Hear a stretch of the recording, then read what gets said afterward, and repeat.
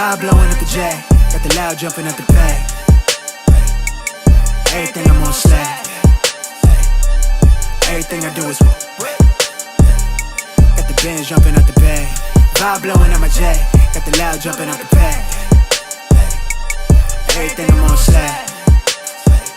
Maybe with the Brazilians, this would be the first. They wild, I think. I'm innocent. Bro, you hear that guy?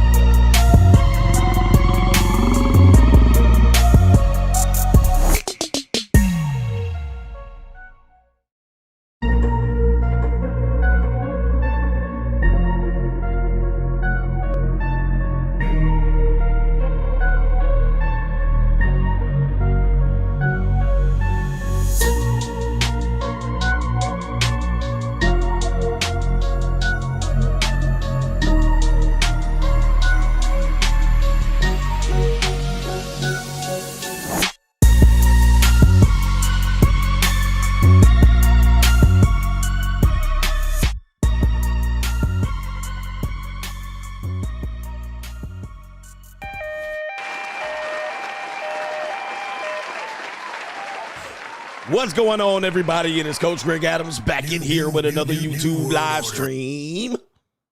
Shout out to the Coach Gang. And that's you. For being in here, being involved, and being active on this YouTube channel. Well, welcome back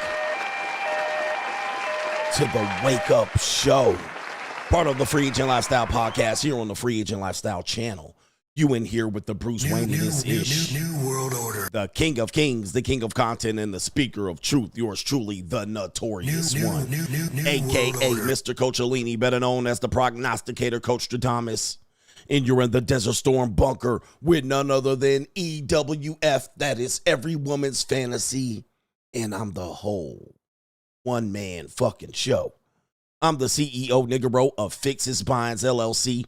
The unbinder, the undebatable, the undisputed best edutainment here on YouTube.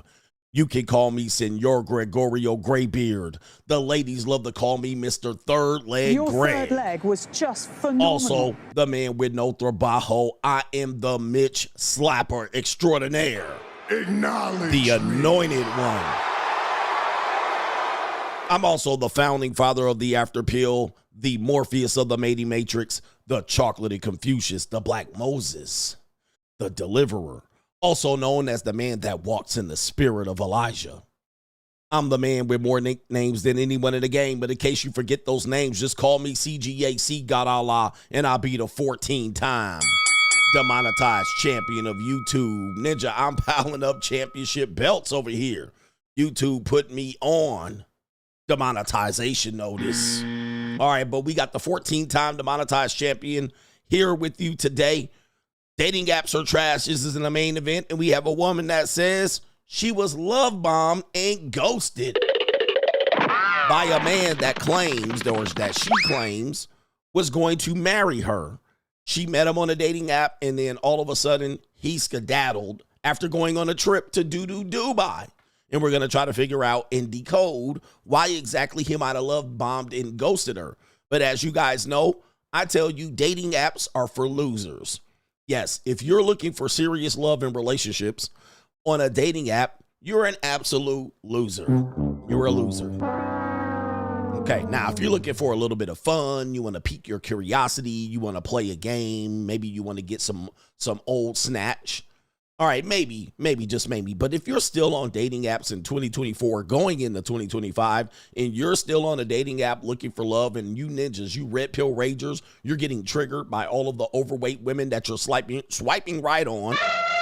All right, you're getting triggered because they're asking you how tall you are. You're a loser. You're indeed a loser. And if you're a woman on a dating app and you're looking for love me.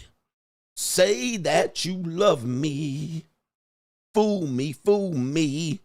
You're an idiot. If you're a woman on a dating app looking for love, you got to be some of the dumbest people in captivity at this particular point. But go ahead, have fun, right? Have fun. I mean, I don't know what you're doing. You're wasting your time away, all right? And he's out there somewhere, and I'm going to swipe, swipe, swipe.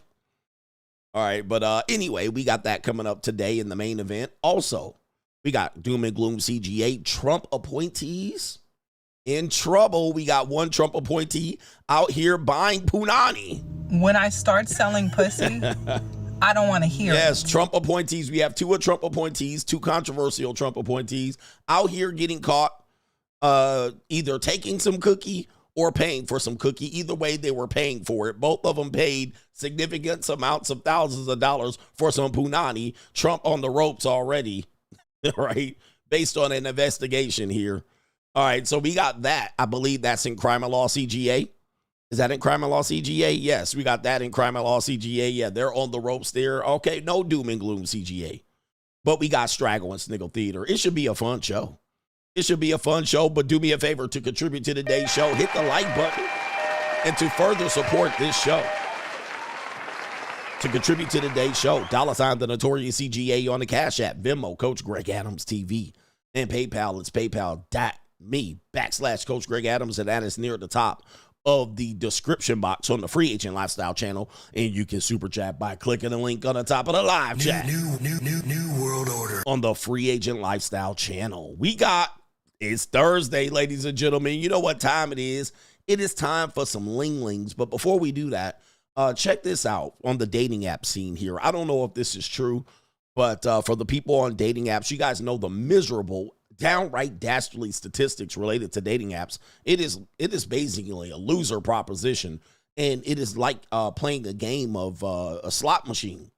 Mostly the people are going to lose. But apparently this picture came across my desk here at the Gentleman's Lair in the Desert Storm bunker.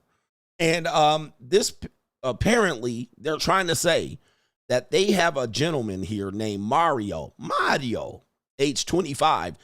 They have him right there with no matches, but they Facetune Mario to Maria, same age, and Mario with the Facetune, a female Facetune, got 156 likes. Now, I don't know. This dating app doesn't look familiar to me, so I don't even know the legitimacy of this, but let's take a look and zoom in.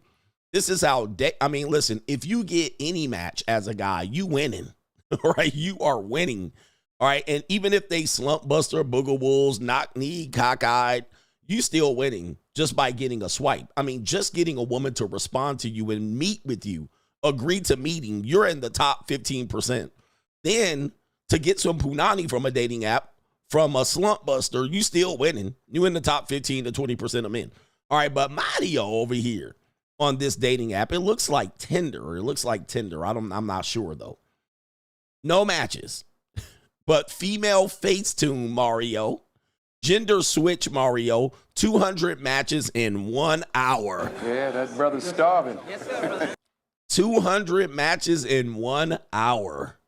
Oh, man. And there the ninjas go. Them look real to me, brothers. And I see all kind of starving ninjas. Yeah, that brother's starving. Yes, sir. It's not just ninjas. All right. It's a whole bunch of men. I mean, there's a whole bunch of men in there starving from all ages. 25, we got a 19-year-old, couple of 19-year-old men. All right. Couple 30s, men in their 30s. And late 20s. Yep. Them ninjas is out there. Yeah, that brother's starving. Yes, sir, brother. Just like that, man. Just like that. And it looks like there's another dude. He looks pretty fit. All right. And he's going for Facetune Mario. Mario. Yeah, that brother's starving. Yes, All sir, right, brother. man almighty. Just like that. That's how ridiculous dating apps are. And women will never understand. Let me just tell you, man, they don't give a damn about those statistics at all. They're like, but he love bomb me. All right, boy, oh boy. All right, I wasn't in there. My face wasn't in there. You know I ain't in there. All right, I'm definitely not in there. But there's a lot of guys in there. Look, and these aren't bad-looking guys, but of course for women, these are like, no way. These guys are just horrible. All right, they got 156 matches. All of these guys are terrible. And then look on our side, the male side, nothing. At least you got At least you got somebody to swipe on over there. Nobody swiped on me. But if you watch my show over on Locals, you see I got a lot of women that swipe on me on my dating apps. Unfortunately, as a 45-year-old man, well, I'm not even 45 anymore. A man in his 40s, all right, late 40s at that. It's a lot of slump busters and booger wolves. Knock knee. That's what I mean. My dating app looks like the bottom right here. All right. My dating app looks like this. All right. So for the women that complain there's nobody out there, I mean, my dating app looks like this. It's full of slump busters, booger wolves, knock knee, cockeyed. All right. Power couple. All right. I like to find my forever human ass bitches. All right. Human resources directors. All right. Knock knee, fat white women. All right. Fat black women. Single mammy, power couple bitches. All right, that's what my dating app. And I show you over there. I show you over on what do you call it? Locals. All right, so if you ever want to get apart and see what CGA got, I put my receipts out on Locals, man. Now I don't put all my receipts because I don't kiss and tell. All right, we had to show one dude out here. He would be on my Locals and he would screenshot all the girls. I'd be like, oh, you know, I would show a partial face. Oh, I was with this girl. All right, and this ninja would screenshot her and look her up. All right, I was like, all right, hold up, ninja. Oh, hold up. That's going a little too far, my G. All right, come on, bro. All right, we going a little too far. We had to put them in check. Like, okay, ninja. All right, but yo, I don't kiss and tell. I'm in this for discretion. All right, but that doesn't mean some other people is in here. But my receipts are over there. Anybody ever want to see my receipts? Receipts be over there, right there, over there on Locals. Oh, boy. But some dudes, man, yeah, they be some wild niggas over there. All right, trying to cock block. Ninjas be watching my JUCO stream, trying to cock block. Are you talking to Coach Greg Adams? All right. Does he have a big peen? All right. Is his peen big? Your third leg was just I know phenomenal. You didn't fuck him. Did you fuck Coach Greg Adams? All right. Your third leg was just phenomenal. Yeah, man. Ninjas be out here doing that shit. I heard you fuck Coach Greg Adams ass ninjas. Your third leg was just phenomenal. Did he give you multiple rounds? All right, ninja. All right. And how good was he in bed? Oh, shit, he was good? He made you bust? He made you bust and squirt on the sheets? Oh. Your third leg was just phenomenal. Well, don't fuck him no more. He's talking about you on the internet. Your third leg was just phenomenal. He playing you for a fool. He say he got 5 JUCOs this week. You're just one of them. Ass ninja.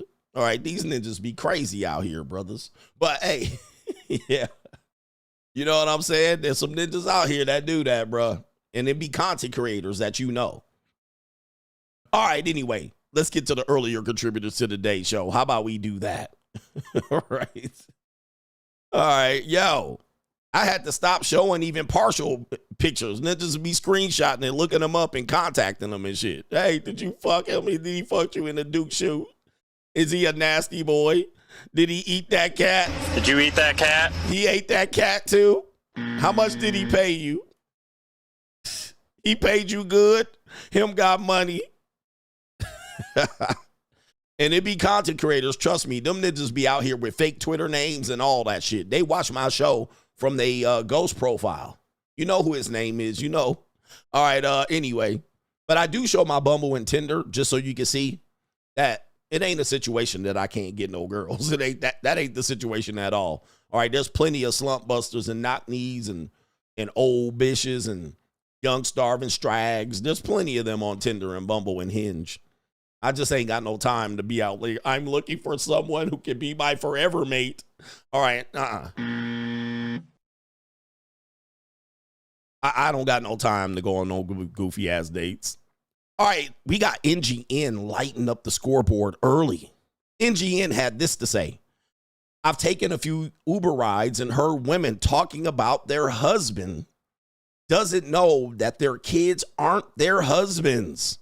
And how men are too dumb to get and make sure that their kids are theirs. Also, they marry for money and are disgusted by their husband. Give CGA his flowers. Oh, Lord. Oh, Lord. If you only knew.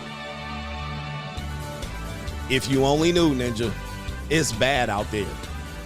Boy, the game of manipulation is cold-blooded. That's why, you know, some of these women come up stanking somewhere. All right, you know what I mean? All right, because ninjas lose and then crash out. But, ooh, wait. He said he the Uber driver. He the Uber driver, and the women say how dumb their husbands are. As a matter of fact, we had a brother up here come up last night on our show, if you didn't see the evening show. What did our brother say? He said his wife told him, don't touch me no more. You can no longer touch me. Now, what didn't she say? I want you guys to hear this. And we told him to arm up. He is at war. It is wartime, ninja. Get your war paint on. New world order. All right. Get your war paint on. And so I'm like, you're in the middle of a war divorce. And here's what I'm going to tell you. And I've been telling you this for a long time. Women don't leave. They don't leave you. So if she was disgusted by him or some action that he did that forced her to say, I'm going to clamp my legs, no more pearl tongue for you, right? When I tell you they don't do that, if there was something that he did, wouldn't she pack up and leave? Well, most of the time they don't, because this is a manipulation game that they're playing now. All right, if you were so dangerous and so much of an abuser, wouldn't she just walk out the door? Wouldn't she go to a shelter? Wouldn't she move back in with her mother? She doesn't. So she stays there. I always tell you, man, you guys are in a divorce. You just don't know it yet. So she just stays there and plays the waiting game. All right, let's see if this goofy guy moves out. You move out, he left. He abandoned the marriage. He abandoned us. And then she keeps the house. She stays in the domicile. So this is what happens. This is just now a game. So if you were such a bad guy, the woman would just leave you. Okay, I'm fearful of him. He scared me, or he cheated on me. Therefore, he can't touch me anymore. All right, now she's playing the manipulation game of destroying, and she's waiting for you to become impatient. Right? This is a waiting game. This is a power struggle. This is a financial game. So it then becomes about the money, the house, the kids, the car, the custody. Now she's playing the game, and also she's playing the game of getting you triggered and seeing if you crash out on her. Then she's got the evidence. He threw a weight plate at me. He threw a barbell, a dumbbell. He threw a goddamn, a plate, a fork, a knife, a shoe. All right. And that's all she needs to gain the advantage and get you a temporary restraining order and get your ass kicked out. Because eventually that's what you're going to do. You're going to go crazy. And then you're going to be like, what the fuck? And then you're going to crash out and she'll document it and you're cooked.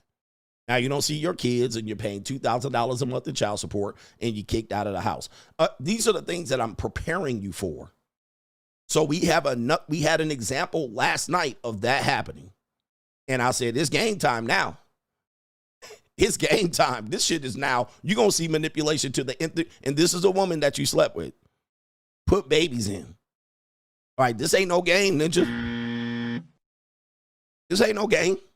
This shit is real out here, and there's real life consequences out here to some punani. All right, with that being said, let me get back to our brother NGN, because he's lighting up the scoreboard here. NGN says, can you explain why older generations globally are shocked that men in younger generations don't want relationships or kids when they grew up with the internet, realizing that they don't and won't truly own anything? The government owns everything. Free agent lifestyle is the only solution. All right, yeah, man. Well, I don't think younger people don't know that they don't own nothing either. But yes, you will own nothing and you will like it. You don't even own your music. I remember I used to talk about that. I was like, you don't even own the movies you bought on iTunes, ninja. You just renting it.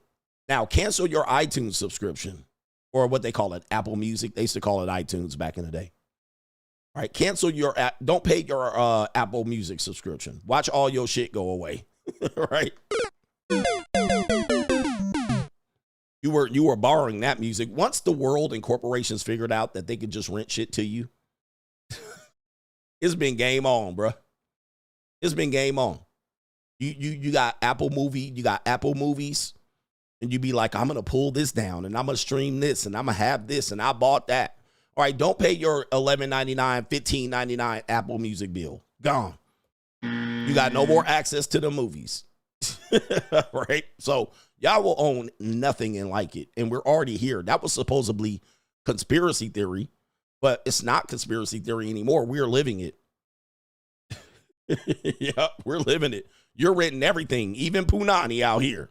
You rent punani, even if you married or not. Did you eat that cat?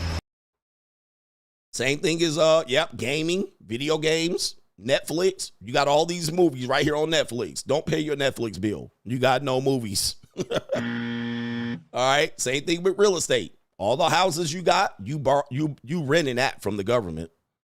All right. Miss a couple of them tax payments, them property tax payments. They be at your house putting the lien on it. All right. That's my house. Oh, man. It is what it is. And then just shout out to our brother here. It is, let me see. This is our brother giving us an update. Mikhail says, Coach, I'm waiting on you to touch on the topic of young men and young boys' experience with older or much older women. It's coming up today. I've had a similar experience, and it seems I only find women who are older than me attractive. I think I was imprinted, Coach. Help. Yes, you were imprinted. I mean, people that say that they survived sexual abuse, right?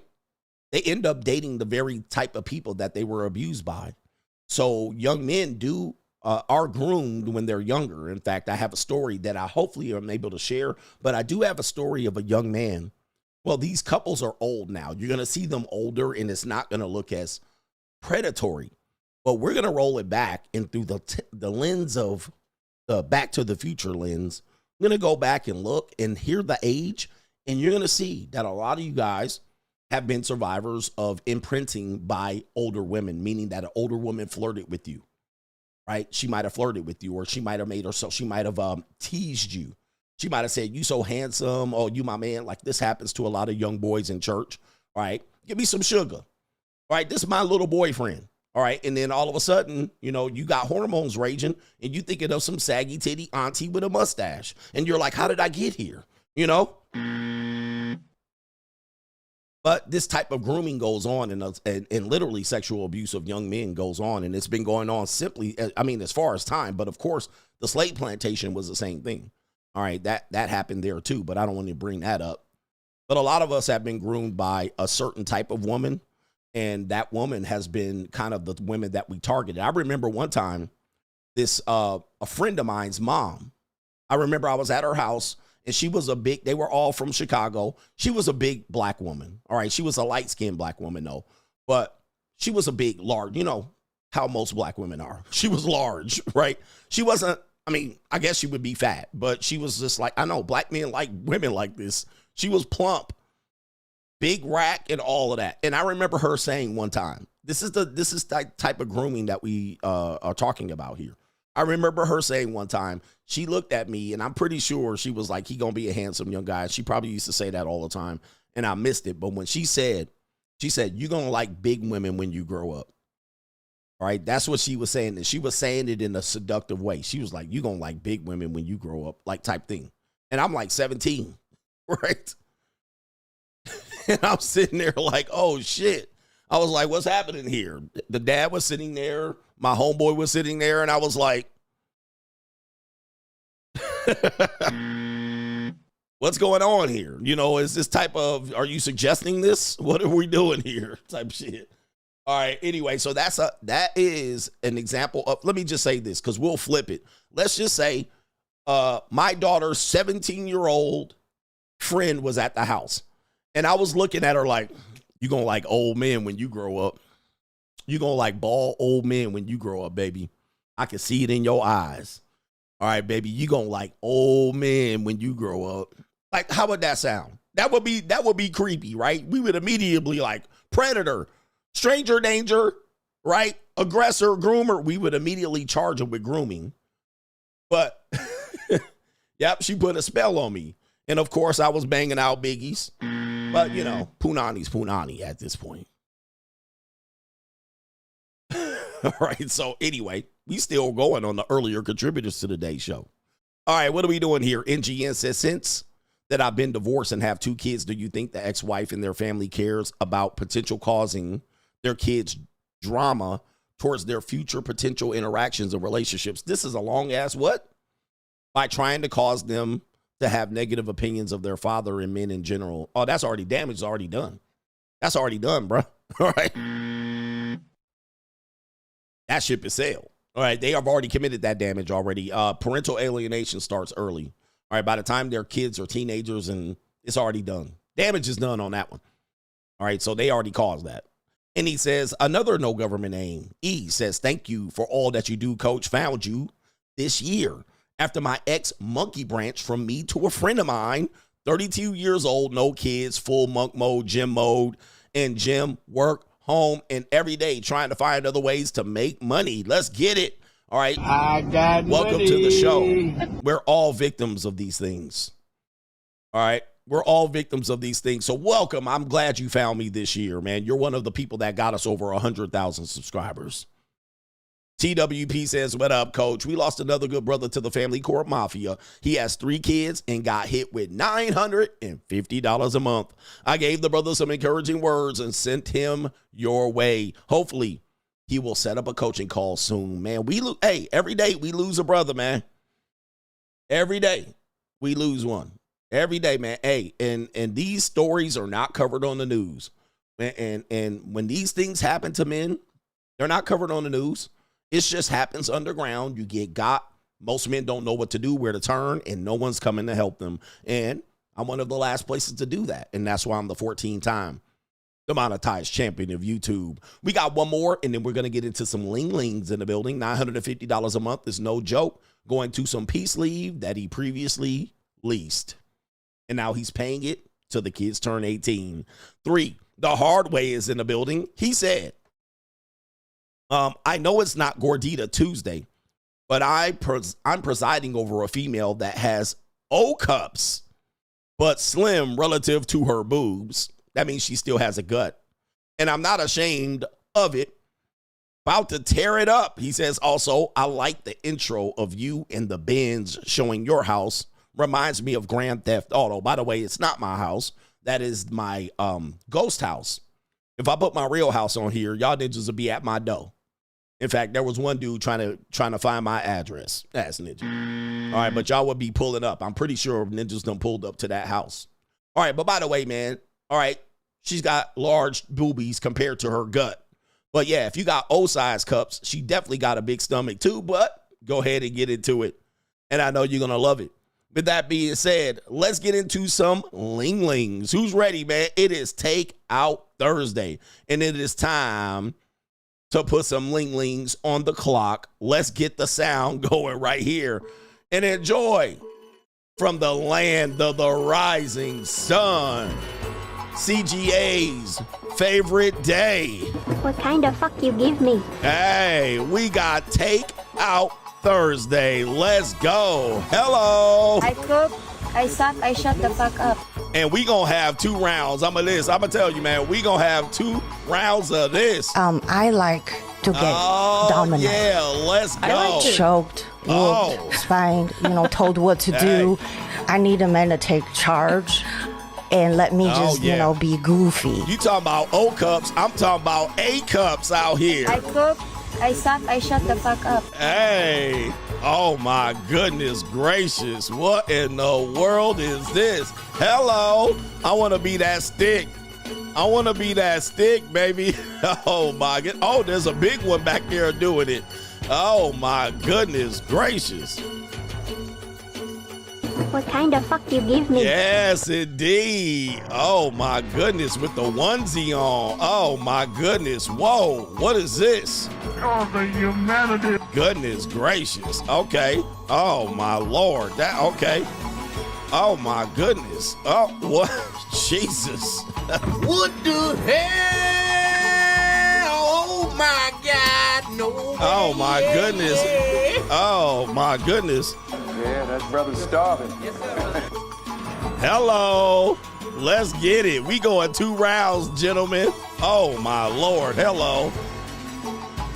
Shout out to Takeout Thursday. Where my Lings at? Say meow. I cook, I suck, I shut the fuck up. Oh, yes. Oh, there's my homeboy's favorite one. He said, this my favorite, coach.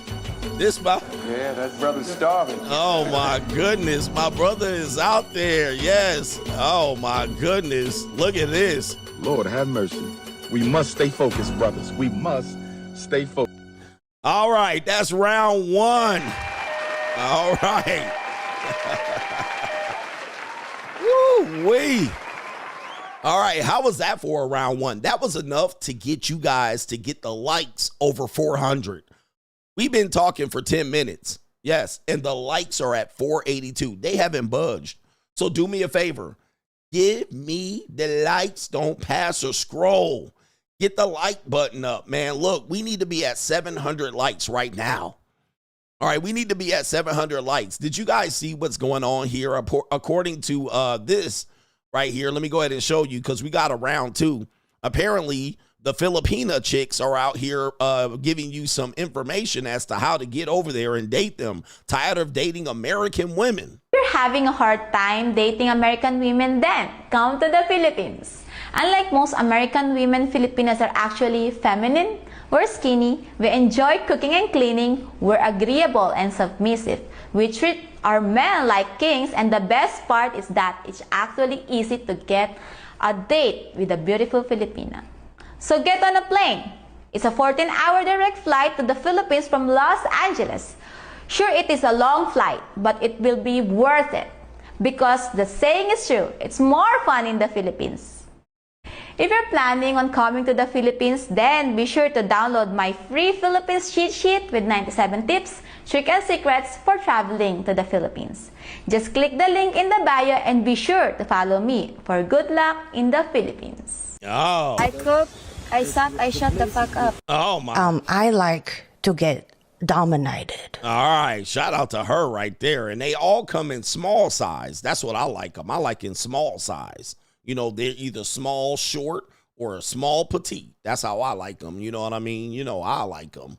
All right, she like sitting up there. What kind of fuck you give me? All right. Hey, don't leave just yet. All right, don't, because y'all will get finessed. Because y'all, we got to strengthen y'all men up. Pause.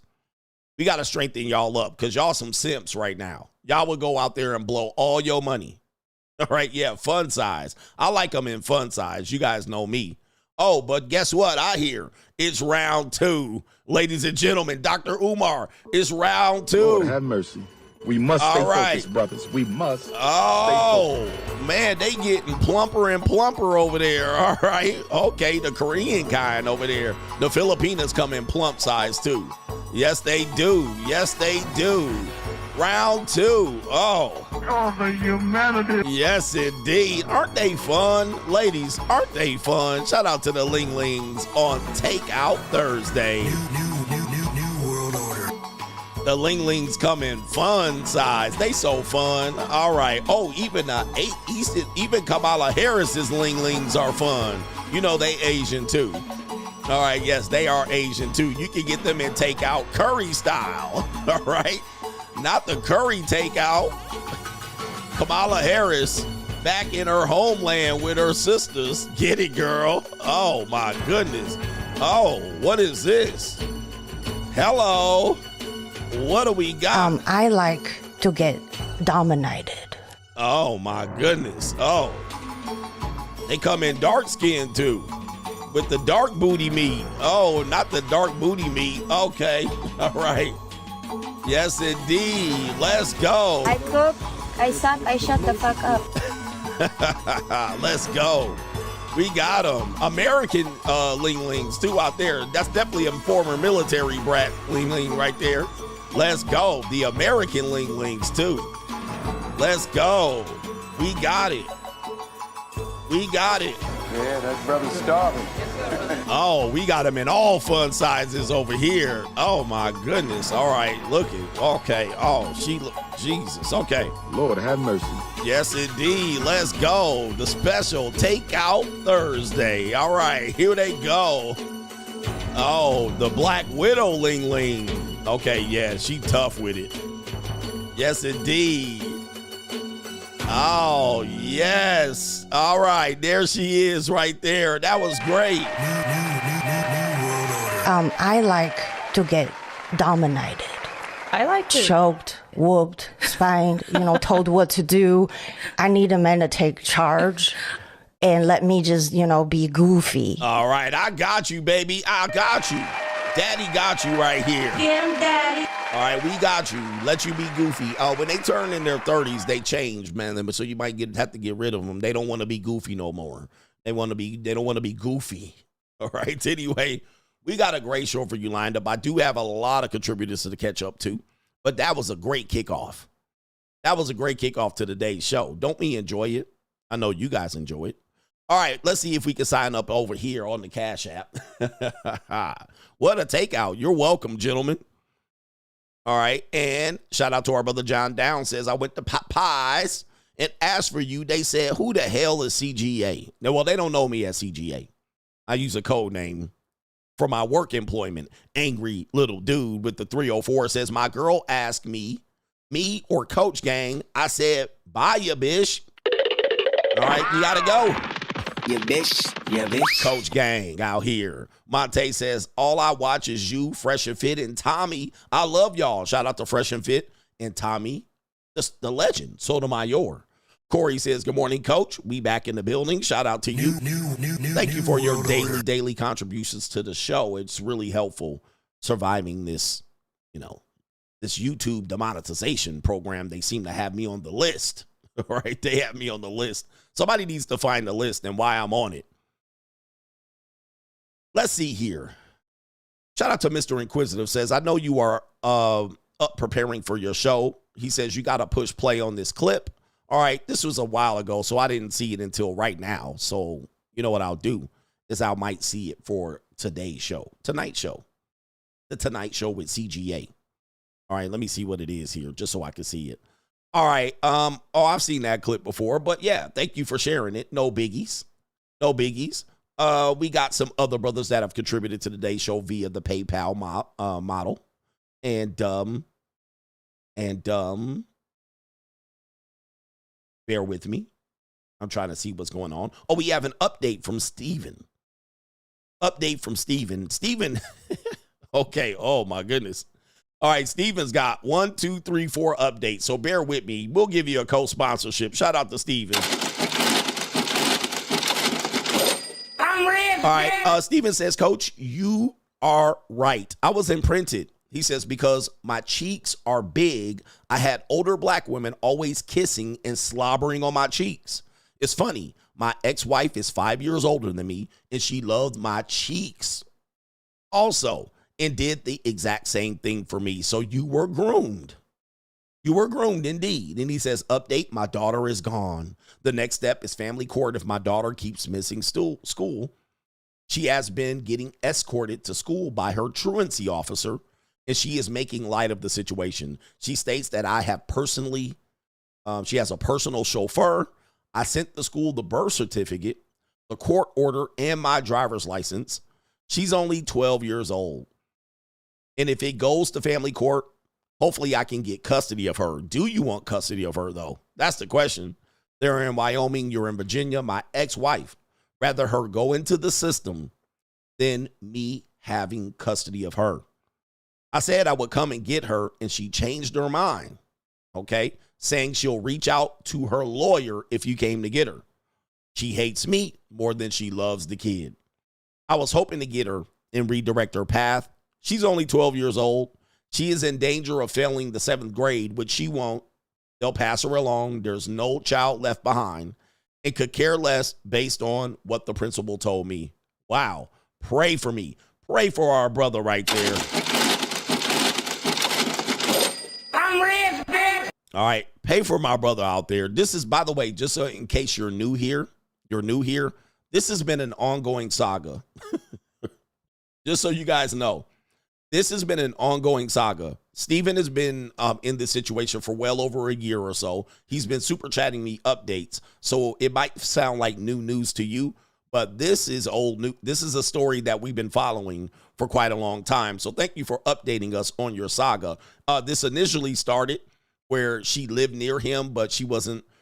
She was trying to get custody of the kid. I think she had a drug problem, but then she moved from Virginia to Wyoming or Colorado to get a job. And he was asking me about a year ago, should he move to Colorado and follow the woman and the kid? I said, no, don't do it. All right. Don't do it. Let her go. And at this particular point, sir, you might have to wash your hands. A 12-year-old girl that is already in the system with truancy officers and the girl doesn't care. Let me tell you, I do have listen, you don't take my philosophy, but when I say fight for your kids, if your kids are in good terms when they're teenagers with you, then I say fight for them. If they're not, let them go. But when we're talking about fighting for your kids, we're talking about little kids. We're talking about kids that are 5, 6, 7, 8, right? Then you got time to mold them. Once they're 12, 13, especially daughters, and they don't want to be under no programming, and they already fucked, she's to the world, bruh. She for the streets. I know people don't want to hear that. In these streets. I know people don't want to hear that, but I done told y'all, man, you gotta let girls go. All right, they don't want to listen. Let their ass go. And people like 12-year-old is still a child. She about to be an adolescent, young adult. If she fucked up right now, she gonna be fucked up for about 12 years. She ain't gonna snap out of it for another. Listen to me. I've coached women from this age. They don't snap out of it until they're 25 and then sometimes 30 now. Let her go, bruh. He said, coach, run a tight ship. I run a tight ship. Because here's the thing. I've told my kids this. I am not, if you get a drug habit, I am not going to lose my house over your drug habit. If you out here floundering, you get involved with gangs, the last thing I'm going to do is try to get you up out of that gang. I'm going to let you get eaten up and consumed by that gang. I'm going to let them do the work because I'm not about to fight no niggas to get you back home, son. I'm not about to fight no Pookie daughter to get you back out of from under Pookie's raps. I ain't about to lose my home to get you in drug rehab. I'm not going to try to get you out of drug rehab, let you live in my house and steal all my VCRs and sell all my PlayStations and jewelry and shit. All right, just, hey, man. Hey, blood ain't that important to me. Fuck that. I mean, I've seen families lose it. I've seen people in their 50s, 60s, and 70s lose everything for a punk-ass kid that didn't want to listen. And when I say kid, I'm not talking about a child. Those are two different things. I've seen people in their 50s, 60s, and 70s lose everything they worked for because a kid, 16, 20, 25, and 30 didn't want to get with the program. I'm going to tell you, it ain't going to be me. It ain't going to be me. All right, I'm going to let your ass get consumed out here because that's the ways of the world. Some people make it and some people don't. But what I ain't going to do is lose my shit for you. Right? That ain't, I work too hard for you to not get it. All right, so you either get with it or you don't. Get with the fucking program. So I'm going to tell you, man, 12 years old is old enough for her ass to get left. Right here. Right? 12 years old. Oh, you ain't want to listen? Okay. Welcome to the streets. In these streets. Ain't going to be me. All right, you either get it or you don't get it. But, hey, it is what it is. And he says, I say the same thing and people say I'm a deadbeat. Gentlemen, we embrace the deadbeat label over here, just so you guys know. We embrace the deadbeat. That don't scare me. I'm a deadbeat. What the fuck is that going to do for you? You still in these streets. In these streets. You still broke. Like, what is that going to do for you? Just make you a victim? Nobody going to care when you eating out of the fucking Popeye's trash bin. That ain't going to help you. Ninja, we embrace the deadbeat title over here because it's just a word. It's a label, and it don't describe what actually happened. So, deadbeat I am. You still eating out of the trash bin at motherfucking Carl's Jr. All right, so. Right? It still don't rehab your situation, and I didn't lose any money because I'm a deadbeat. I'm still up. You still down. The fuck? Bitch, you still broke because you ain't got no more child support. Yep, I was a deadbeat, but you still broke. Can't make rent this month, and I'm making rent. What is that going to do for you? Bruh, it don't do nothing to nobody. Deadbeat gang. Hey, we don't listen to names, man. We don't listen to names. I'm a deadbeat. I'm a deadbeat with full custody and paying no child support. Deadbeat I am. All right, so what the hell? All right, bruh, don't listen to them people talking about deadbeat. They don't know what the hell they talking about. They don't even know what you went through to even try to help your damn kids. We stand on it. We embrace it. We love it. With that being said, what's the first segment here? Straggle and Sniggle Theater. Let's go. Like, ride with me if you ride with me, you can slide with me if you feel like 550 on the 5 sticky, come get high with me, that's a deal, right? Ride. Straggle and Sniggle Theater. Y'all scared to be calling names, right? Y'all scared of being called the name. All right, they're going to call me this. Call me whatever the hell you want. All right, ladies, call me daddy. I don't care. Daddy. I don't care what the hell you call me at the end of the day.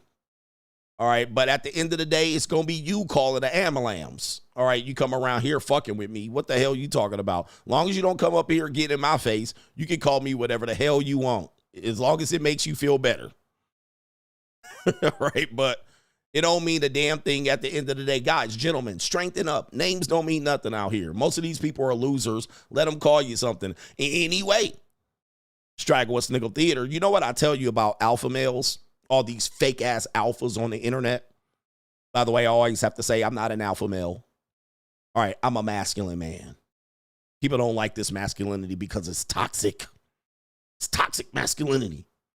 All right, but what I always tell you is if you think you're an alpha and you think you're going to be in a room full of alpha, smoking cigars, drinking tequila and old fashions and rum and laughing and with your shirt buttoned up at the belly button right here, and you think you're going to be all cool with your fucking capri pants and no socks and Gucci slides, and you think you're going to be one of these alphas and just laughing? You're not. All that has to happen is one person stand up and say, can't nobody whoop my ass in here, and see what happens. Now, I hope you whip everybody's ass, but most likely you're going to get your ass whooped. Which means you ain't the alpha. You ain't the top dog. Or can't nobody else in this room pull more bitches than me. No more alpha male. You're going to find out that you couldn't pull no broads. Well, this being said, this is typically how it starts off when dudes do that. It says right here, when I start talking like this in the club, take me home. You guys know who you are. I bet you on everything I love. You can't get now, nigga, to try me in the city, cause I am not playing. I bet you on everything I love. Yeah. You can't get now, nigga, to try me in the city. All right, yeah, that's how it normally starts. You know what I mean? Y'all start laughing and lighting up your first cigar, drinking your first motherfucking glass of whiskey and scotch. All right, and then all of a sudden, somebody has one too many, and then the alpha male, the furniture start moving in the alpha male room. All right, now the alpha males are boxing each other. Now ninjas are slap boxing in the street. All right, that's how it normally starts. You know what I mean? We was all cool and talking about how alpha we are and laughing and ha, ha, ha, we're alpha males. And then all of a sudden, one dude like this start talking. Then the alpha male, then we're going to find out who's got what. Now, you might say he's the beta male in the room. It don't matter. You still going to have to whoop his ass, right? And he got switchblades, brass knuckles. You know he got a gat. And he was cool until he had a couple of drinks. Now we got to get the scrapping. All right, now we're going to find out, sir, are you the alpha male? Cause I am not playing.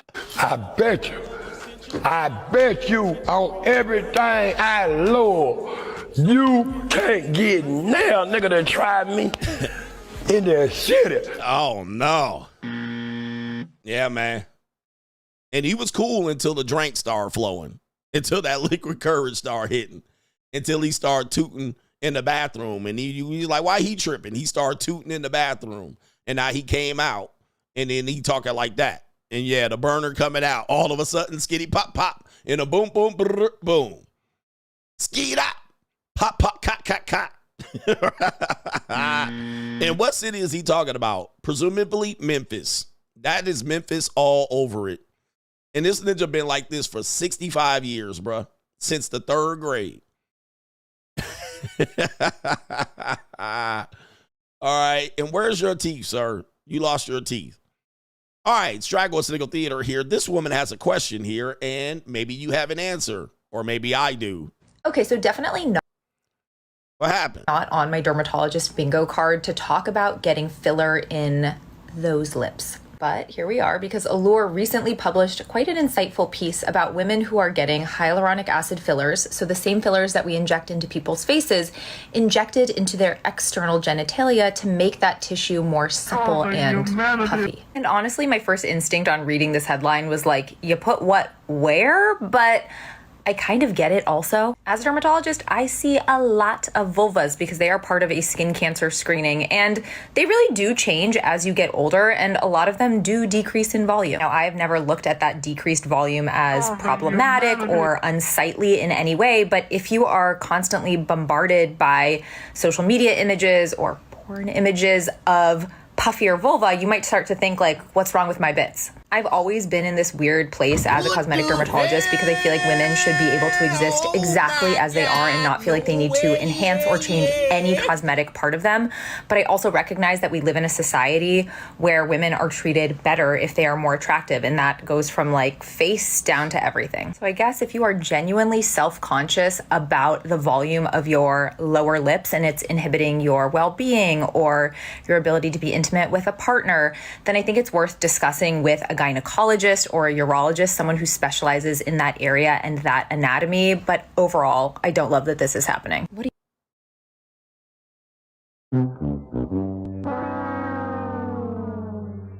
We need a reset. Wait, wrong button. We need a reset right here. Oh my goodness. So that's what we doing out here, y'all. And I was telling you about this. There's some images out there of women with these literally engorged large labia, and it's just hanging out. And she got to flap it over his meat his meat. It's out of control. And we were talking about this yesterday. All right, how can women become rich with all this money they're getting from men? And we say they spend it, guys.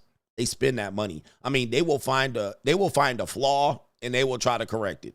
They gonna spend that body sculpting, vagina rejuvenation therapy, Botox, labia inflation, balloon inflation, labia lips, fixing the lips. All right, meat curtain trimming. All right, I mean, dude, they gonna work on it. They gonna work on it. Now we puffing labias up. All right, send it. Putin sending it today, by the way. All right, Putin sending it. They sending it. All right, so women are very insecure about their appearance. And when they get money in their hand, one of the things they do is try to get their appearance boosted because this does help them secure a mate in their mind. Anybody want some fat poom lips? Anybody? Asking people if they'd rather. Sorry. All right, we got this guy right here. He says right here, this is, of course, oh, by the way, did you guys get an update? Bitcoin to the moon. It is at 97,000 overnight, rising 3% overnight. I mean, we're asking people if they'd sorry, this guy wants to talk. All right, on autoplay on TikTok. Well, apparently a lot of people women don't know about investments. This is typically what we know. The majority of them are completely clueless. 20% have it down pat. They're either aware of it, or if they're aware of it, they're extremely older. Like younger women don't have a clue. Well, this guy says he went to a group of people. Now that Bitcoin is at 97,000 and people assume that it's going to hit 100K today. We'll see. But he's going to ask them if they want Taylor Swift tickets or 1 Bitcoin. Okay, would you rather have Taylor Swift tickets or 1 Bitcoin? We're asking people if they'd rather have a Taylor Swift concert ticket or 1 Bitcoin. Taylor Swift ticket. Taylor Swift ticket, obviously. A Bitcoin. Guaranteed. I'll have to take the Bitcoin on that one. Taylor Swift. Taylor Swift ticket. I would rather have 1 Bitcoin. For me, 1 Bitcoin. Taylor ticket. All right. And so I'm assuming, I don't know what a Taylor Swift ticket is, but I would assume it could be as low as $1,000. I guess I could look it up since I'm delivering this particular news. What does a Taylor Swift ticket cost? Taylor Swift ticket. All right. Yeah, I don't even know what a ticket costs here.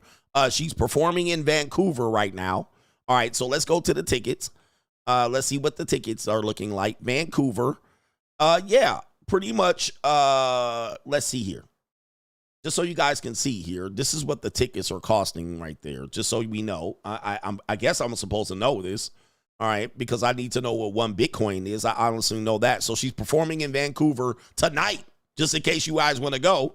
Right there on the floor by the stage, $2,000. $2,000 right there on the floor. I mean, right there in front of the stage, $2,000.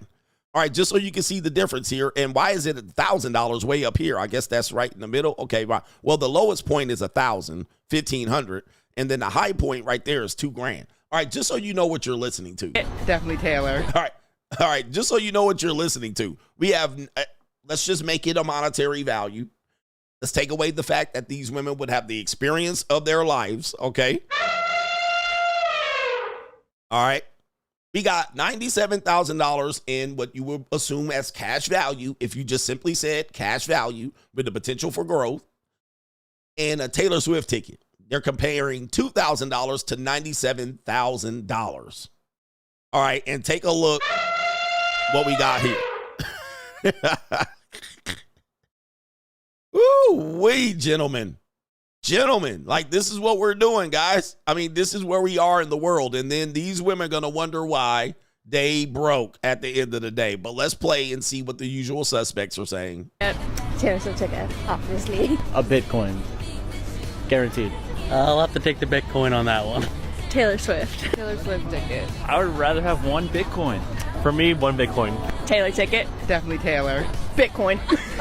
Would rather have 1 Bitcoin. I can buy Taylor Swift a song to perform live at my birthday for 90 grand. Taylor Swift tickets. A Taylor Swift ticket.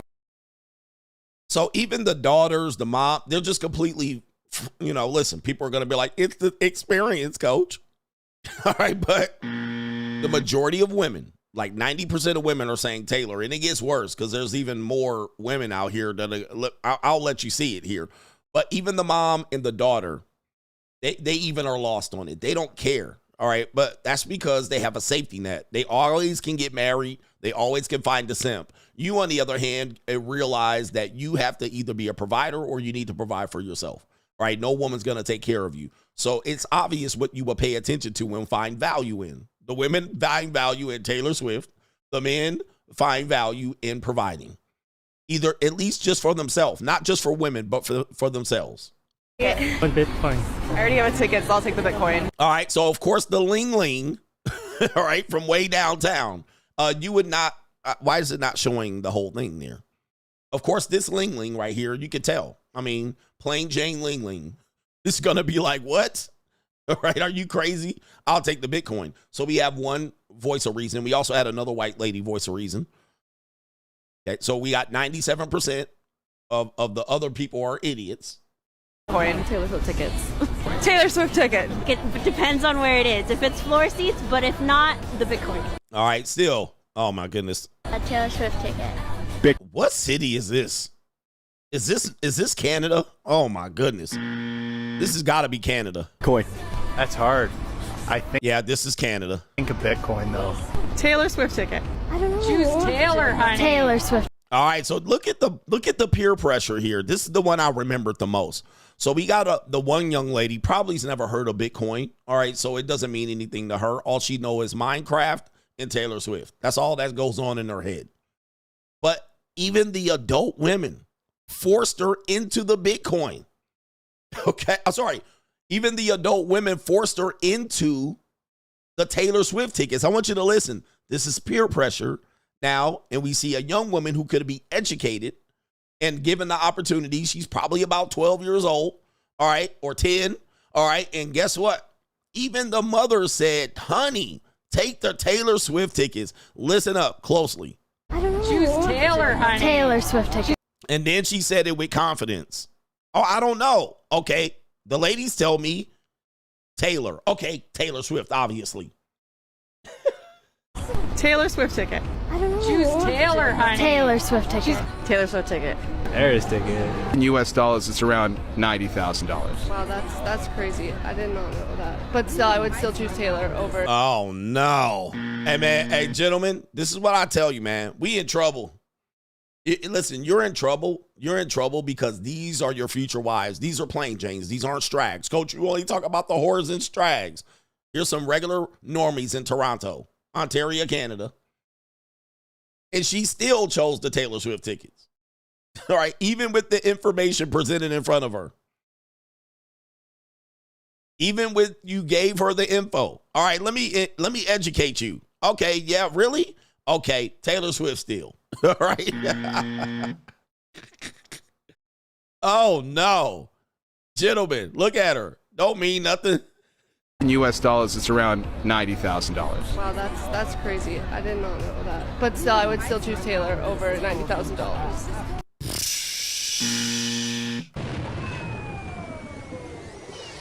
I'll still choose Taylor over $90,000. Gentlemen. New world order. These people voted in this election too. Well, not there in Toronto, they didn't vote. But they voted somewhere. New world order. Bitcoin is never going to be as low as the Taylor Swift tickets. Not in the near future, it ain't. All right, it ain't going to be low as $2,000. I mean, that would be phenomenal news if it went back down to 2K. All right, I would get in and buy that dip. All right, but yeah. All right. Yo. Good luck out here, gentlemen. It's rough ski out here. All right, what do we got next? What segment is this for?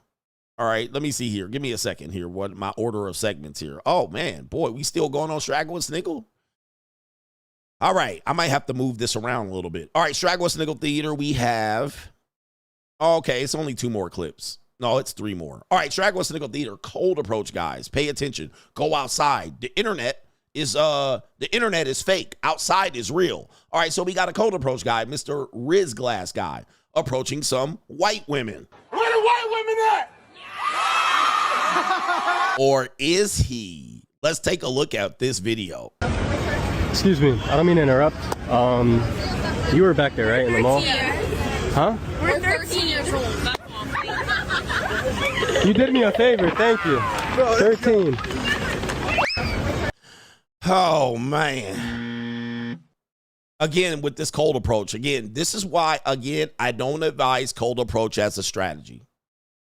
The reason why is you're lacking significant information that makes it so it's going to be harder, like you're wasting time. You don't have no information about the person. Then you run up and then you waste time. Like, how is this helpful to you?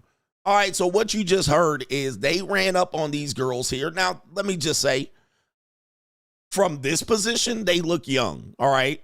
All right, just from here, I probably can pick out a 13 or 14-year-old, all right? Certainly maybe a 15. All right, once it gets around 16, 17, 18, it's almost all the same. You really can't tell, but you do have to be careful. Now, these girls look hella young, and if you look, there's multiple of these guys. There's 2 guys in front. They're standing guard, and then there's the Riz guy coming behind. Now, they should have known that this was off limits, but of course, these are young guys too. They look like they're in their 20s. But, bruh, I mean, man, this is why I don't advise the cold approach, because there's so much lack of information that you have. You can end up going to jail, all right? By the way, this would not be a crime for doing this. But, you know, a lot of these guys are on YouTube, and they kissing girls like this on the internet. All right, name them. You name them. All right, apparently there were some guys in the red pill space or the manosphere space kissing on 15 and 16-year-old girls. All right, I mean, come on, bro. All right, but here we go. Excuse me. I mean, you get, bruh, this, you could tell, man. If you can't stop. Jesus. I don't care how old you are as a man. You know these are minors. This is not even close. These are not women. These girls are barely in high school, bruh. This is an easy one. I mean to interrupt. Come on, bruh. That's an 8th grader for sure. And here's my question. Where are the parents at? Like, now let's even talk about that. And look at these dudes right here. Are these Indian guys? Of course. Indian guys have no chill. Well, what are these girls? Where are they at? Dressed like this. Where is it? What 13-year-old is wearing that? And what parent? I'm pretty sure the parent did not see her walk out the house with no bra. And I'm just saying that. But you could tell when you walked up that should have been a no-go. That's a no-go, bruh. You were back there, right, in the mall? Huh? We're 13 years old. We're 13 years old. Hey, man, it's time to go. No more cold approach for you. All right, no more cold approach for you guys. No more. You guys are ill-equipped. See, if you can't tell how old a woman is, you should not be cold approaching women. I mean, these aren't even women. These are young ladies. These are young ladies, young adults, adolescents. All right, you should not be out here cold approaching. I'm just not. All right, Jesus. Y'all wilding out here. All right, Straggle Sniggle Theater, we got these videos. We got a Ling breaking down some dating advice for women. All right, and so we have a lot of dating coaches out here because dating is never going to go out of style. Everybody's always going to, like, romantic partnerships and dating and marriage is always going to be something that people pursue. So we do have job security, although we might not be all monetized. People want information. So she's going to tell us the male language for beginners. All right, what these 3 things mean, and we're going to find out if she's right. Welcome to Lesson 1, Male Language for Beginners. This is a very important language that most women don't speak, but you must master it if you want a successful dating life. It's right now available on Duolingo or Lingoda, but not to worry, Abby got you. So let's get started. Number 1, when a man said, I'm not looking for a relationship, the with you afterwards is silent. Oh. You don't pronounce it. It's like, you know, with the word hour.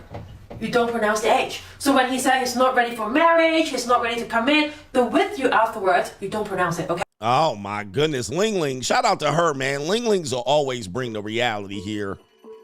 All right, listen. But apparently,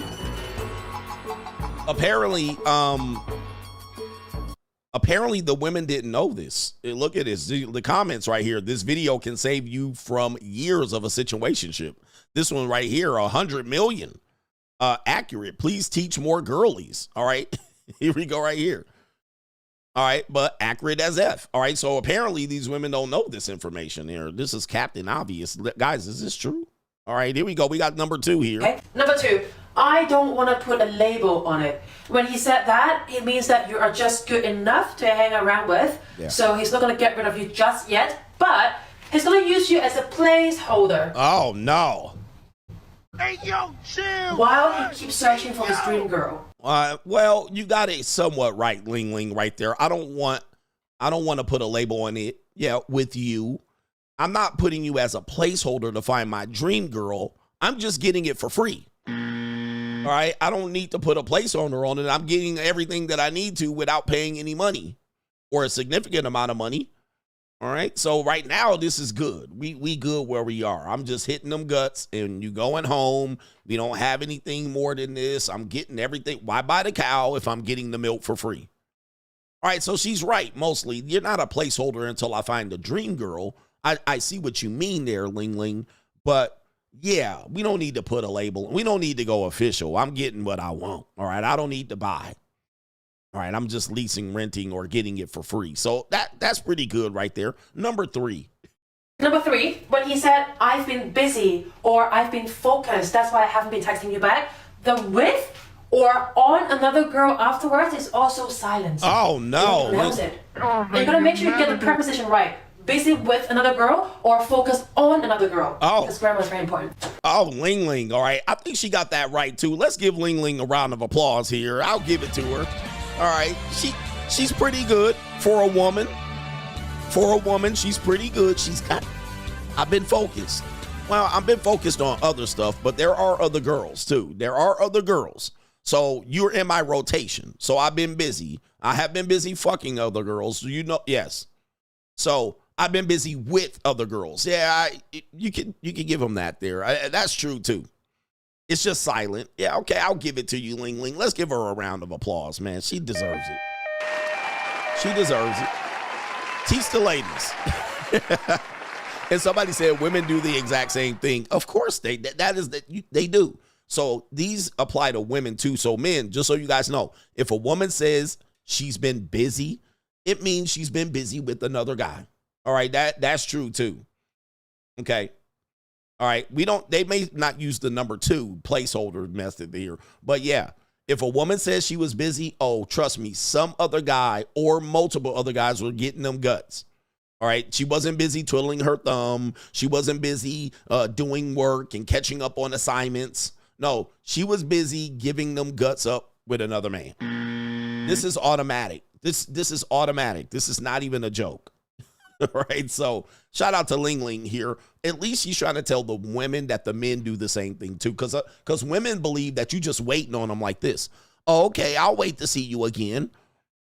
When am I going to see you again? When am I going to get somebody to touch my peen again? All right. No. Because women do think that you ain't got no other option, that she could just push you off while she getting tossed on the other side. And then she'll be like, finally come over. Okay, I'm yours. And that when you were just waiting, oh, finally I get to have you. Oh, no. All right, we got the last one out here. This goes for our brother Mikhail, saying he was being groomed. Take a look at this loving relationship. Look at this right here. All right, what do you think about this wonderful couple? Oh, the humanity. What do you think about this wonderful couple here? We have a black man and a white woman. Obviously, I always warn black men of this with white women. White women at? I warn black men of this, all right, here, because one of the things that we'll do is we'll get with a white woman, and typically we're close in age, or she might be slightly older, and we'll get with her. And all men have done this is when you ever see a couple that has mixed kids, right, and the mixed kid will be good looking, you'll be like, man, that girl's good looking for a mulatto exotical. And then what'll happen is as they age, they got together in their teens or 20s, but as they age, the black man is still handsome. He still somewhat looks young, but then the white woman will look like his mama. Right? And they might even be the same age, or she might be slightly older because, you know, she was in her I like black men phase. But you will see the family and be like, the ninja will be all swole, 48 years old. He'll be all swole and muscular and shit. And then the white woman will look like his mama. You'd be like, how the fuck? All right, but anyway. This one is an interesting story. I want you to listen to this. This is the story of love. And it is a story of a woman cheating on her husband and finding her love of her life. But of course, the man was significantly younger, almost a minor. But of course, it says best hearts. Let's listen to this story. And this does involve grooming, because people are calling this grooming. But of course, it wasn't called grooming back in the day. All right, but let's play the video. Excuse me, sorry. Are you two a couple? We are, but would you mind just telling us the quick story of how you first met? It's 40 years ago. That's fine. That's fine. Just start me off with proofs. It's 40 years ago in Oxfordshire. My husband worked in a road cone factory in the village. He was a young 18-year-old boy, left home from Wolverhampton, came to live in the village. Now. I'm 75. Lived in the village and got a part-time job. Got a job up there. And that's how I met him. Left my husband and we went off to London. We've lived in Ibiza, Barcelona, Mallorca, all over the place, Brighton. We've been together since I was 34 and he was 18, and now I'm 75 and he's 60. No kids, not married even. What else do you want to know? Two more questions, then we'll let you go. 41 years in, what's your favorite thing about her? Everything. If you had to pick one. If I had to pick one, she's the best heart in the world. Yeah, that brother's starving. Yes, sir, brother.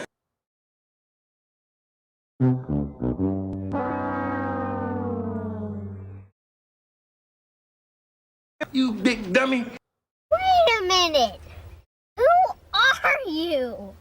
Gentlemen, this is the story of love. Now, if a man told that story walking down the street, all right, and he's 74 and she's 60, they would be like, oh, you with him, you're a nurse, you're just this wet nurse and all this shit. So he was an 18-year-old young boy. My husband was off at work, and I brought him in and clapped them cheeks. She's 34. He's 18. All right, and so there they are right there, the love of their lives, the true story of love and romance, which what you would say is her grooming a young man, imprinting him, and there he is stuck with this 75-year-old woman and her giving him gummies. All right, you know he cheated on her 11 times. Maybe she don't care. All right, but he done slowed down now. Oh, no. My goodness gracious. Oh my. And he's showing teeth out here. Niggas always gotta show they teeth. And guess what? He didn't want to tell the story, but she started talking and she in love. You could tell in her eyes, oh my goodness, look at them ronkles.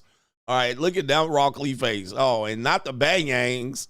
Oh, whoa, whoa, yeah. All right, what about this, ladies? Is this grooming? All right, a 34-year-old man and an 18-year-old woman. See, in our world, when we hear that, when we hear 34-year-old man, 18-year-old woman, we automatically think pedophile. He can't get no one in his own age. He's controlling her. We automatically hear this. This is an automatic write-off, people. This is disgusting. She's a child. He's a pedophile. He needs to be thrown in jail. He's disgusting. We automatically hear this. Now, do you guys feel the same way over here? Gentlemen, do you feel the same way? Is she a pedophile? Is she disgusting? Is she a predator? Is she a groomer? Is he controlling? Is she controlling him? Did she groom him? Okay, no. It's the story of love. I always say, when women do things, it's love. When men do things, it's a crime. Right? It's a crime.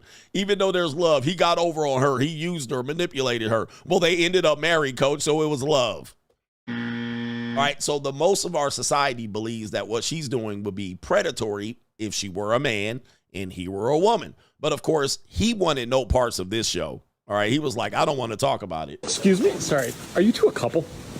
We are, but would you mind just telling us the quick story of how you first met? It's 40 years ago. That's fine. That's fine. Just start me off with clues. So. It's 40 years ago in Oxfordshire. My husband worked in a road cone factory.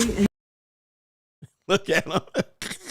He like this. Shut your bitch ass up. Right. Right? He like, please shut up. You're going to admit to a crime here. You're about to admit to a criminal activity and an affair.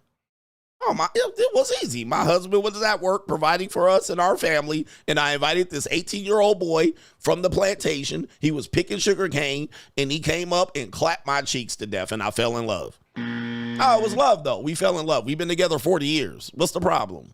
Oh, you just admitted to a crime, grooming, molestation, pedophilia. In the village, he was a young 18-year-old boy, left home in Wolverhampton, came. She said 18-year-old boy. Just so you guys hear that, let me just phrase this again. Oh, I met this girl right here. I was married to my wife, you know what I mean? And then I met her. It was a young 18-year-old girl. I saw her. I invited her to the house, folded her up like a love letter from the second grade.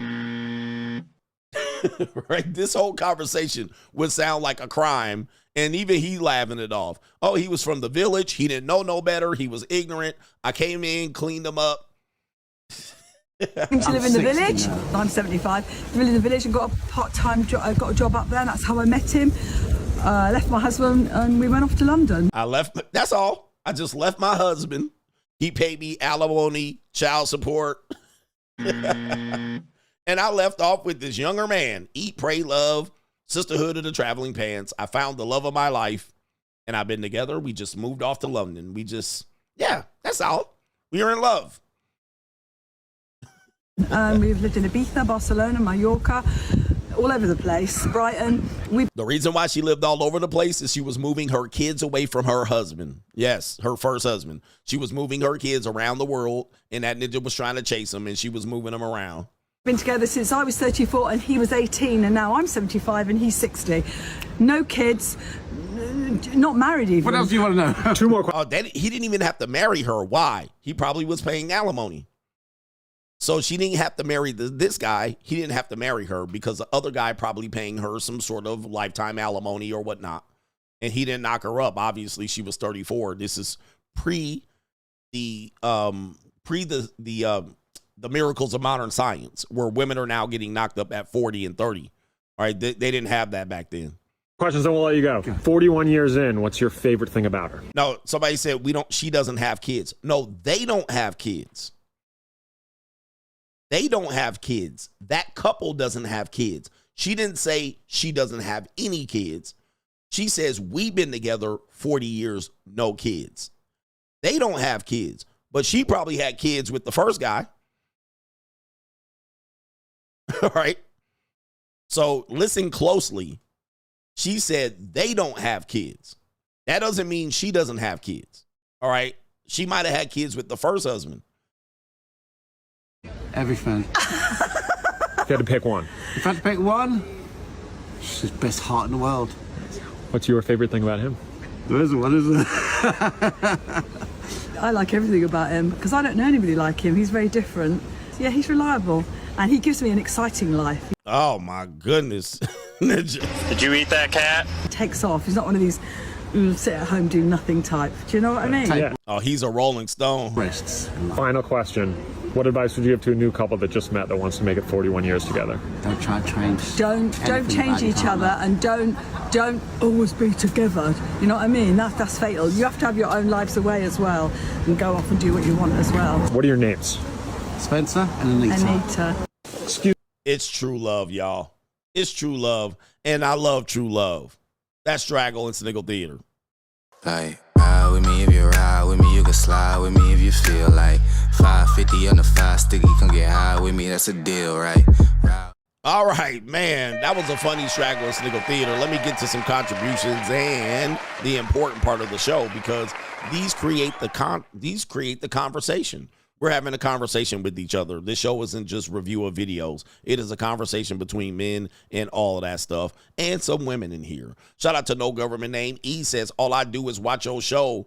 He says right here, throughout my days at work and while working out, you articulate things that I've always known but was shamed for after listening to you. There's not much gaslighting and manipulation a bitch can do for me and give me the Reverend X. I don't give a fuck what you think, bitch. Cut that bitch off. Next call. And one of the most important things we tell you is keep our information to ourselves. We know women watch us, but we don't have to tell them they're manipulating us. We don't have to tell them, aha, bitch, I caught you. All right, you don't have to tell them. You just sit back, let them use their big girl words, and then what you do is ghost, disappear, pop off. You just be like, and then just dip. All right, we're not here to use this as a sword. This is a shield. And I'm going to say that again. We're not here to use this information as a sword. Anybody using this information as a sword to try to puncture the arguments of women and try to show them, all right, so you can get a note to the All Fugazi podcast and the Fresh and Fit show, and you can go up there and we can tell the women, see, I know what you're doing there. You're trying to manipulate me. You don't have to show them. You don't have to tell them. We're not fighting that fight. We are already in the leverage position. We got what they want. All right, they got Taylor Swift tickets. We got a Bitcoin. We got what they want in the end. This is a shield. This is to protect us from the games. We can't out manipulate and gaslight them. Let them do their little tactics. All you got to do is just recognize it and go, yeah, here it comes. Here comes the bullshit. Y'all just want to be like, I'm going to go out there and swing it around and I'm going to tell these hoes I know what they're doing. You don't have to tell them. They already know what they're doing, and making you being aware of what they're doing or you letting them know that you're aware doesn't help you. All right, all they're going to do is go back into their bag of tricks, and then they're going to go back and find some other shit to manipulate and gaslight and thought and plot.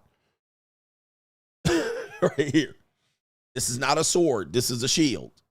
All right, use this as a shield to protect yourself in this world. Okay?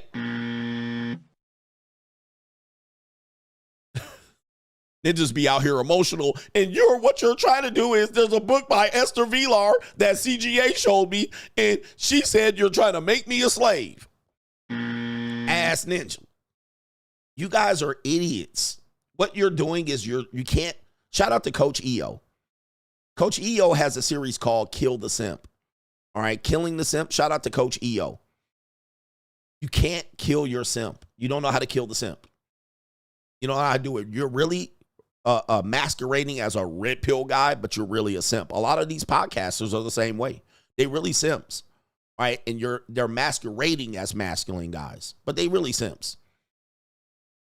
And Coach EO got a series called Kill the Simps. You can't kill your simp. You be like, oh, Coach Greg Adams was saying this. You need to watch him. And then you sit her down and then you say, see, watch what he's going to say. He's going to say exactly what you were doing to me. And she sit down and listen. Let me tell you something. She don't hear what you hear. She doesn't hear it. Even if she does hear it, she don't give a fuck. She doesn't care. She doesn't care what I'm telling you. She doesn't care what I'm telling her. All she going to do is literally get her peace sleeve moist sitting down listening to me because she going to see a real man sitting in front of her. That's all that's going to happen. She going to end up meow and in my lap purring, talking about get 'em daddy season. Okay, daddy. All right, that's the only thing you're going to send your girl to do. All right. So don't have your girl reach out to me out here after she didn't discover her old CGA. She like, I like that bald-headed man. Get him, daddy. Come on, bro. All right, y'all out here, bro, think y'all gonna play this game. It is what it is. All right, anyway, thank you for being here, by the way. And this is part of the conversation. CGA, this is Stephen Weiss. This has been going on for 8 years. Yeah, when it's good, we get along. And when it's bad, she's spiteful. She suffers from bipolar 2, major depression disorder, and anxiety disorder. She is a veteran affairs chaplain. She was raped and touched by an adult as a kid, and she suffers from mental issues.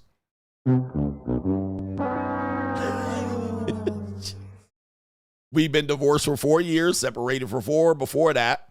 I knew she was crazy when we dated. However, I was young and in love, and I ignored the red flags, and now I'm paying on the back end. Never again. Oh, no. Oh, no.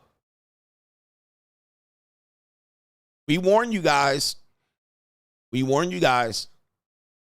When they tell you they cuckoo, believe them. Right here. When they tell you they cuckoo, please believe them. Shout out to Lou, the jeweler. Shout out to you. He says, God bless my brother, man. He says, keep speaking the truth. It's a shame good dudes gotta go through all this BS in the family court. I got 2 more summers and I'm free. Take care, fellas, and stay strong. We gonna keep teaching this out here. Shout out to our brother Lou, the jeweler in the building. Guys, listen. It's a shame that men go through this, and it's mostly the good guys. I have rarely seen a bad guy get drugged through family court. It's always the good guys. It's always the guys that want to be part of the kid's life and fighting for custody. The dudes that don't care, that don't got no job, they don't get dragged through family court. Right here. There's no need for them to even show up. They're like, what? All right, so they know that. Shout out to our brother 3 the hard way. Says, I had an A cup this weekend and the week before. I want some saggy waggies this week to switch it up. He says, don't act like you don't mess with the gorditas every now and then and again. Oh, no, I don't. There ain't no shame in my game. Slow Tuesdays is up. He says, also, someone following you is crazy work. He says, hopefully you got the poll on you. Yes, I do. The stock market, though, going crazy. Oh, yeah, they know if they come in here, I got the gat ready to go. But, yeah, there's some people out here, weirdos of the internet, for sure. Shout out to Rosie Poppy. Says, Coach, got paid from my first remote job, getting $3K a week from both jobs, cash money. He says, hit me. He says, hit me up with the JUCO. I think you said right there, you're going to hit up the JUCO. Scream like you do the gordita. Scream on Tuesday. You're going to be out there with the gorditas. All right. Do y'all like the gorditas, the Latinas? I like Latinas that's about to be gorditas. That's my preferred Latina. Like she was a skinny chiquita, but she like 3 burritos away from being a gordita. All right. You know what I mean? You know who I'm talking about. You know exactly who I'm talking about. Like she looks skinny and curvish.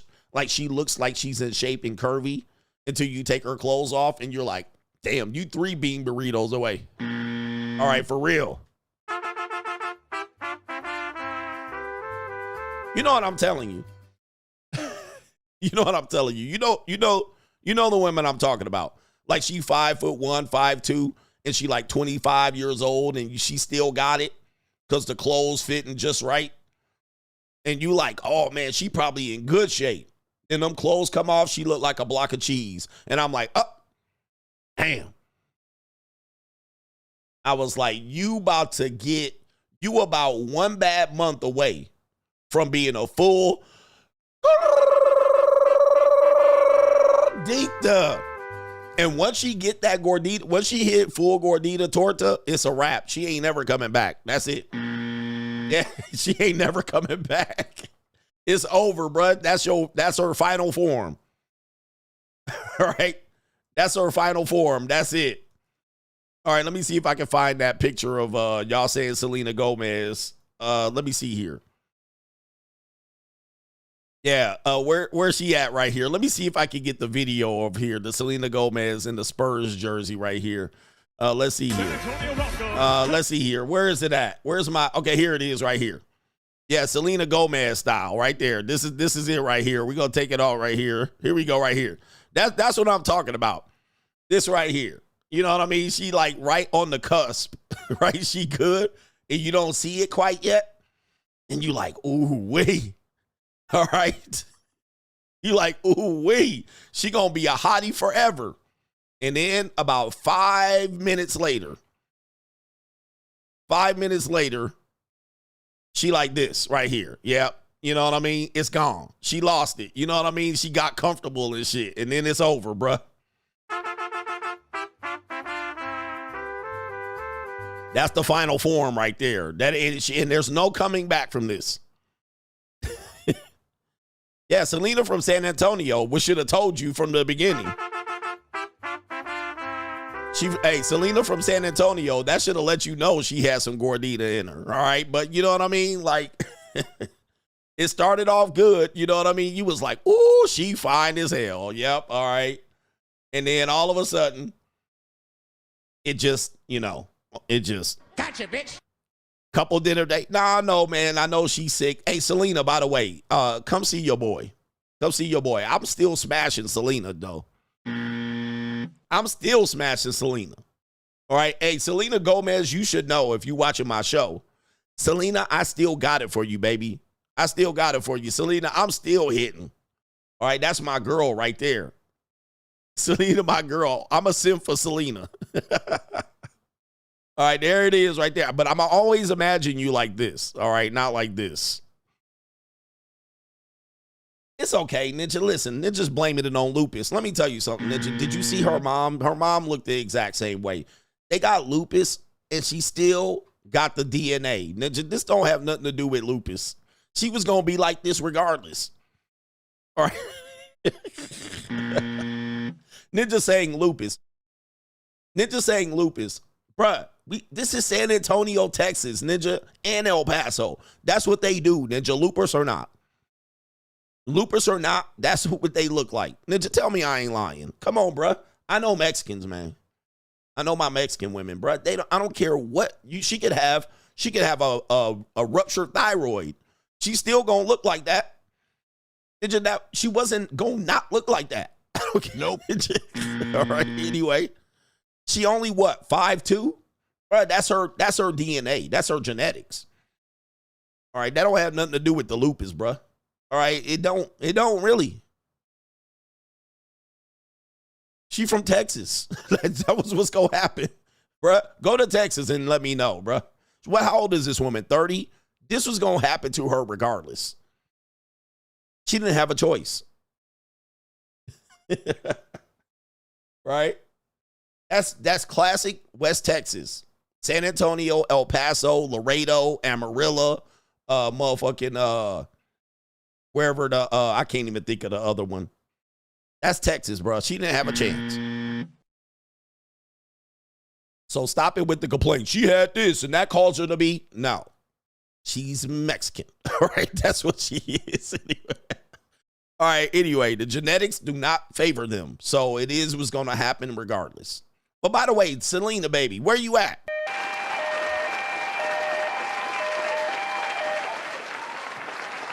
I'm still going in. Selena. All right, I got you, baby. Show me. Show me what's up. And it could have been them bean burritos, too. It was not just the lupus, but although lupus does not help you. All right, but anyway. Lubbock. Yeah, that's what I was thinking of. Lubbock, Texas. All right, that's Midland, Odessa, Lubbock, Amarillo, El Paso, San Antonio. That's the average typical woman. That's what they all turn into. All right, so she getting nothing was going to help it. And Santa Ana, California, and whatnot. All right, anyway. All right, what do we got? He said it was the chalupas. Oh, no. Oh, man, y'all cold, bro. He said it was the chalupas. Hey, shout out to our brother NGN says, of course, the Ling chose the Bitcoin. They're not dumb with investments, but watch out. They will poison you if you're not careful. They gon' get you. Now I got to cut He said, you guys who want a wife and get a wife in the Philippines, just know that if you cheat on her, she can legally delete you. Uh-oh, CGA warned you. Plus, I heard that you don't have property rights over there, so be careful going over there buying houses. And they know this too. We got our sister Trinicia. Says normie dating is hard because most people live in outdated and stupid platitudes. They only pay attention to the popularity contest, and they have the wrong belief and are followers. The manipulated man and woman fight tooth and nail to stay manipulated. Imagine if Taylor promoted Bitcoin. Yeah, that would help. But Trinicia, you're right. I cannot normie date. I'm gone from normie dating. I mean, normie dating to me is like watching paint dry. I refuse. Okay. But the reality is people are manipulating each other.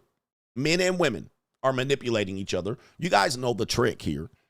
This is the conversation. It's the same old thing. Hey, how you doing? I'm glad you match. What are you looking for? What are you looking for? That's when you know the shit is going to go left. What type of relationship you looking for? And then men are hoping the woman says, I just want you to come over and clap them cheeks.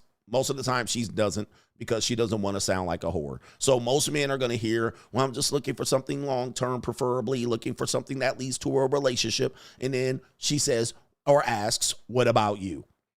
Now it tosses back to you. Now you got to be like, okay, damn, she looking for something long-term, but maybe I could get her out of her panties in about 3 days. All right, but yeah, I'm looking for something ideally that might turn long-term. And yes, maybe we can meet and talk and see if we vibe and have any chemistry, blah, blah, blah, blah, blah, blah, blah.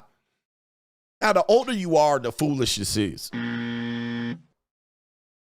The older you are, the more foolish this is. And now you find yourself out on a date and meeting each other for a coffee, a walk, a dinner, whatever you're doing, stretching this shit out when both of y'all are horny and want to clap. But obviously, she's going to lose you if you get clap early, and you got to stay in there until you clap. Right? And then now y'all got to talk and act like, man got to act like he's interested in what the fuck she's talking about. You know, I'm independent. I'm strong. I got a 12-year-old at home. I've been married and divorced once or twice. I still feel like. And then you're like, yeah, I don't realize this. I'm looking for something like that. I have this right here. I have nothing going on. I only talk to one woman. You seem like the one that I would be interested in and blah, blah, blah. Maybe we can connect and build.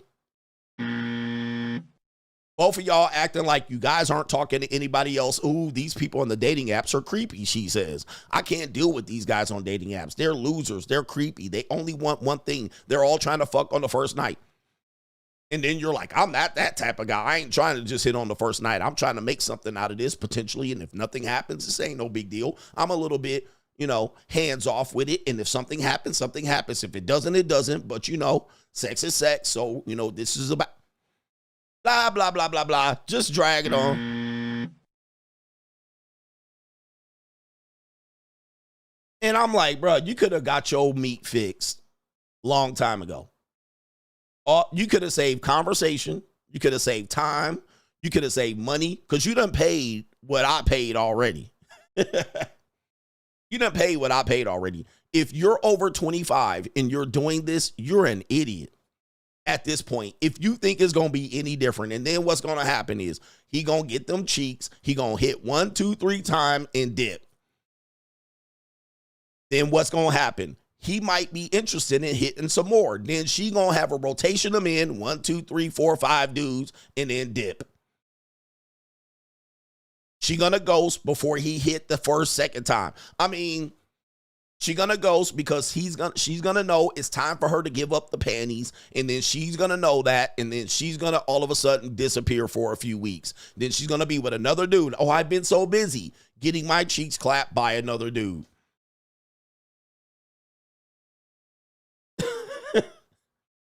This is the guys, I want you to realize there's nothing anybody's doing differently. Everybody's doing the same march, same waste of time bullshit. And you guys think you're doing something when you're doing it. And both of you guys think you're fooling each other, which you're not. Everybody knows what's going on. Let's just cut to the motherfucking chase. Let's just read between the lines. Look, we know how this works. We're both temporary. You've dated 40 guys on the dating app. I've dated 25 women. I fucked 15. You fucked 30.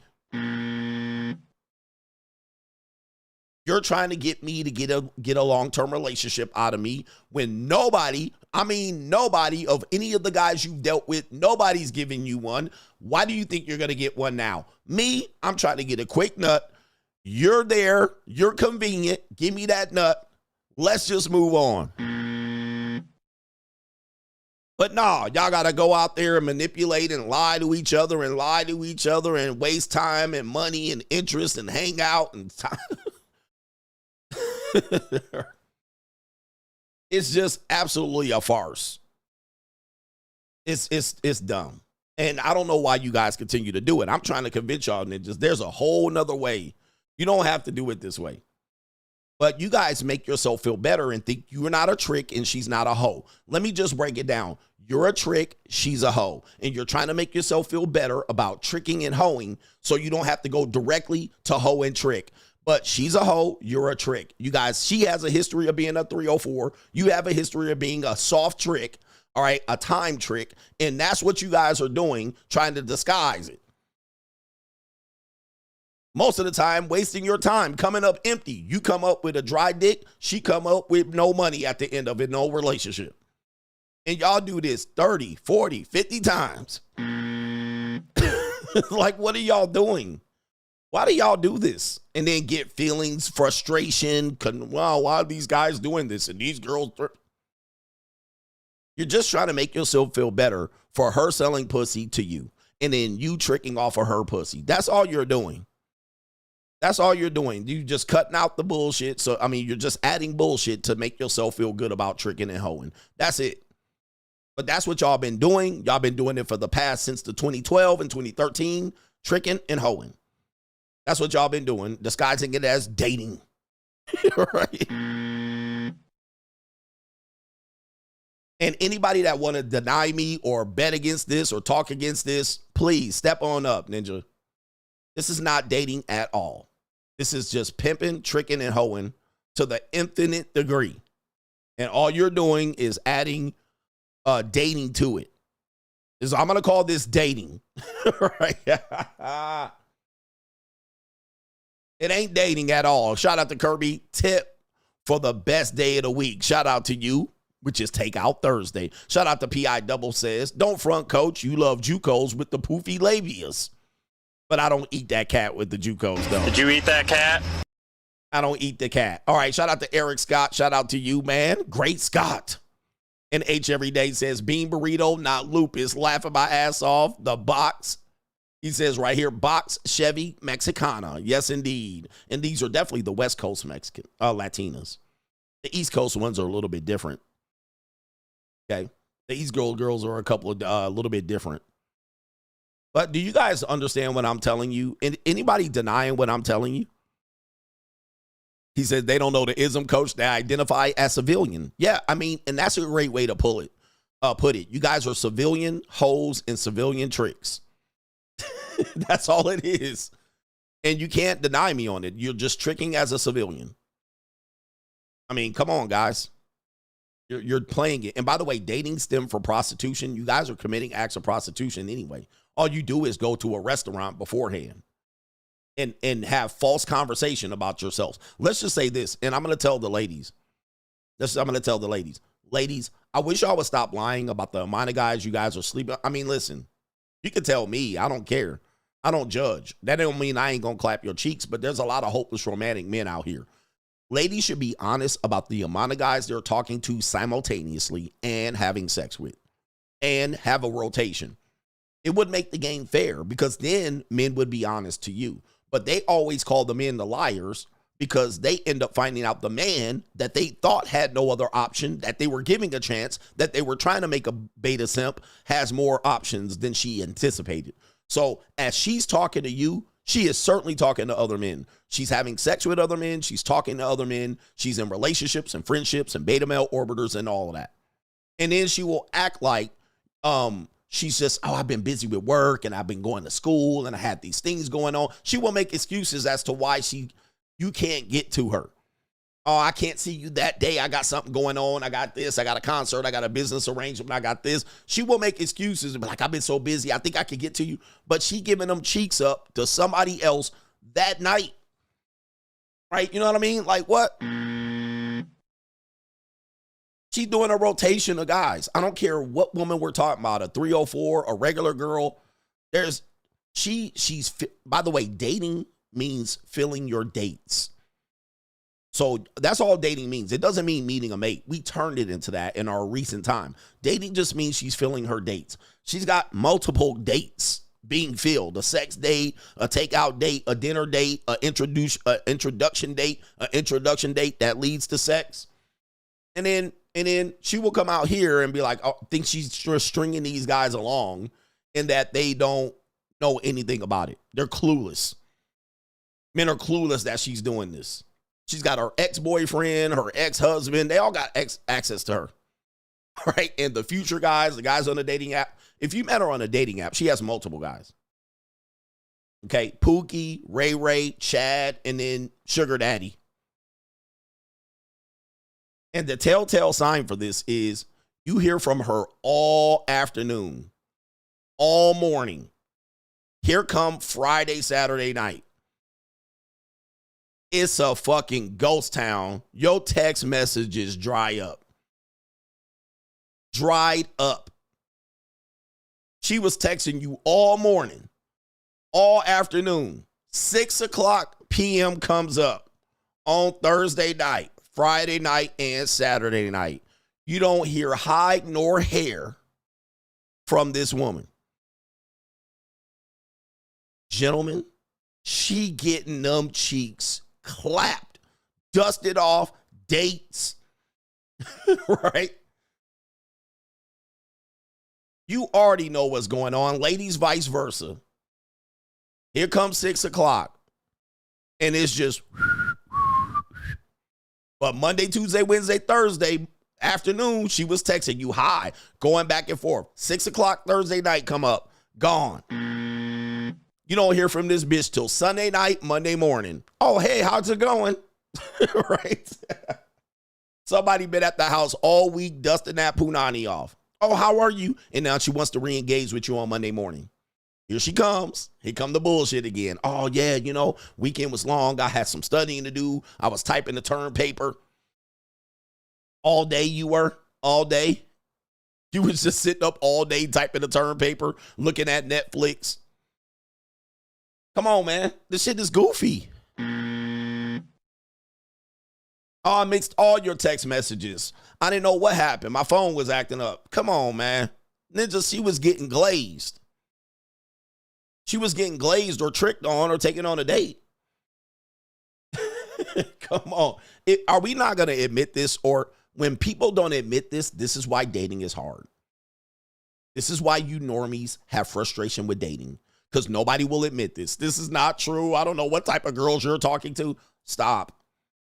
Let's just admit this is happening so we can all move on and know what's going on. We don't have to play games. But again, you guys want a normie date and then think you're going to make this work out. Then you're going to think you're going to manipulate some guy and think you're a good, righteous woman.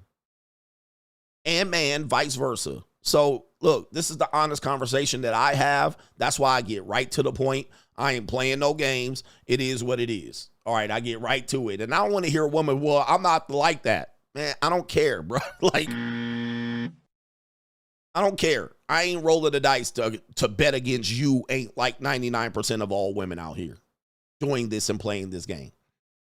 I don't know what happened to my phone. I dropped it in water. It's working now on Monday morning. What a coincidence. What happened to Sunday? What happened to Sunday night? What happened to Saturday night? Where's Friday night at? What happened to your phone then? Oh, I lost it. I found it now.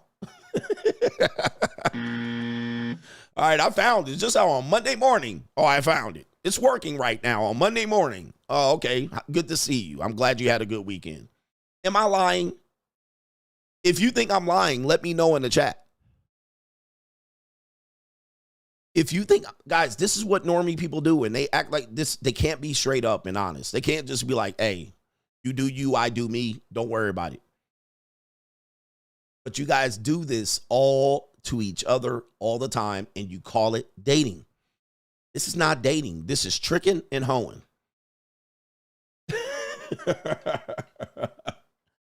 Come on, man. Yep, I tried to call you. You didn't get it. I don't know what happened. I dropped my phone on Thursday night. And then I had to get a new phone. And then before then, I had it in a bag of rice. Here it is Monday morning. Hi. How you been?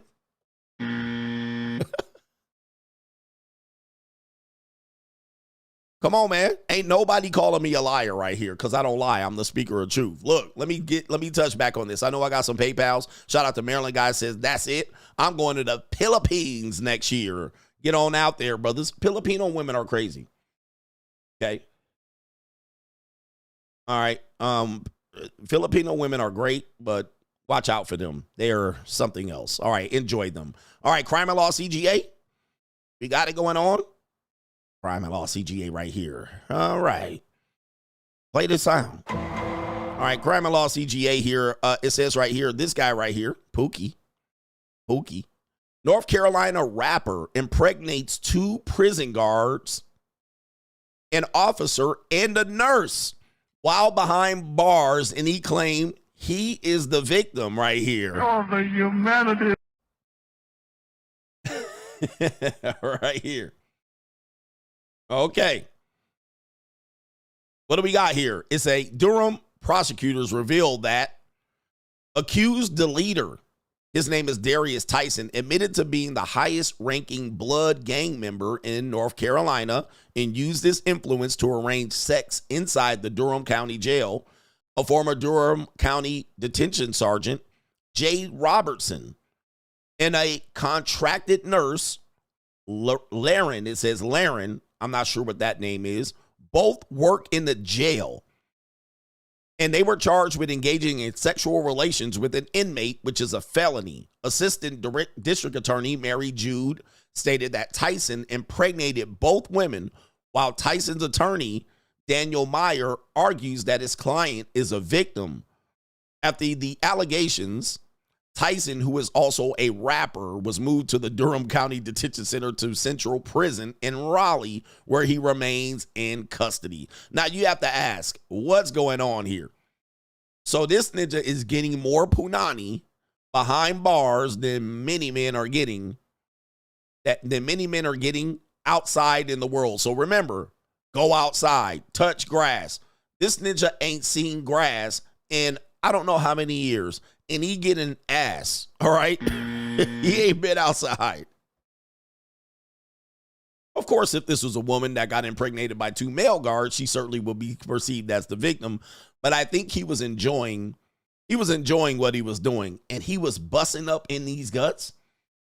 He was busting up in guts of a nurse and a prison guard and knocked them both up. Right? Goodness. Shout out to this right here for the attorney saying he's the victim. Of course, gentlemen, if you get an erection, you can't be a victim. That's what the law is telling us right here. But I often say an erection is an uncontrollable response.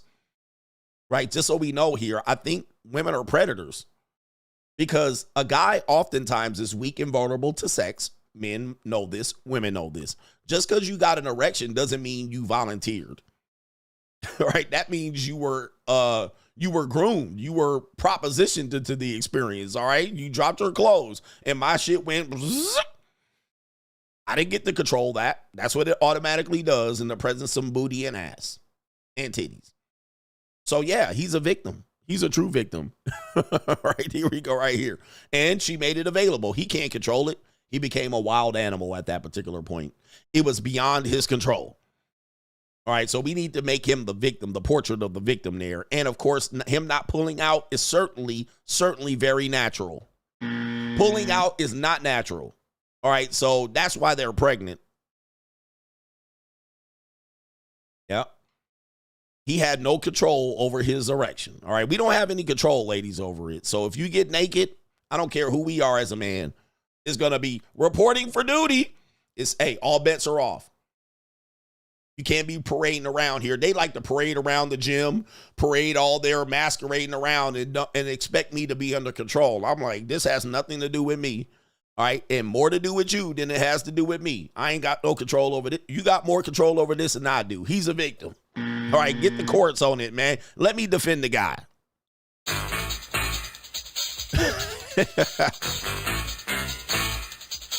All right.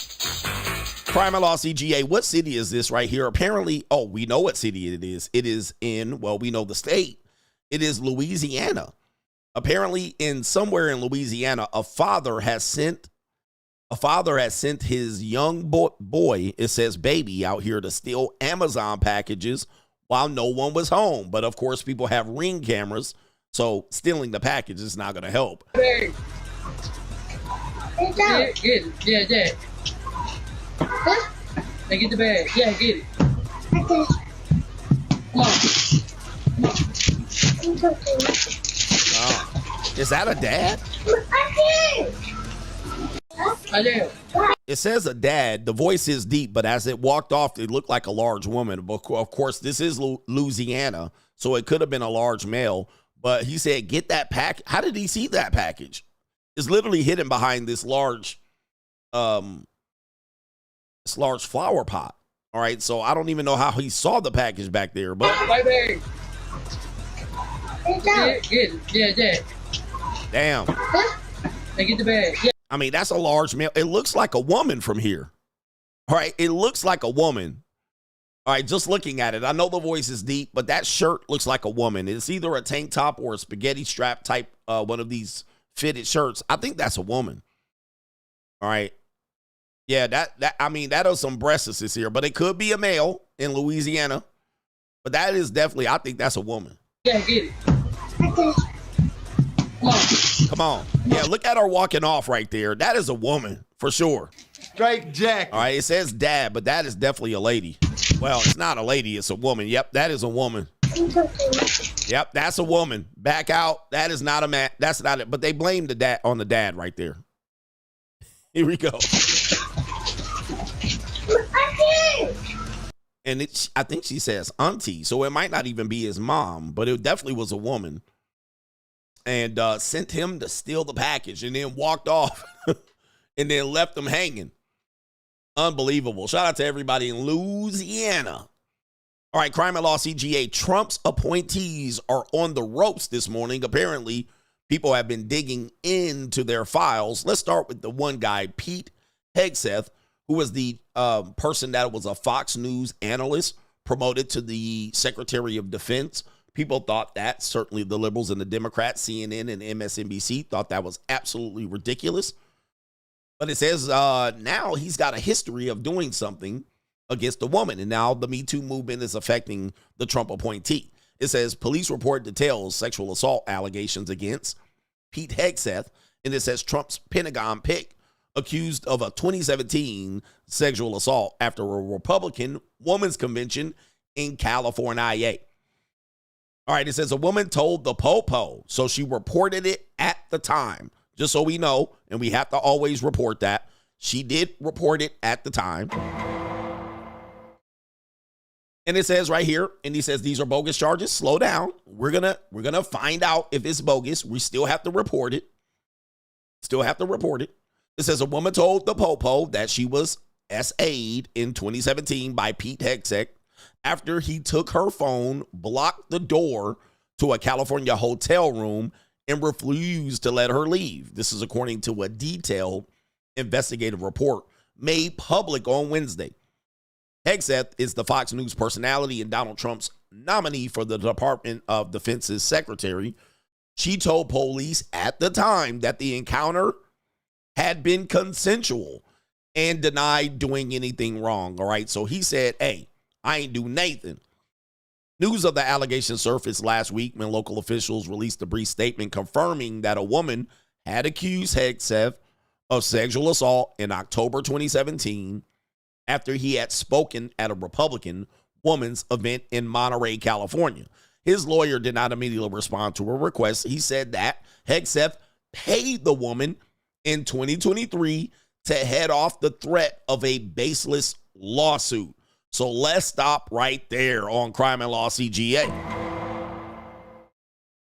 So we have the police report. We have the investigation. He knew this existed, and he probably knew Trump would win, and he would probably get a prominent position. However, as a result of that, he paid her off. All right. Now, this is what his attorney said. All right. This is what his attorney said. All right. Just so it says right there. He said he paid her in 2023. All right. Just so you see it right there. I know you guys are saying this and that, and he didn't do nothing. His attorney said he paid her. All right. Just so you guys know, I'm reading it right here. Now, that doesn't mean he did anything. That doesn't mean he did anything. But here's the problem. There's a lot of problems about this particular case. And this is typical of these sexual engagements that happen. There's a 22-page police report, and it was released in response to the public records request. It offers the first detailed account of what the woman alleged transpired, one that is in odds with his version of the events, of course. The report cites police investigation with the alleged victim, who was a nurse. Oh, it's all right here. The alleged victim, a nurse who treated her, a hotel staffer, and another woman at the event. The woman, whose name was not released, which should be a crime at this point. And it says right here, they don't typically name people's names. All right. A spokesperson for the person said that the incident was fully investigated and no charges were filed, because police found the allegations to be false. All right, you guys got to let the story breathe. You guys always want to jump out there. All right, so what we have right now is the police got the detailed report from the nurse, from the investigator at the time, a hotel staffer, and another woman at the event, and him. It says again, and I'll read it. It says the incident was fully investigated and no charges were filed. This is according to his attorney, because the police found the allegations to be false. Now, the report does not say the police found the allegations to be false. Police recommended the case be forwarded to the Monterey County District Attorney's Office for review, and the investigators were first alerted to the alleged assault, the report said, by a nurse who called them after a patient requested a sexual assault exam. The patient took the medical personnel. She believed that she was assaulted 5 days earlier, but could not remember what had happened. Okay. She reported something may have been slipped into her drink before she ended up in the hotel room where she had been assaulted. They collected her unwashed clothes and her drawers she had worn that night. The woman's partner. The woman's partner. Now it gets a little bit fishier here. The woman's partner, who was staying at the hotel with her, told the police he was worried about her that night after she did not come back to the room. At 2 a.m., he went to the hotel bar, but she was not there. She made it back a few hours later, apologizing that she must have fallen asleep. A few days later, she told him that she had been sexually assaulted. Now, this is where I find this to be very, very problematic at that point. So this is a married woman at a hotel with a high status guy. Remember, he spoke at the convention. The husband's there. She's down there tramping at the bar. She gets picked up. How did she get back to his hotel room? That's what we have to ask. How did she get back to his hotel room? Did he drug her? Did he drag her? Nobody seen him. There's surveillance video. Nobody seen this ninja dragging her to the room. She went there voluntarily. Getting her cheeks clapped. Not one time, 2 times, 3 rounds. When you're married, the woman has to have a reason to explain why she was gone. Why did you come back to the hotel room at 4 a.m.? There's no excuse. You were cheating. So she has to say, in the words of the Rosewood woman, it was a ninja. So the only way she can explain to her husband why she's coming back to the hotel room, I must have fallen asleep. She didn't say she was sexually assaulted at the time. I must have fallen asleep. It's the only reason why. Now she has to say she was great. She cheated. That's the bottom line on this one. So at this point, knowing what I know, and as a married man, that if my wife's coming in the room or a hotel room or my house at after 2 a.m., she's cheated. It was voluntarily. All right. The woman who helped, let me see here. I guess it's here right here. Let me read this. Okay, the woman who had helped organize the California Federation of Republicans woman gathering at which he spoke told police that she had witnessed Hegseth acting inappropriately throughout the night and saw him stroking multiple women's thighs. Is this called flirting? Did these women want it or not? I don't know. She texted a friend that Hegseth is giving off creeper vibes, according to the report. After the event, the woman and other attendants went to an after party in a hotel suite where she was said to confronted Hegseth, telling him that she didn't appreciate how he treated women. Remember, this is 2017, and this is also pre-Me Too movement, or right around the Me Too movement. Now, a group of other people right here, including Hegseth and the woman, decamped for the hotel bar. That's when, quote, things got fuzzy, the woman told police. She remembered having a drink at the bar with Hegseth and others. She also told police that she argued with him near the hotel pool, an account that is supported by a hotel staffer who was sent to handle the disturbance and spoke to police, according to the report. Soon, she told police she was inside a hotel room with him, he took her phone, blocked the door with his body so that she could not leave. She also told police she remembered saying no a lot. Her next memory was lying on a couch or a bed with Hegseth hovering over her bare-chested, his dog tags dangling over her. Hegseth said, I'm going to see right here. After Hegseth finished, she recalled him asking if she was okay. She told police she did not recall how she got back to her hotel room and had since suffered from nightmares and memory loss.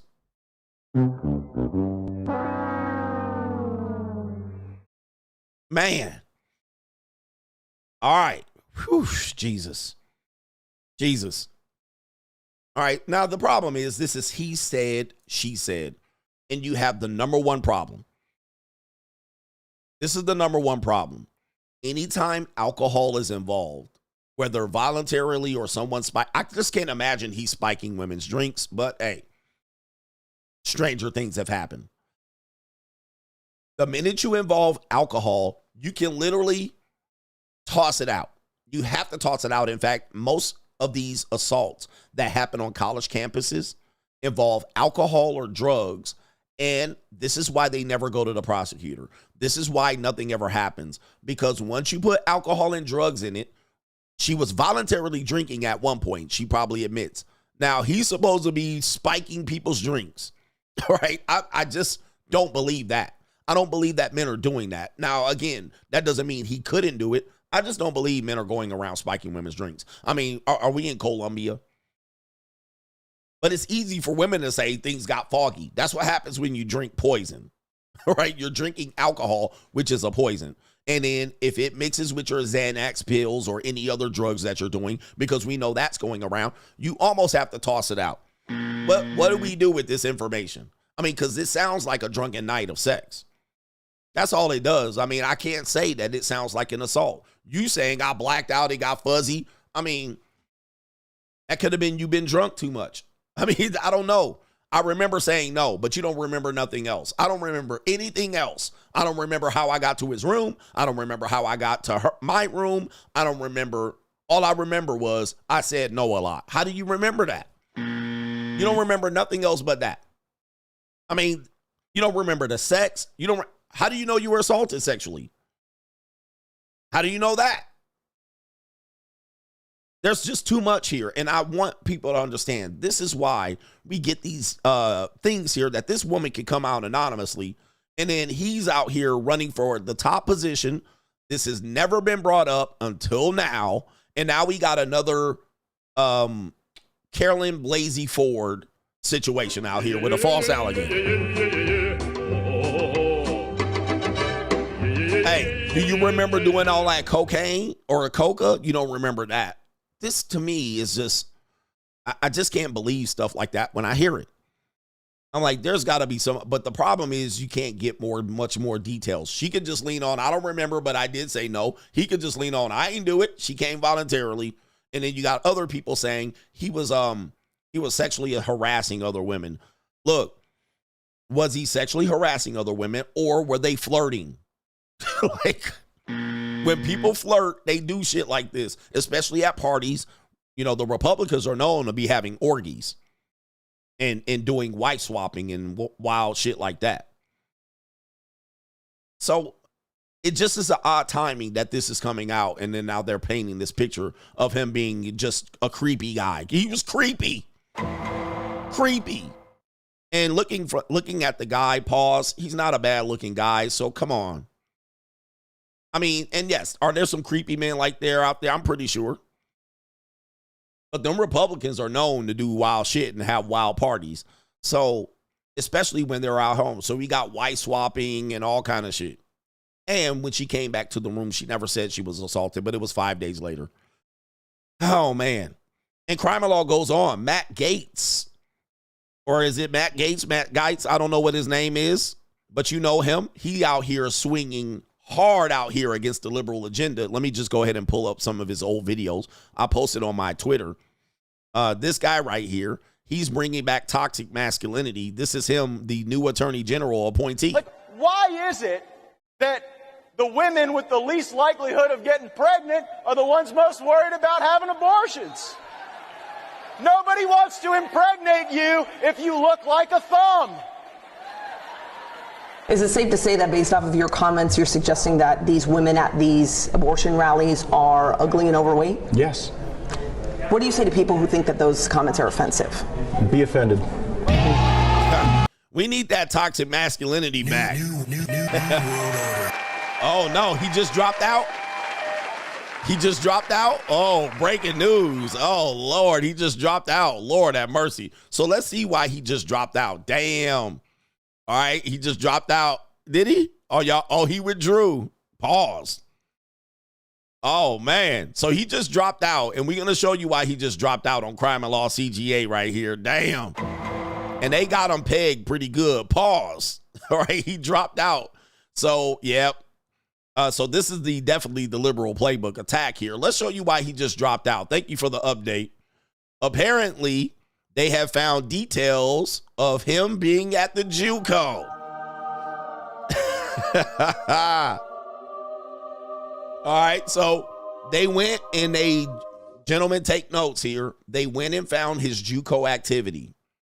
So he was at the JUCO, and he had some young Kayleys and some young Linglings out here and some young juicy fat booty Latinas. What kind of fuck you give me? And he was out there paying them on Cash App, PayPal, and Venmo. And they went and pulled his Cash App, PayPal, and Venmo, and they found out he had a whole bunch of JUCOs. All right, so pay attention, just in case. I'm not running for president in the future, so I don't care. The New York Times obtaining a new document from federal investigators. This document details the trail of payments from Matt Gaetz, Trump's choice for attorney general, to numerous women, including some who testified that Gaetz was paying them for sex. It is a damning document. I waved it there. Let me just show you on your screen so you can see that. Gaetz' face at the top left, barely eligible because of the high number of women and payments, and you can see him paying many individuals there, and also a payment down to Joel Greenberg, the other man on the screen, who is currently serving time in prison for all of this. It shows tens of thousands of dollars in Venmo payments between Gaetz, friends, associates, and women, all of this related to sex parties. It includes the two women who testified that they were paid to have sex with the former congressman. Their attorney told me about these payments, and he revealed here out front for the first time just how much those two women alone were paid by Gaetz. These interactions continued for a couple of years. And when you look back at it, and he was paying them for these sexual encounters, how much did he pay them? When my clients provided testimony to the House, they put up on the screen a list of the Venmo and PayPal transactions directly from Representative Gaetz to my clients. For one of the clients, it was a little over $6,000. For another client, it was a little over $4,000. Oh, the humanity. All right, and so we don't know if that's for one night or for multiple nights. It could have been over multiple nights right there. But my man got caught at Fix His Minds LLC. I got money. All right, so don't ever think that they won't get you out here. They will. Hey, it is what it is here. But he's not. It's not criminal. But you got to understand, he was going to be the head top cop for the nation. So when you're the attorney general, you're the top authority figure, police-wise. You're the top cop, the top lawyer, if you will.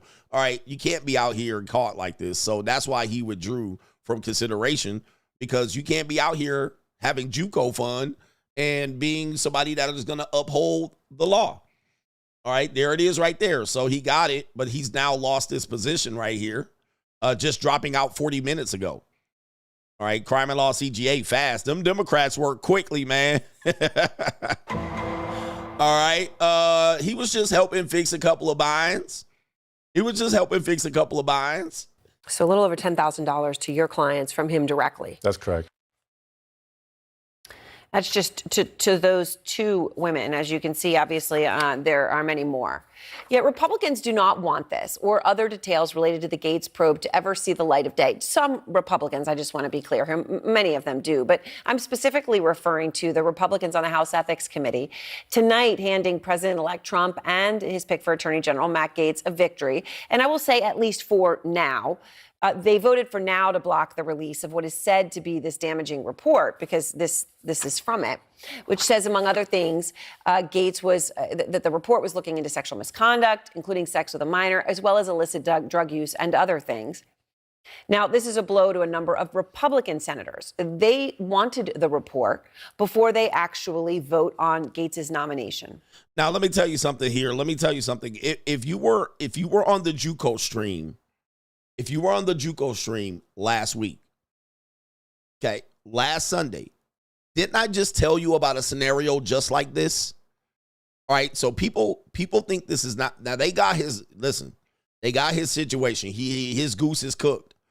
But if you were on the Sunday stream, I just told you about a situation that I heard that was told to me by another woman of this exact situation. Who was on the stream?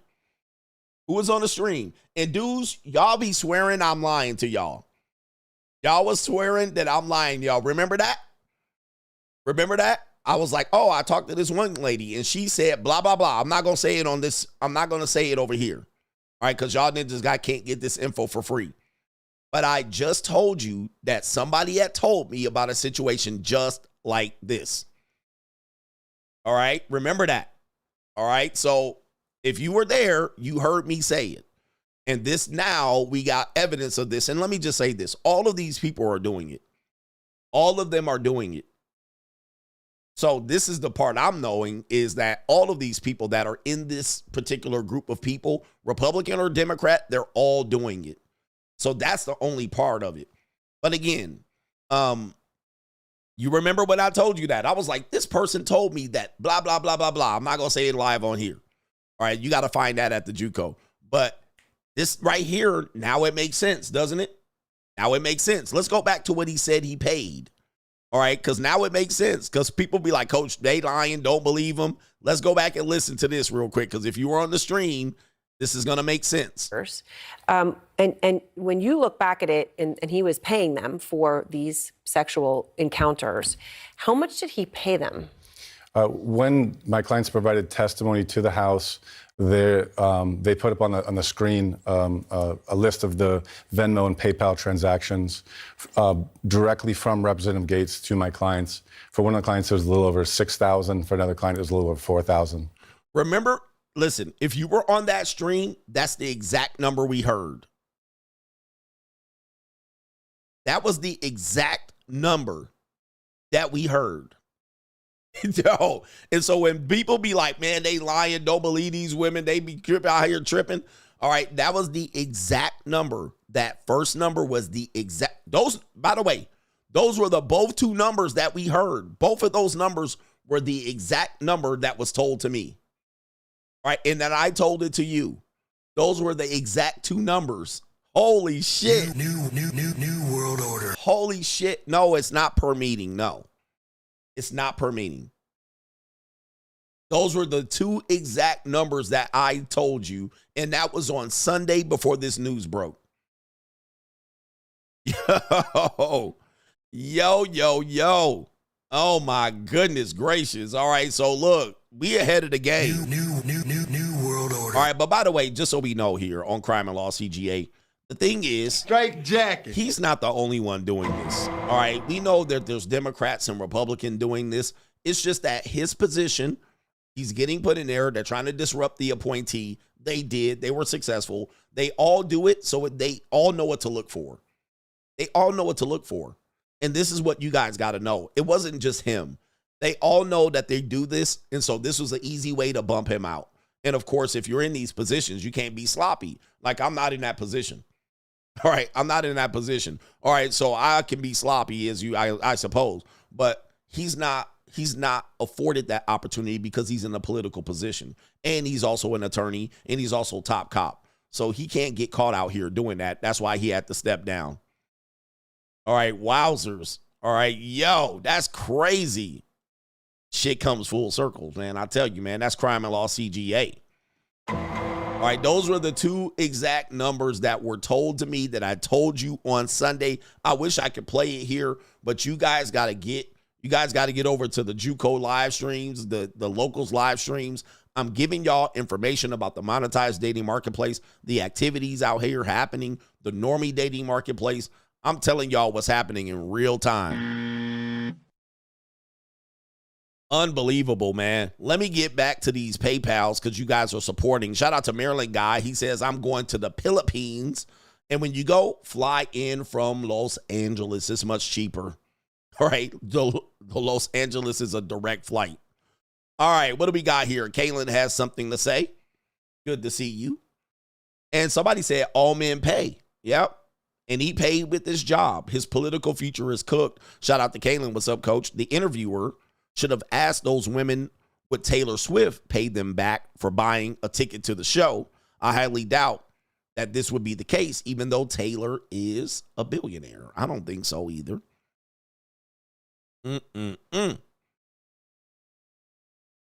Somebody says it was a party with political men. Yeah. So they know all they're doing it. Listen, we have to really realize this. And I want to say this. Guys, they're all doing it. So this is not that he was a creep. So they all do this. They all know each other do it. It's not a secret. And it is easy to bump you off if you sloppy with what you're doing. And so he got sloppy, and they knew he got sloppy. And they were like, this is the easy way to pull him down. So this is not a situation where it's a moral issue. What this is they knew how to bump him off. And he should have been a little bit more careful the way he moved because they all knew it, and it was a matter of time for him to get him. All right, shout out to the double R. Mr. Rodriguez says, what's up, my brother? Any news on your boy that's in the message on yesterday's show? I felt bad for our brother in arms. Gentlemen, remember that these ladies aren't yours. It's just your turn. It's always business with them. Never take it personal. Never take it personal. Never take it personal, guys. I mean, this is where we got to get to because my position for men is you guys put too much faith in women.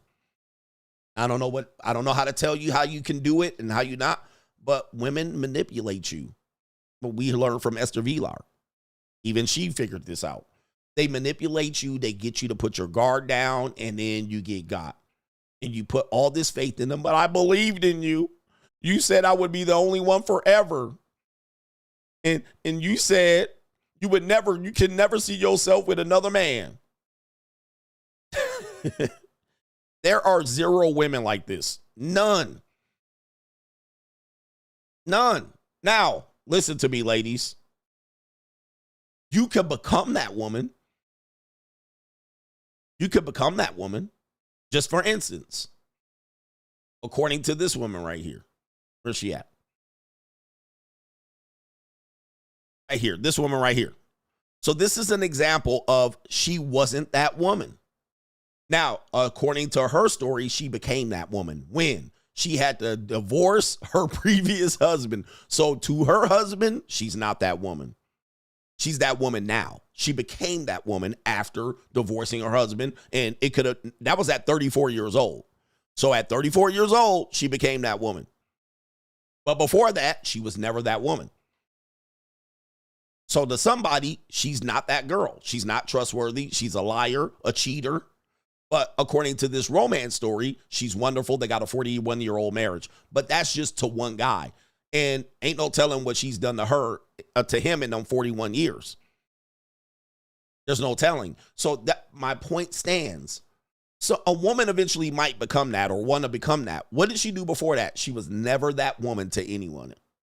Anyone before you, she was never that woman. Now she became that woman. Now you might get her. So I don't have an update from our brother here, but maybe he's at an attorney's office arming up. All right, shout out to H Everyday, says no broad is ever single. He says busy means effing not you. Effing not you. But yes, no woman is ever single. Don't ever believe that a woman's only talking to you. If you believe that, you're a grade A idiot at this point, gentlemen. If you believe that, and I'm not telling you to enrage you, but some of y'all gonna get enraged. I'm only doing this to help you, Coach EO style, kill the simp. Y'all go subscribe to my brother, Coach EO. Let me pull him up. All right, is he still on YouTube? I'm only telling you for your own sake, right? I'm only telling you for your own sake. Kill the simp. Let me see if I can pull it up. Maybe he might have deleted these videos here. Go subscribe to our brother Everett Overton right now. He's got a series called Killing the Simp. There he is right there. There's our brother right there. All right. He looks like a dating coach. He looks like he's going to give you typical dating coach shit, but he's a real coach. Right? He's a real coach. He going to give you the real. Killing the simp. In order for you to progress out here, you got to kill the simp. You got to do it. I'm going to tell you like this. There is no woman that is single. None. I don't care if she married. Right here. I don't care if she's married. There's no woman that's right out here talking about she's single. He said white CGA. He's a cool dude. He's a short king like me too. And I met him in person too. He's cool as hell. Do not believe that a woman's ever single. I don't care what the hell you doing, how you talking to her right here. I don't care what the hell she's saying to you. I don't care if she's alluding to it. I don't care if she ain't admitting to it. They are not single. They got something else going on. They got somebody and something else. A past guy, a future guy, a current guy, a middle guy. They got something else going on. Anybody ever want to deny it? I don't hear any women denying it. I got 2,400 people in here. And there's some women in here. They ain't denying it. And this hurts for men because you guys are out here eventually looking for this woman. Now, you might eventually get this woman, but she wasn't that woman to anybody before you. Right? She wasn't that. Look, I'm going to tell you, you might eventually get that woman. Shout out to the guys that just say, I got one. Okay, you got one. Who was she to the previous men? She was not that woman. That's why she's with you. Right? That's the only reason she's with you. And you finally got her. So you got her and she's 35, 37, 40, 45, 50. She might eventually get there. But I'm even put those bets off. But I'm not ignorant to believe that you're going to be the last one. And I always say this. You are not the last one to fuck your woman.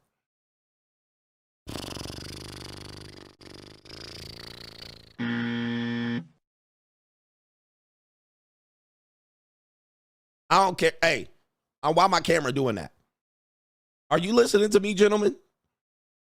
This isn't to downgrade the women. This is to go directly headshot to the men. You are not the last one to fuck your girl. You will not be. I don't care if you die before her. You will not be the last woman. I'm sorry. You will not be the last man to fuck your girl. I don't care if you married, single, dating, sugar baby, and you might not have been the last woman to fuck your girl. Shh.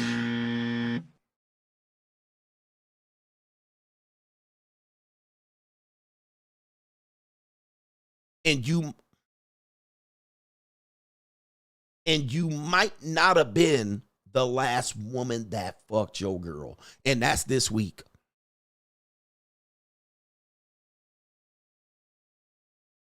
Can I give you an example?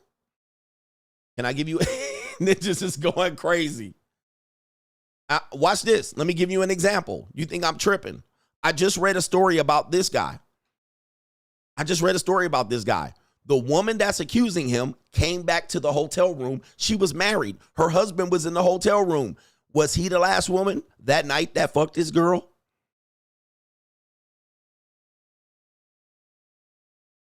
Am I hitting y'all over the head? In this scenario, the woman that allegedly came back, didn't remember what happened, creeped into the hotel room at 4 a.m, got in bed with her husband for several days. Her husband was not the last guy that fucked his wife.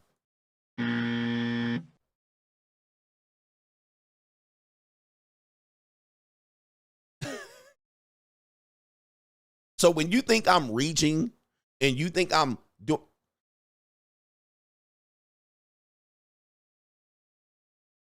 he said they leaving out the room now. She was not the last. The husband was not the last guy that touched the wife.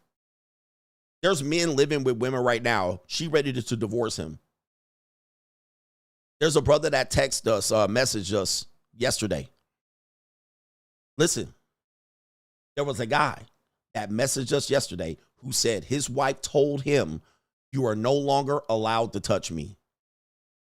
I say to you again, you might not be the last man to fuck your woman. And you could be living with that woman. She has literally cut him off. He's living with her, still legally married. And he is not the last man to fuck his woman.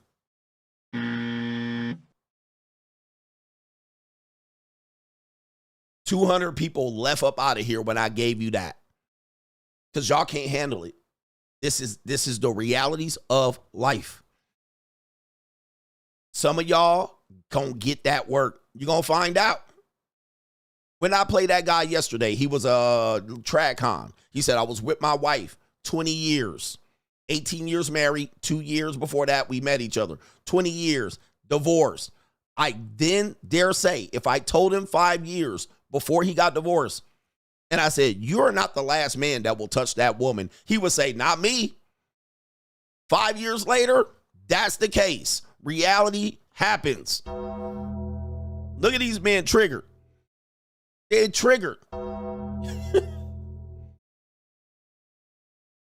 I show you examples of this. Now, what are the odds that a man beats this? Slim to none, and Slim just died. The odds that you beat this is slim.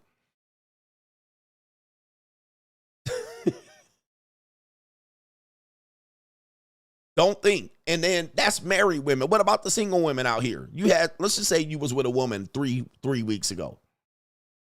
If she sees you 3 weeks later, you don't think nobody else hit that in 3 weeks? You don't think nobody else hit that in 3 weeks? In 3 weeks, you think she was twiddling her thumbs and studying and writing term papers and working diligently like a worker bee and coming home back from work, back outside, going to dinner, restaurants. You think nobody else put a bid in on that?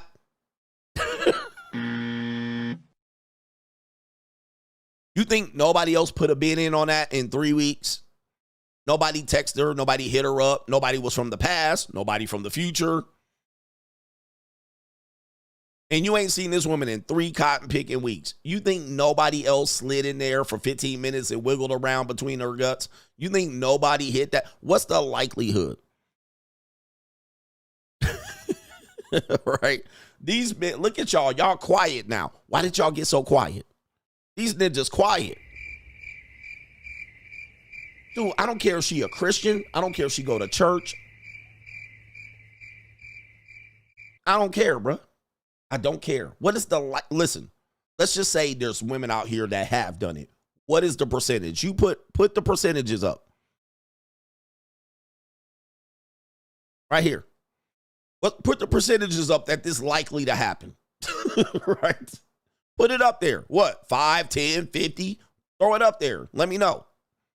Let me know. You ain't seen a woman in 3 weeks. What's the likelihood that she ain't got her skins clapped? What's the likelihood? 3, 2, 5, 15, 50, 80? Put it up there. Deny me. There's a 90% chance she got clapped. There's a small percentage of chance that she didn't get clapped.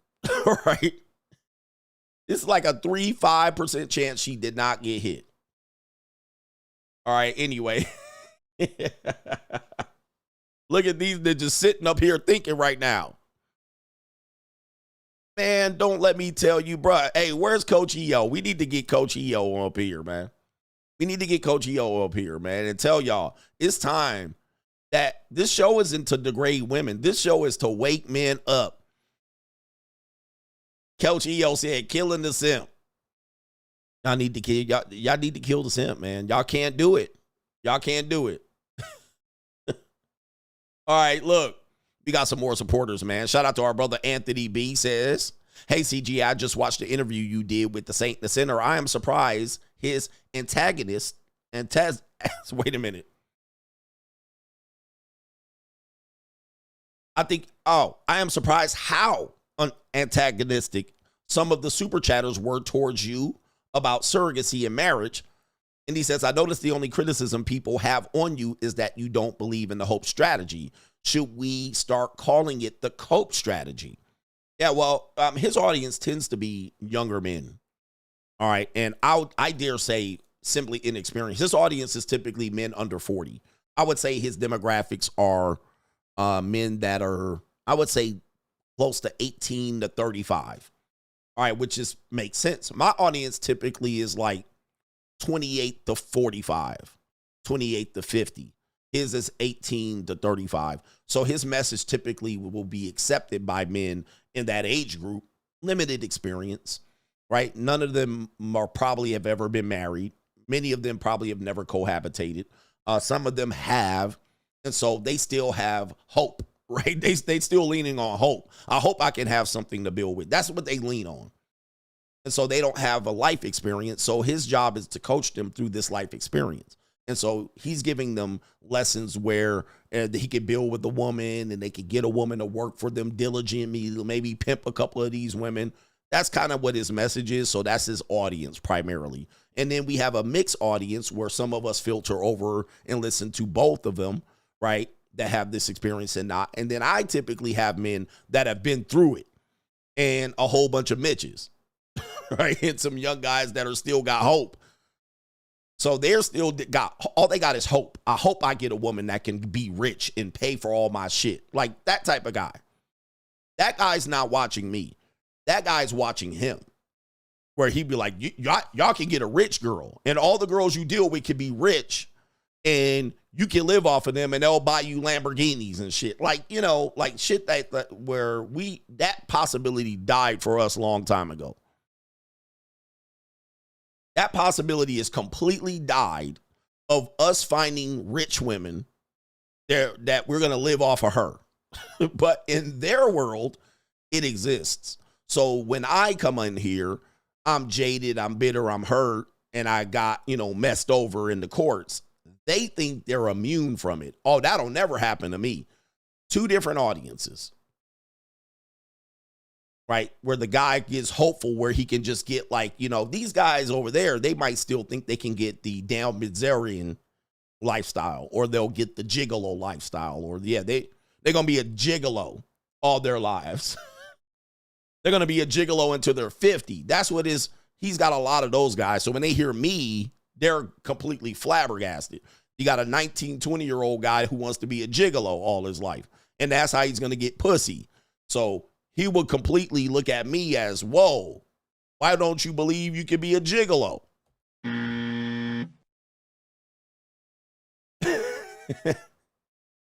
So that's the audience that we have two different audiences, although we do have a lot of crossover appeal because typically we're talking about women and dating and relationships. So we do have a crossover audience, and that crossover audience can accept both of our positions and take from what our experiences are and deal with it. So you can take a little bit of Saint, a little bit of CGA, and make it what it is. All right, but there's a lot of guys out here just living in hope. All right, and I'll be crushing the hell out of your hope. I'll be crushing the hell out of hope. All right, shout out to our brother here. We got some more people here. Kevin G says, it's your favorite Kenyan American out here. Oh, look at my African American over here. Look at him. Are you the greatest? You know what I'm talking about? Speaking of property, my family been telling me about the increase in U.S. men visiting Kenya to find a submissive wife. He says the XX tells him she wants to build a home in one location. She conspires with builders and disappears and builds elsewhere. Let me just say this, Kevin G out there in Kenya. American men are absolutely simps, man. I mean, I don't know what to tell you. Men in Europe they don't even simp this bad. Ninjas in the Philippines don't simp this bad. The men in the Philippines don't simp as bad as these Americans that jump off the plane and then be like, I'm going to give me a traditional woman. And she rubbing her hands like Birdman. She like, all right, I got a goofball.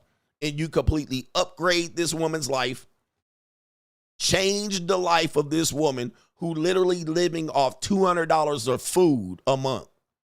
And she been living like that. She been living like, this woman been living where she has dirt floors and she sweeps and organizes and wets the dirt up, living in a hovel in a hut, and you come in and build a McMansion over there and put her ass over there and she finesses your ass out the McMansion. Like, you American men overpaying, y'all come over there just like, all right, I'm going to give me a submissive wife. And then guess what they do? She be like, oh, okay. I cook, I suck, I shut the fuck up. I can play that game because I'm eating just rice all day. All right, all I got is rice. I've been eating rice for 15 years. And she know how to finesse your ass. She be like, all right, we building the house over here. All right, and you know the builders. And some of these places you can't put property in your American name. So you put it under her name because she sucked the seed out of your balls one time and swallows your kids. Right here. Straight jacket. And you're like, I'm in love. And you go out there and get finessed all out of your money. Absolutely a disgrace. You go over there, man. It's crazy. All right, anyway. So you got to go over there with strength. In order to do what we talk about, the JUCO, Fixes Binds LLC, you got to come in here and learn how to be colder than the other side of the pillow. You got to learn how to drop a woman like a bad habit. Drop her. Dude, start with your family members. Just start dropping them. And I'm going to tell you something. Watch this. Right here. I'm going to tell you something. Because I'm out here deleting the simp. This is part of the show. This is the best part of the show. Don't forget them little tabs that you see. Most of y'all have never dropped a woman and walked away cold.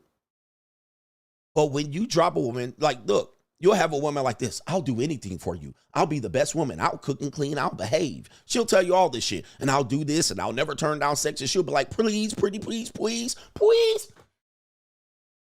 What happens? When you drop her, do you ever hear back from this woman immediately? No. She go back and try to find the next simp.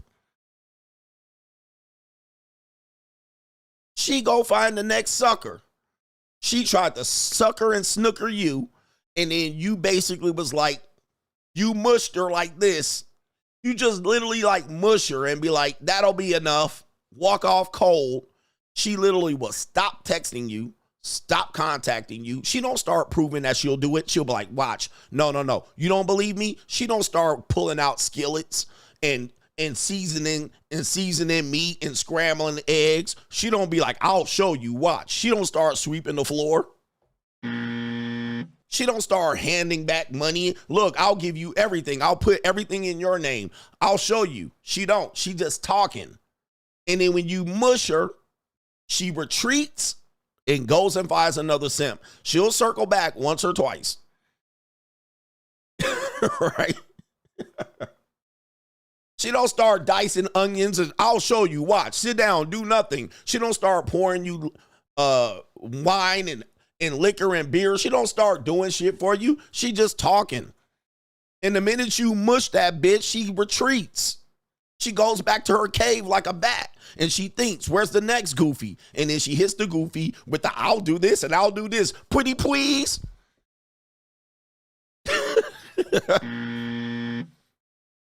Next day, she getting her guts examined by another dude, swallowing his kids next day. Telling him, please. And she'll run through 5 niggas and then she'll be back at you.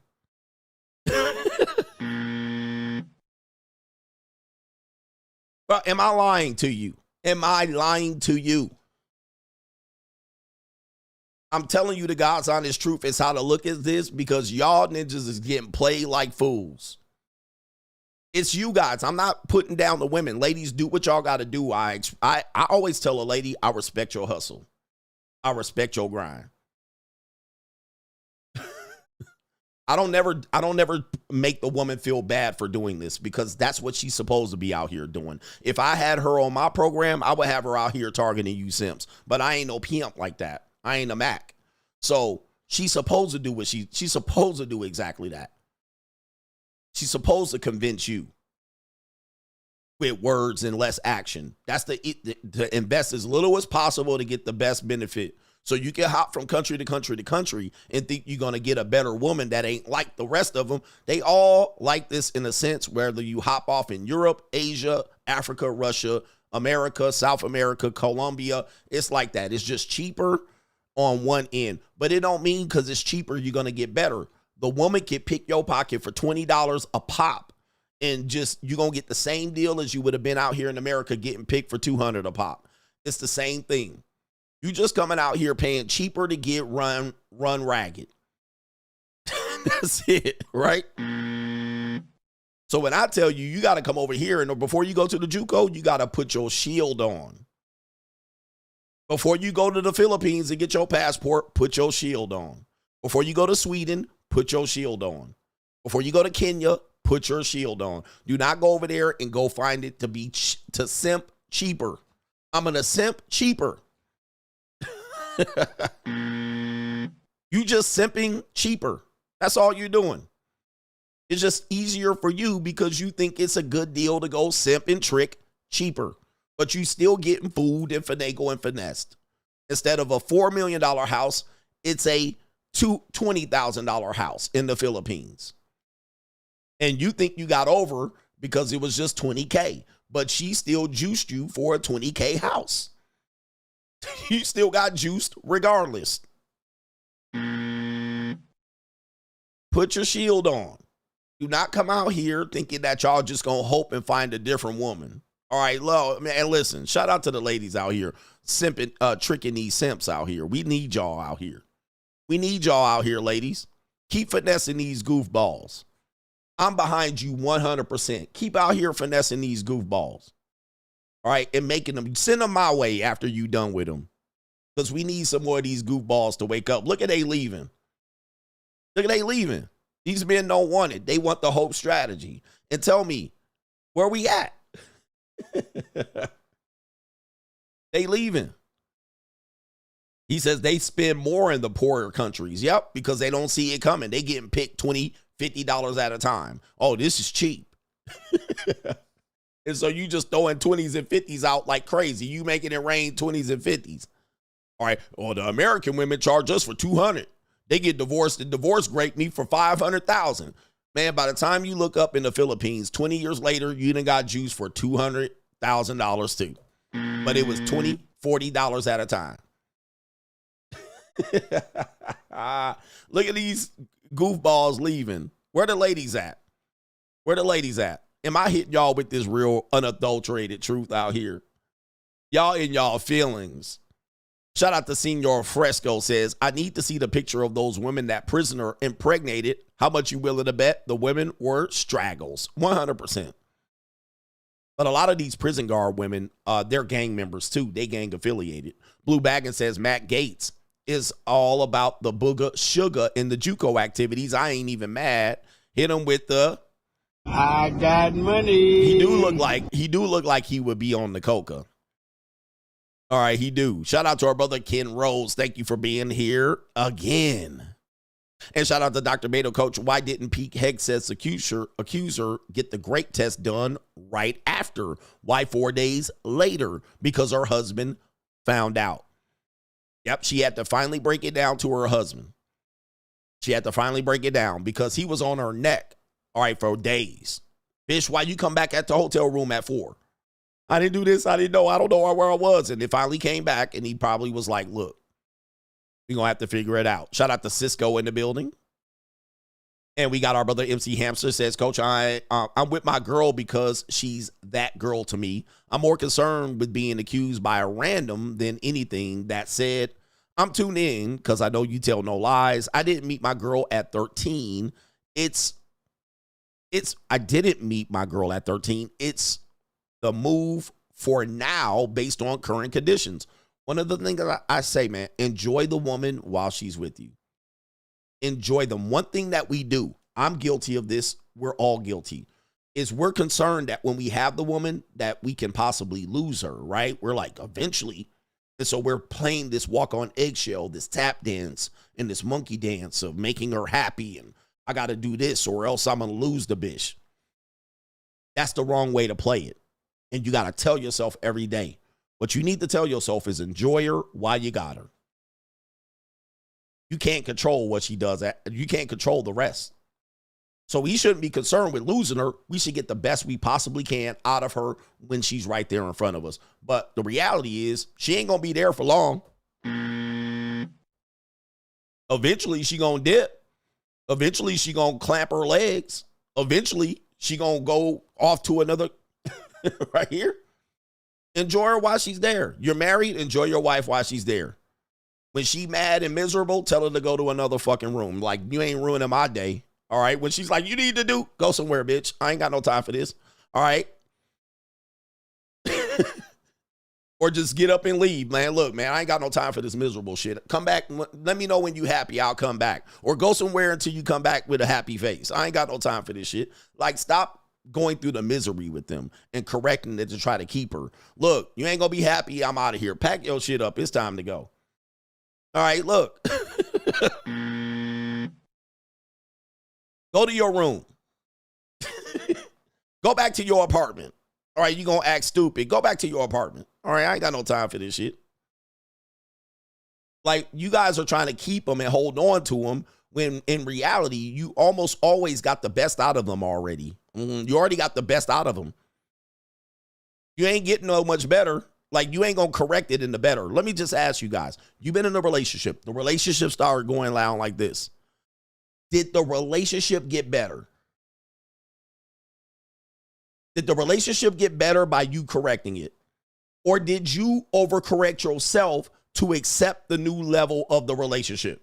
I'm teaching right now, gentlemen. This is the show. Don't ever think this is not the show. You guys submit questions to me in scenarios. I answer them.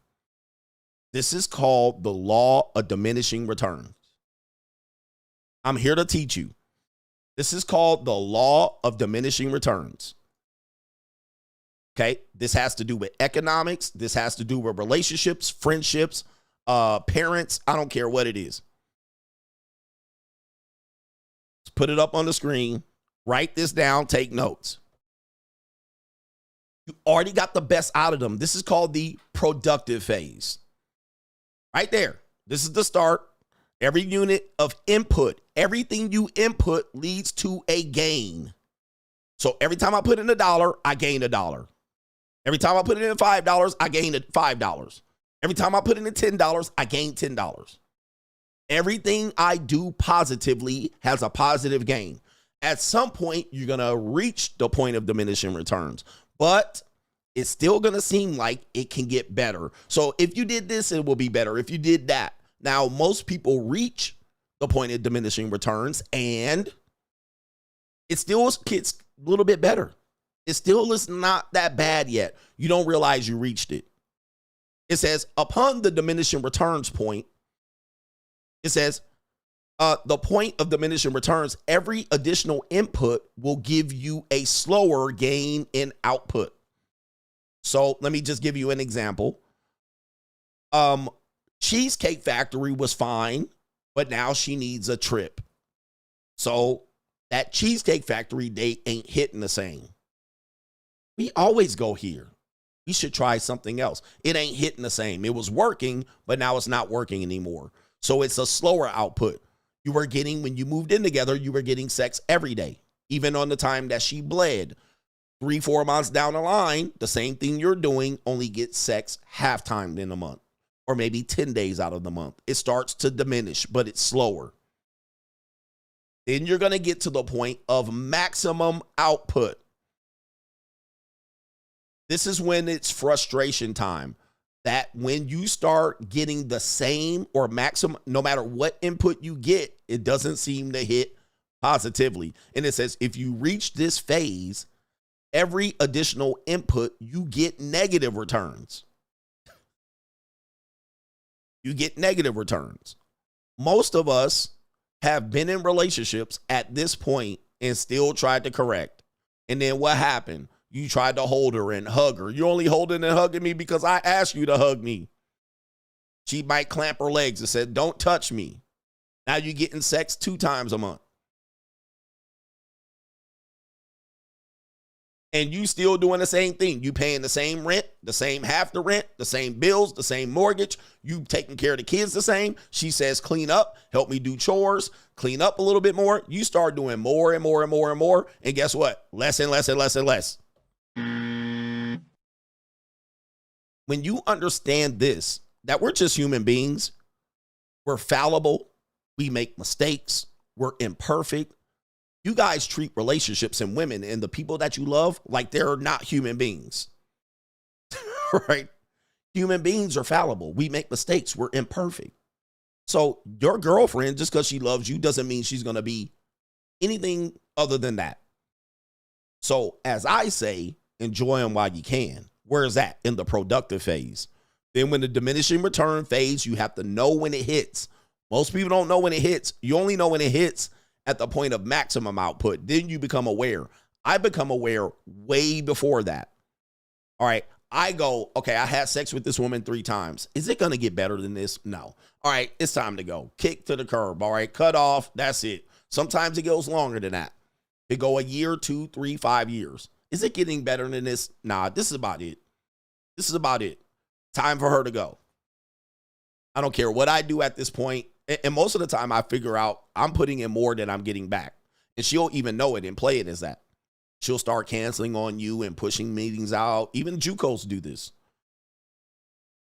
Especially when you put them on an allowance. You put them on an allowance, they start seeing you less and canceling times and all that. When they're getting something every time they're there, they show up on time, diligent, and there. When they know there's something to get immediately, when they show up, they're there. When there's something here, let me show up next Wednesday and possibly, and something came up.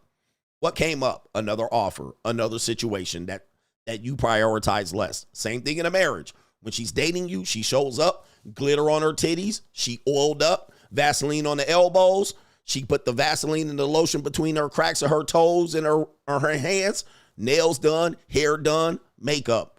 Every time you're dating her, she shows up like that. You get a commitment, she's showing up with a Jiffy Lube popcorn little thing on her head. She's showing up in sweats and slides, and she bound there, no shower for 2 days.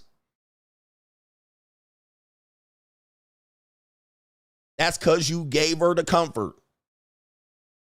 The rewards, the maximum output has been reached. Nope. Return of investment, negative. You move her in, she in a motherfucking Jiffy Lube bag, popcorn on her head, 24/7, tissue stuffed up her nose. She got diarrhea, bubble guts, periods, blood. She got dookie coming out and water out of her booty hole. Titties sore all of a sudden. All right, all kind of shit. She's swelling up, bloated, cramping. Yeah, it's called a bonnet. I couldn't think of it. No makeup, hair all in a rat-a-tag, rat tag. No makeup, nothing.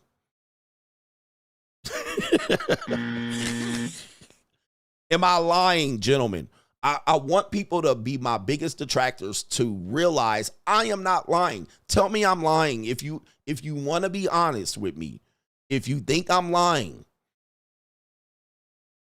tell me I'm lying. Be real. But you know I'm not lying. Right? You know I'm not lying. I'm telling you the God's honest truth. You are the one. Yep, she in Crocs now. She not in no sexy high heels. You ain't seeing no sexy high heels unless she going out with her girls. She wearing Crocs. She in slides and motherfucking slippers with fur all over it. All day long, farting. Ashy feet, right? I'm just trying to here to help y'all realize.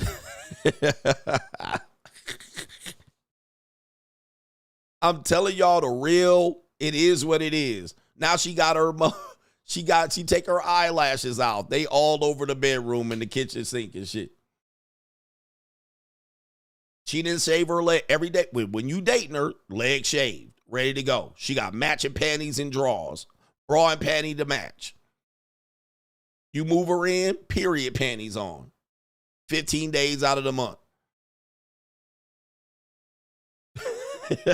Come on, man.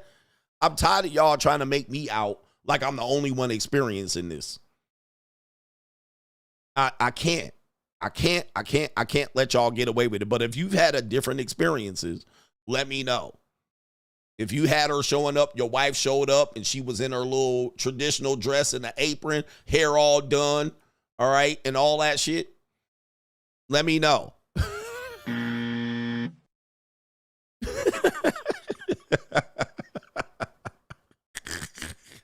I don't care where you go. Look, I got some show left. Who wants? I'll do the main event. I'll do the main event here, man. Y'all are wilding, brothers. This woman says right here, she was, what did she say? She was love bomb on a dating app. Okay, let's get in here. Dating apps are trash. Then we'll do us the evil world we live in for the main event. All right.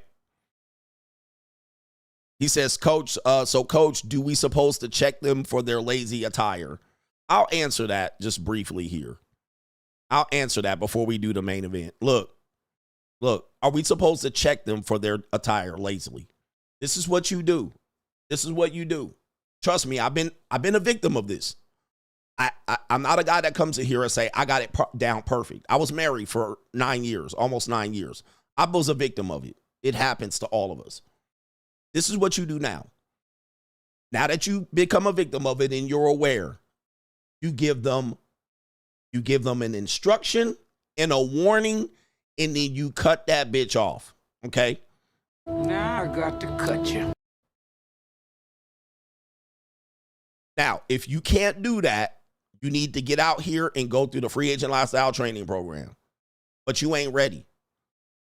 You're not ready for this. Y'all not cold. Shout out to Steph is cold. I love that name. Y'all not cold. I'm cold out here. The minute I see something that I don't like, that I gave an instruction and a warning to, it's over. That's how I operate. That's it. I gave you the instruction. I warned you once. That's all I owe you. Cut. No. And here's the thing.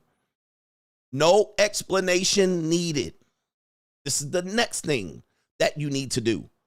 Stop believing you owe them an explanation because number one, she's aware of what she's doing. She's just trying to manipulate you to accept less. She's fully aware of what she's doing. She's an adult. If she's not aware, you really got the wrong person. If she's so dumb as to not be aware of the instruction and then made the correction and she refused, you really don't need this woman around. Cut her. She lackluster. She dumb. She dim-witted. She too stupid to get it. So she either manipulating you or she dumb. Both of these are a problem. When you cut her and she asked why, she's either manipulating you or she's dumb. That's what you have to understand. So explaining it does nothing for you. Just cut her off.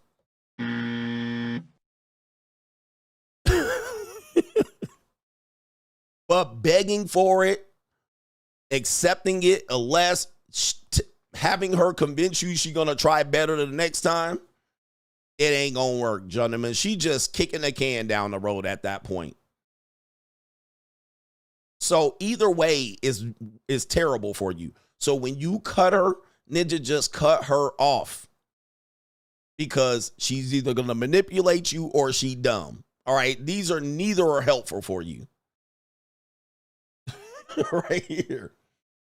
Neither are helpful. So that's what you do. Instruction, correction, cut. The longer you play this game of trying to think, is she going to eventually get it? Well, I don't know what to tell you. She's not. She ain't going to eventually get it. But begging her to see this and do this and try, well, you should wear. Right. You tell her up front, you tell her what it is. She accepts the role. Okay, cool. And then you see it. Hey, let me correct this real quick. And this is why age gaps advantage men. I mean, it gives you a significant advantage because you have abundance and you have the ability to instruct her. You guys are in partnerships. Partnerships are equal in her mind. Therefore, she don't have to listen to your instruction. She can do what the fuck she wants and then see if you accept it. And most of you goofies are in partnerships where they're close in age and you can't correct her.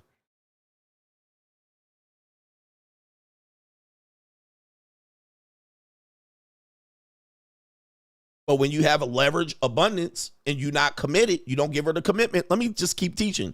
Guys, your commitment is the most valuable thing you can give her. That gives her the ability to access whatever you're giving her for a longer period of time. You guys give away your commitment recklessly. You guys are commitment whores out here. You give away your commitment worse than women give away sex out here. She sucked the seed out of your balls one time, you commit to her. And then now she got your goof ass. Now you're negotiating with her in the commitment. You can't commit, then negotiate. You negotiate, then commit. You commit and then negotiate with the terrorist. She's already got the commitment. There's no need for her to make an adjustment. But she'll make the adjustment if you're not committed. And you can put her, or she won't make the adjustment. She'll say, oh, I can't go deal with this, and she'll leave. But when you're committed, she'll stick around. She ain't going to just drop you, not when she's getting stuff from you, but she knows that she don't have to make the corrections as quick because she's already committed. She already moved her in. She's already married. She already has the ring. She already has the kids. She doesn't have to make the adjustment. Not as fast as she needs to. But if she's not living with you, if she's not have a title, she does not have kids, you haven't hit it raw, she hasn't screamed in the guts, you haven't done anything wrong to her, you never abused her, she has to make commitments quicker. You instruct, she has to make the correction. Or she can just disqualify herself. This is why you guys, you commitment whore ass men, you guys are problems out here. It's your fault. Listen, all of the things we go through with women is really our fault. It's not our fault that some of the things she did, yes, was shitty to us, but we accepted it. We went with it. We thought we could train her and do better. No, this is not how it works. Am I teaching y'all right here? Are you listening to me? Are you ready to argue this? This is why I have been non-committal since the year 2015, 2016. I saw the power of me giving my commitment away and then begging her to make changes along the way. Most of the time, they didn't make the change. Now, being non-committal made these women change, and or it made me be able to walk away scot-free. Right? I was like, okay, she ain't gonna change. Time to dip. Gone. And nothing happened. I didn't get taken to court. No false allegations. No child support. No alimony. No, she didn't burn my car up. I eventually was able to walk because the commitment was stay with me. The minute I committed, I lost leverage in negotiation. It's us. This is my show. It's not about women. I have to attract you in because that's what's plaguing you, the women. But this is really more about us than it is about them.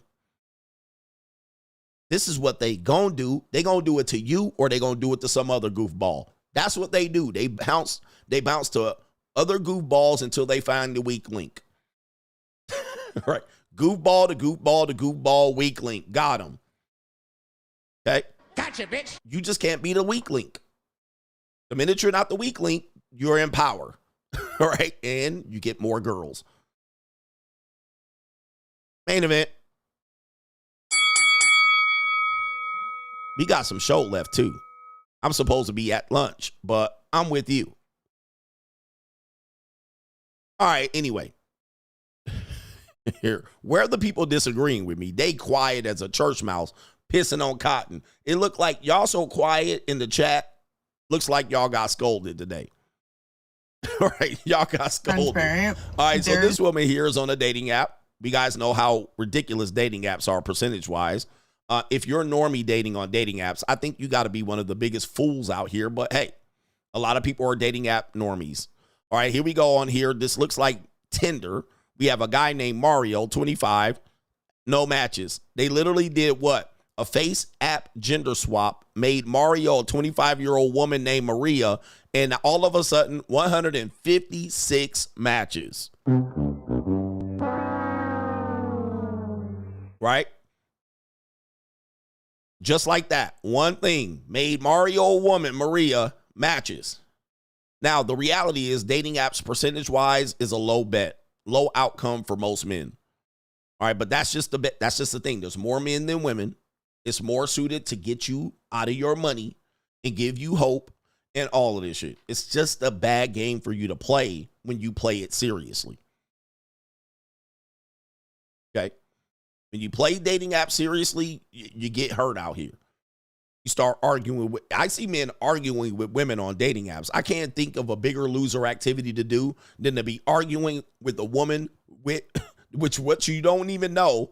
You're arguing with her on a dating app. I mean, it's absolutely crazy. But men are weak. I'm gonna be completely. So we got this woman out here claiming that a man love bombed her and ghosted her. All right, so let's see what this woman has to say, and we'll break it down. 6-minute video. I'm gonna be completely transparent.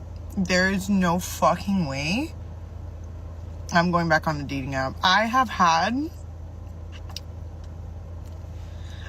literally no one in my life, not even me, can even understand what the fuck happened in this last Bumble situation that I just had. I went on Bumble, I swear to God, for like maybe a couple hours. I was at a bar with my friends. We downloaded Bumble. You're swiping right on a couple people. Now, this woman, this is the first lie. I got 6 minutes. I can't play the video straight up. If you want to watch the video in its entirety, like ABL says, the link is going to be in the description box below. This is the first lie. It's the first lie in the female manipulation strategy of dating. They always say they innocently and just spontaneously downloaded a dating app. I was with my friends. They suggested I do it. We were swiping. I did it only for a couple of hours. Lies. These are absolute filthy cotton picking lies. And so she's already framing it as I normally don't do this, and I did it because on a whim I was sitting at the bar. We downloaded it. We were swiping. This is a cotton picking lie. So then she can push the accountability on her and her friends for accepting and swiping, so forth and so on. Also, this also shows you, gentlemen, When you're talking to women on dating apps and text messages, you're not the only one watching it. She's sharing it, screenshotting it. Girls are reading it. She's saying, look at what this guy sent. When you're sending salami pictures and selfies, she's showing other people. You're not just talking to her. You're talking to her and her friends. That's how it goes. Typically, men do the opposite. We're only talking to her and nobody else can see it. Okay? So that's the first filthy lie that she told. All right? She's always had that. Dating apps are not new. She re-downloaded Bumble. You know what it takes to start a dating app? You got to download it, and then you got to literally fill all the shit out before you can even there. You got to post some pictures. You got to put the caption in. You don't just do that on a whim. Right? You don't just do that on a whim. So to frame it as we was just doing nothing and we was completely bored, so we all said, let's download Bumble and just swipe. All right, this is a lie. So we'll go ahead and let her buy that one here. Let's continue. You're swiping right on a couple people. I was letting them do it. I swiped right on this guy. Oh, I let them. Jesus. I let them do it. We were just swiping right. They swiped on him. And then she said, I swiped on this guy. Which one is it? They be up here lying on Al Gore's internet. But hey, it is what it is. I swiped right on this guy, and we started talking. He was British. What the fuck was I supposed to do? Yeah, like before our first date, I was like, we were talking and texting like all day. Like the conversation was amazing. Before our first date, I was like, hey, like, do you want to FaceTime? Because like I'm like really nervous and like I kind of just want to see what you look like before we like meet up and like talk. And then so we did that. We were on FaceTime for like 2.5 hours. Again, you goofies out here. But what do I tell you? Time tricks. So number one, the guy's a time trick. I'll be damned if I'm on a FaceTime with a woman I just met for 2.5 hours. I mean, that's time tricking. I get it for free. You're on a FaceTime with a woman you don't know for 2.5 hours. You crazy, bro. That's number one. Number two, she up in here with a person she don't know that's British and sound like she completely. Let me just say this. Look at this woman. Let's just start here. This woman is a stock factory issue. I'm not dissing her because Ninja, we would smash with this long-toothed ass saber-toothed tiger. All right, but we would smash. But here's the thing. She average, basic. There ain't not much she gonna do to dress this up. This is a stock factory issue woman. What do you expect out here? What do you expect? All right, but let's continue here. 2.5 hour FaceTime is egregious. For like 2.5 hours. Went on a date. It was the best date ever. We had so much fun. And then we just kept seeing each other like every single day after that. This man straight up told me he loved me. Met my whole family, called his sister and FaceTimed me and her and his mom and like was like, this is the one. She got herpes on her lips. Hey man, I'm gonna marry her. I was like, holy shit. Took me to the Bahamas. Bruh, you leaving out the part where he smashed. That he was examining those effects. That he was probing you with his Peter. All right, you missed all that part. Where you were sucking on his straw. Right? The amount of times he clapped. Where you were swallowing his kids. Where he was finishing on your face, giving you a facial. You leaving all that out. What part is that? Where that part at? Or we just go assume that didn't occur. All right, so that's going to be a part of the story. That's important because that's going to be why he dipped on your ass. But that's neither here nor there. All right, so he finessing you. What's going on? You need to get that tooth shaven now. One, I'm going to marry her. I was like, holy shit. Took me to the Bahamas. Took me to an all-expense paid trip to the Bahamas. I love this hotel spa in Miami Beach. And I was like, oh my God, I've had such a stressful week. And he's like, let's go to the Standard. And I'm like, it's like $400 a night. And he took me, paid for everything. See, now, guys, this is where women fall for the okie doke. All right, so the women, like, he might have an affinity for a plain Jane. So he's giving her the royal treatment. Now, this is why hypergamy works against women. So he obviously can afford to do what he's doing. And this is where women think, oh, he took me out to somewhere nice and he took me on a vacation. It's peanuts to him. But for her, that's like, oh, the bar is in hell. He stepped over the bar. Now, he might have spent 10 grand total. That might have been a drop in the bucket for him. Trust me, there are very few men, that's a drop in the bucket. But he examined them guts. You gave him everything up front. You didn't make him wait. All right. You was letting them do this and that. And he was doing all of this shit. I'm going to try to keep it censored. And you fell for the okie doke. A couple of days at a $400 room. He gave you the 4-star treatment. And he took you out on a couple of dates and a trip. And you thought this is the one. Why? Hypergamy. He led with his wallet and he had a drop. It was a drop in the bucket for him. But he stepped way over the bar compared to other men. And you were sold. So it's her face. I'm sorry. Somebody just said that. You let him bust on your face. You let him cream pie you. And guess what? You fell for the okie doke. He got a lot of other women he could do this with. But because you held that as a higher standard, I deserve this type of treatment. He was able to easily pull that off on you. And guess what? You weren't the only one, Missy. He was doing this with several other women, but let me continue here.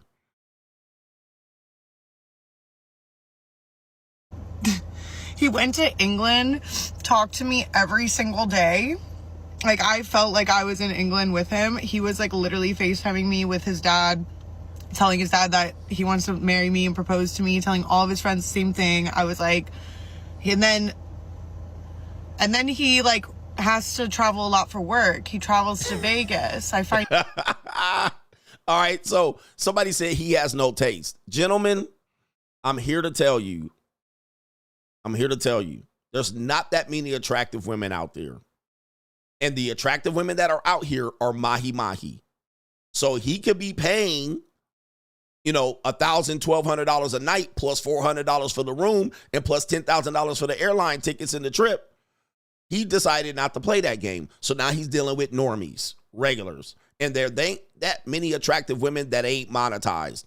He got one that wasn't monetized. He getting what he want. And he's also getting to examine them guts, run up the Duke shoot, get his seat, go in raw, get his seed swallowed. He's getting regular stock factory issue. Okay.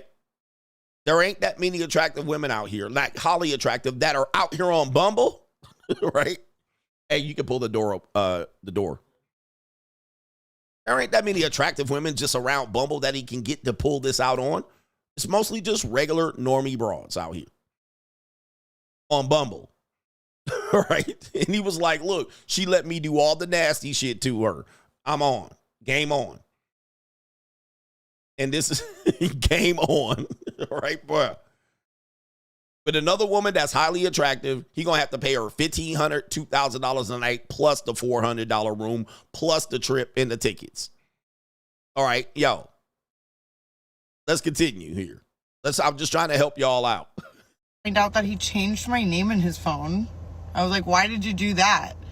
Gaslit the fuck out of me. It was like, oh, I've always called you that name. I'm like, you've never called me that name. Oh, I changed the name a week ago. I'm like, I was literally with you on Sunday and today is Wednesday.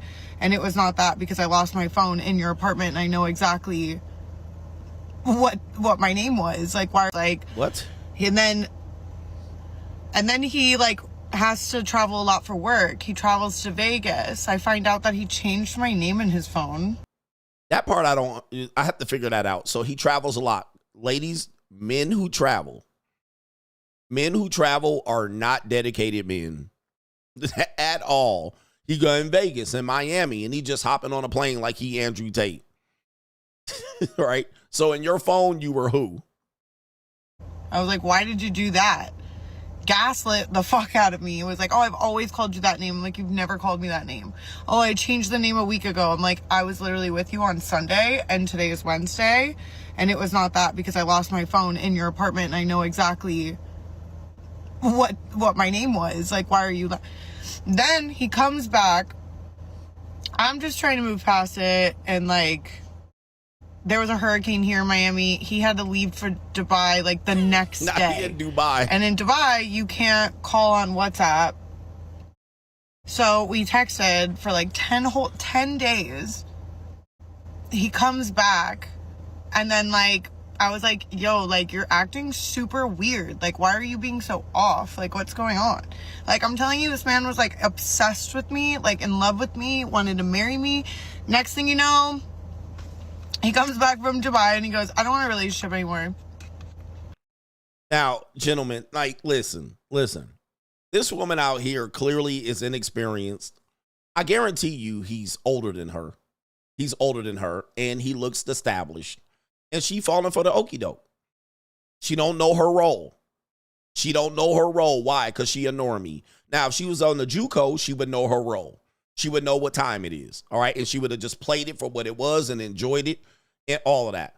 Now, he done probably hit that 10, 15, 20 times and he done with it. Next. There ain't nothing this long tooth, saber tiger ass, regular stock factory issue, millie mouth, muskrat. There ain't nothing more that's going to happen. Okay. And he was probably way out of her league, looks wise and status wise, for certain, way out of her league. And she went for it because hypergamy. This ninja traveling all over the place. He got girls in every one of these stops. And he came back. He was like, ain't nothing more going to come out of her. Law of diminishing returns. That ain't it. And she probably was, again, she said she couldn't WhatsApp him. So she texting him. She probably was texting him, where are you and who are you doing and what is it? She probably was annoying. She's lying by omission. She's leaving out a lot of details. And probably like, this ain't worth it. It ain't worth it. Kicked her to the curb. Right? And now she's like, he gaslit me. He love bombed me. I was like, okay, like, what happened? Like, is there somebody else? Did I do anything? He's like, you didn't do anything. I just don't want this anymore. Yeah, there's nothing left. I'm like, what? Nothing happened. You didn't do anything. I just don't want it anymore. There's nothing left. Right here. Law of diminishing returns. You cooked. What else you got left? Nothing. All right, there's not a love swallowing my kids that's going to lead. Nope.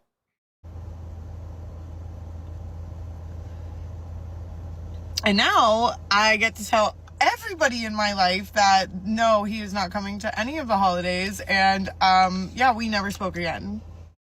Yep. I tried reaching out. I was like, hey, like, can we like get a drink and like kind of process this? And he was like, it's not up to me to give you closure. Like, figure out. Did you hear that, gentlemen? I just told you that. It is not up to me to give her closure. It is not up to you to make her understand why you moved on. Listen to this. Somebody said he running supreme game on her. And again, when you run game, it doesn't mean you don't pay. A lot of you broke niggas think run game mean don't pay. Nah, he was willing to lose a couple of $5,000, which was a drop in the bucket. He made all that money back. It is not up to me to give you closure. You got to be cold out here. Gotta be cold. It ain't up to me. Move on with your life. You a big girl now. Put your big panties on. You in an adult game out here. This is an adult game. You don't play.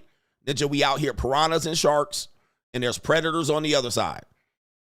You know what game you signed up for. We playing big girl games. This ain't high school, bitch. This ain't the first 2 years of college. This ain't dorm life.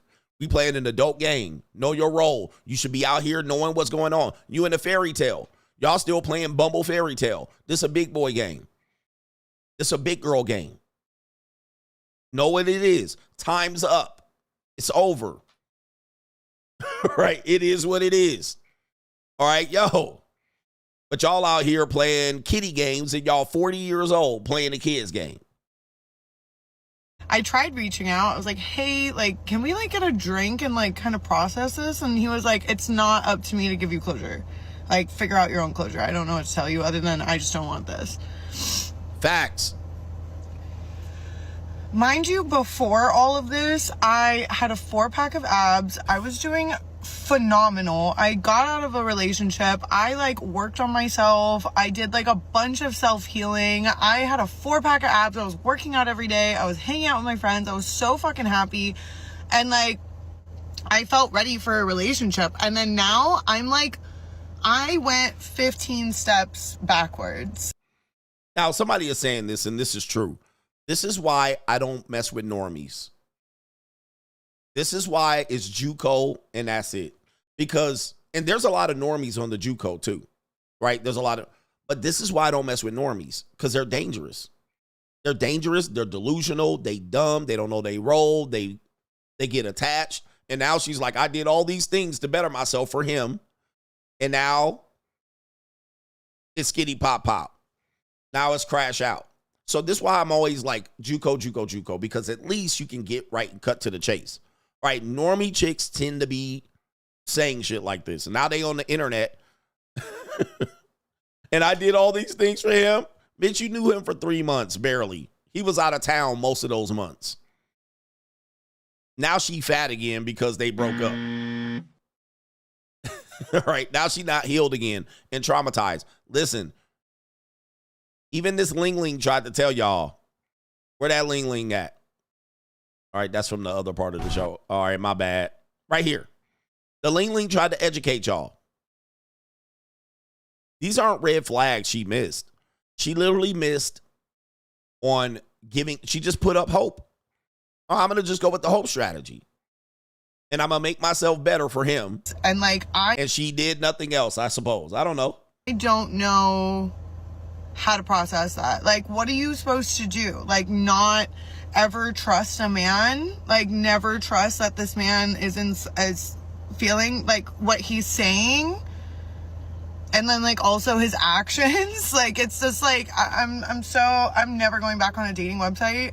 I will never, no, like if it's not gonna happen for me, I already have 1 cat, I'll go get more. Like, I'm just, and like, I'm so heartbroken. And like, it's more of an ego thing. And I know it's an ego thing, but like, everyone's like, what happened? I have no idea what happened. I was apparently going to get married, and then the next day I'm not. Oh man. Here's the problem. The women think it comes that easy. They think it comes that easy. All right, they do what they want to do. Then when it's time to settle down, they finally got, oh, shit, okay, there's 6-foot Brad. There's 6-foot Chad. Oh, he got money. Oh, he taking me out. All right, it's that easy. Here come the wedding ring right here. Like, here it comes. And she didn't do no work up until that point. She just got picked. Chad picked her. Okay, it's you tonight. It's you for the next 2 months. It's you for the... And then she thought, oh, I'm in there. I'm good. All right, so she started going to fucking Lifetime and Equinox. She started working on herself. Let me be the trophy wife. Here come the ring. 3 months later, he said he was going to marry me. And guess what? You lost, and now you eating Haagen-Dazs in your car. Right? And now you eating the Haagen-Dazs in your car, and you back to square one. And here's the funny part. She ain't got nobody else that can give her that. There's nobody else. Look at this. She's sitting at home. Before that, she had nothing but losers ahead of her. Now, she had a winner. And now she's been imprinted. Now, nobody else can qualify unless they give her that treatment. So he has raised the bar in her goofy little head as to how she want to get treated, because she had it for a little while. Almost had him. Gotcha, bitch. Almost had him, but now he's not there. Now what? How many other guys are giving you that treatment? None. None. And now, I bet you if he come calling, she come running. For one night, he gonna finish on her face, and that'll be the end of the night again. She back in her apartment. Gotcha, bitch.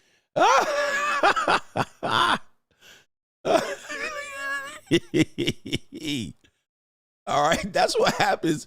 This is why when you guys keep saying hypergamy, that shows me that you down in the little leagues.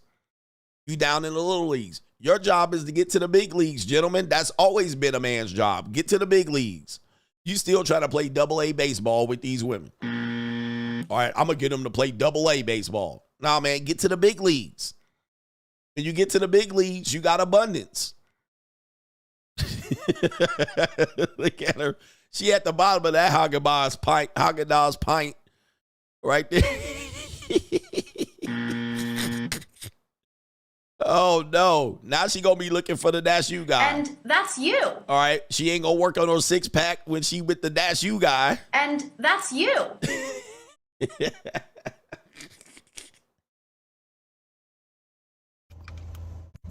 Honestly, love bombing is like a pandemic right now. Like, these men will say anything to you and like they do not mean it. And it's like it's insane to me. And like I don't know. And like I have no idea what to tell anybody. I don't know what to do. So now I'm single again, and I'm okay with that. Like, because like, could you imagine her dropping that neck with that tooth sticking out? There's barbecue in there. Man, that gotta be he probably be bleeding after that, bruh. All right, because that tooth gonna definitely get in the way. All right, and that one little tooth, that's like a little, a splinter tooth. Where you got a clean piece of wood, but that one splinter gets you and be fucking you up for 2 days. You trying to get that splinter out. All right, that little goddamn tooth gonna be creating a gash on your salami. He probably had to, you need to fix that tooth. All right, you need to fix that tooth. That's probably why he dipped on you. All right, what am I gonna do now, she said. I have to rebuild my piece, and there is no way that I'm going to let somebody disrupt that again. Like, I want my 4-pack back. I want to live my life. Like, I can't do this. All right, yeah, man. And this is what happens, man. This is what happens. I think, a lot of guys, a lot of women experience that in their younger years. They come out tainted and jaded, but the one thing that separates them is they always have hope. Right? They have hope. They can always win the lottery. That's why that women don't give up on love. Men give up on love. One woman hurts a man. And I heard a woman say this. A man has room in his heart for to love one woman. A man has room in his heart to love one woman. Now, the other women he didn't really love. He was playing around with. He's experimenting. He was growing. He was attached to. When a man gives his heart to one woman and trusts and all of that, and that woman does not do anything right with it, that's it for him. He done. Every now and then these men will come back later in life and get them but most men, he gives his heart to one woman and she crushes it, he good. He cooked. He ain't going back. And so he's lost hope. He sees reality. That's all he sees. Women, on the other hand, they can get their heart broken several times. They can get their heart stomped on and they will come back out here. Why? Why do they do that? Why do women like his do this? I'm going to explain. It's because they still get a benefit.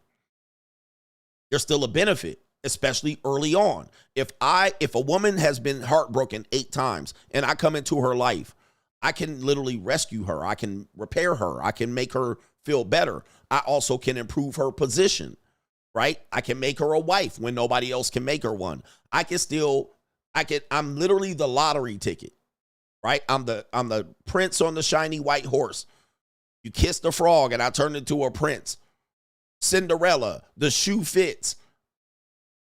So they still have hope. They can still win. This is why women see men as jaded and bitter, because we look at it as we got to give all this up front and still lose. They, on the other hand, don't. All they give up is they give up their time and their body, but they get a major benefit. And they're like, I still hope I can find my man out there. They'll be doing this for 10, 20, 30, 40, 50, 60 years. Whereas a man, dude, we get our heart crushed at 30 and 40, done. All right? They just be like, I'm staying single. I'm getting my passport. Now, a man that hasn't had his heart crushed, I'm talking about crushed. We're not talking about, and she was talking to another guy texting him. That's not crushed. We talking about she took your life and motherfucking put it on the ground and stomped on it and looked at you cold like, yeah, now what? We talking about crushed like that. Not you puppy love crushes.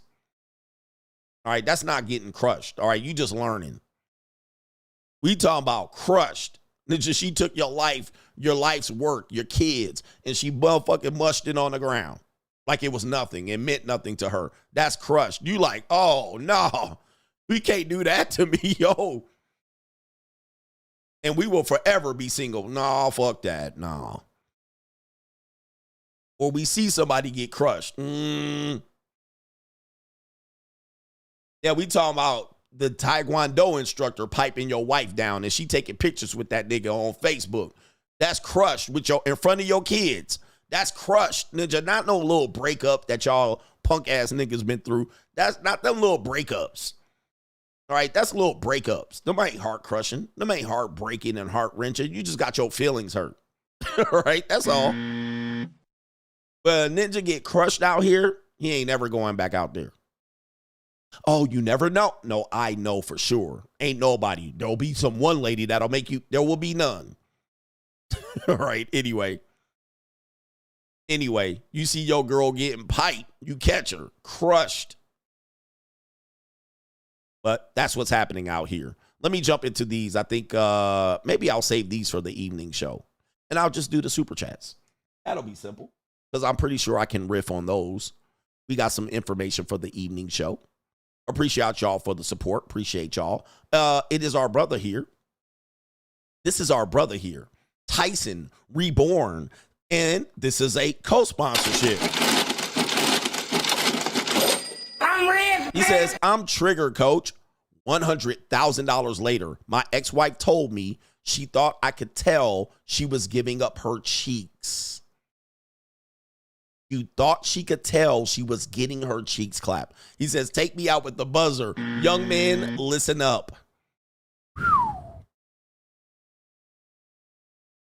Yes, sir. And $100K later. That's crushed. That's crushed. You've been nothing like a guy that pays and supports a woman and she gets her cheeks clapped and you're crushed. Oh, you can tell. I'm going to tell, man. Most of the time you can tell that your wife is cheating or your girlfriend is cheating on you. You just don't want to admit it. Your ego doesn't want to admit it. But you know when you're running here, there's a song by Drew Hill that I want you heartbreaking guys to listen to. There's a song by Drew Hill, and it's called Holding You. And the song goes, I feel somebody's been holding you. I think somebody's been touching you. Do you want to tell me who's been loving you, holding you? I don't know what I've been. Yeah, go listen to that song because you'll know good and damn well. But it's hard to prove, so you never say anything. But somebody's been touching on her. You can feel it. You can feel it when you run up in them. You can feel it when you lay her down and your salami just fall up in there like. And then your salami be like, hello, hello, hello, hello, hello, hello. Baby, baby, baby, baby, baby, baby. Honey, honey, honey, honey, honey, honey. Hello, hello, hello. All right, because normally you got to get the shoehorn and shit. You got to get the shoehorn and you be like trying to get it up in there. You be trying to wiggle it and you be like, hold on, let me get this. Let me get. And then you probably just plunk in there. All right, you finally just plunk in there and it be gripping and she be holding on to the sheet and she be like, but all of a sudden, you go in there just plunking it, plunk. All right, he be in there like backstroking his shit.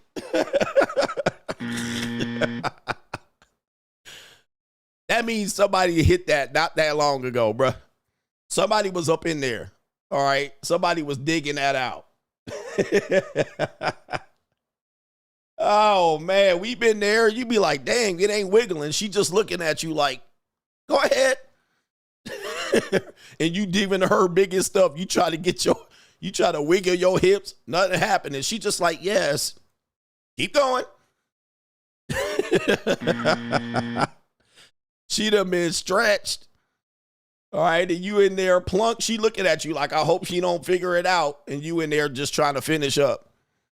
All right, anyway. That's when you know. You like, all right, who is doing this? Nobody ever stops and be like, wait a minute.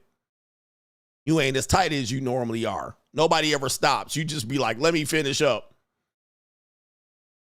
Let me stop. All right, shout out to our brother Tyson Reborn with the co-sponsorship. I'm ready, man.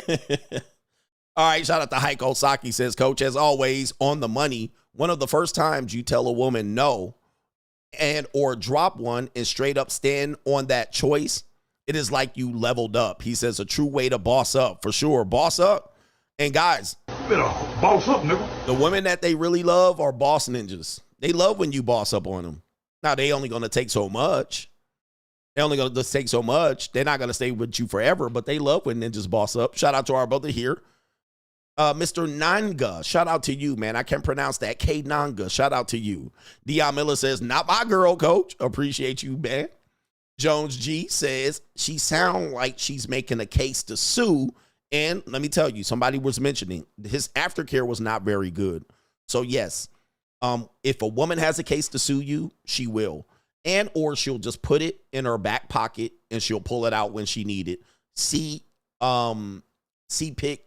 What is the name here? Pete Hegseth. I believe that's his name is.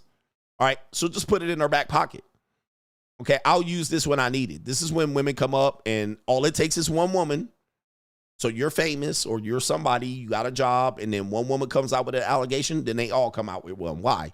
Because you had a pattern of treating women and dumping them and playing them for fools, and they come out. And even escorts do this. So, guys, I mean, there's almost nothing you could do. The best thing you can do is abstinence.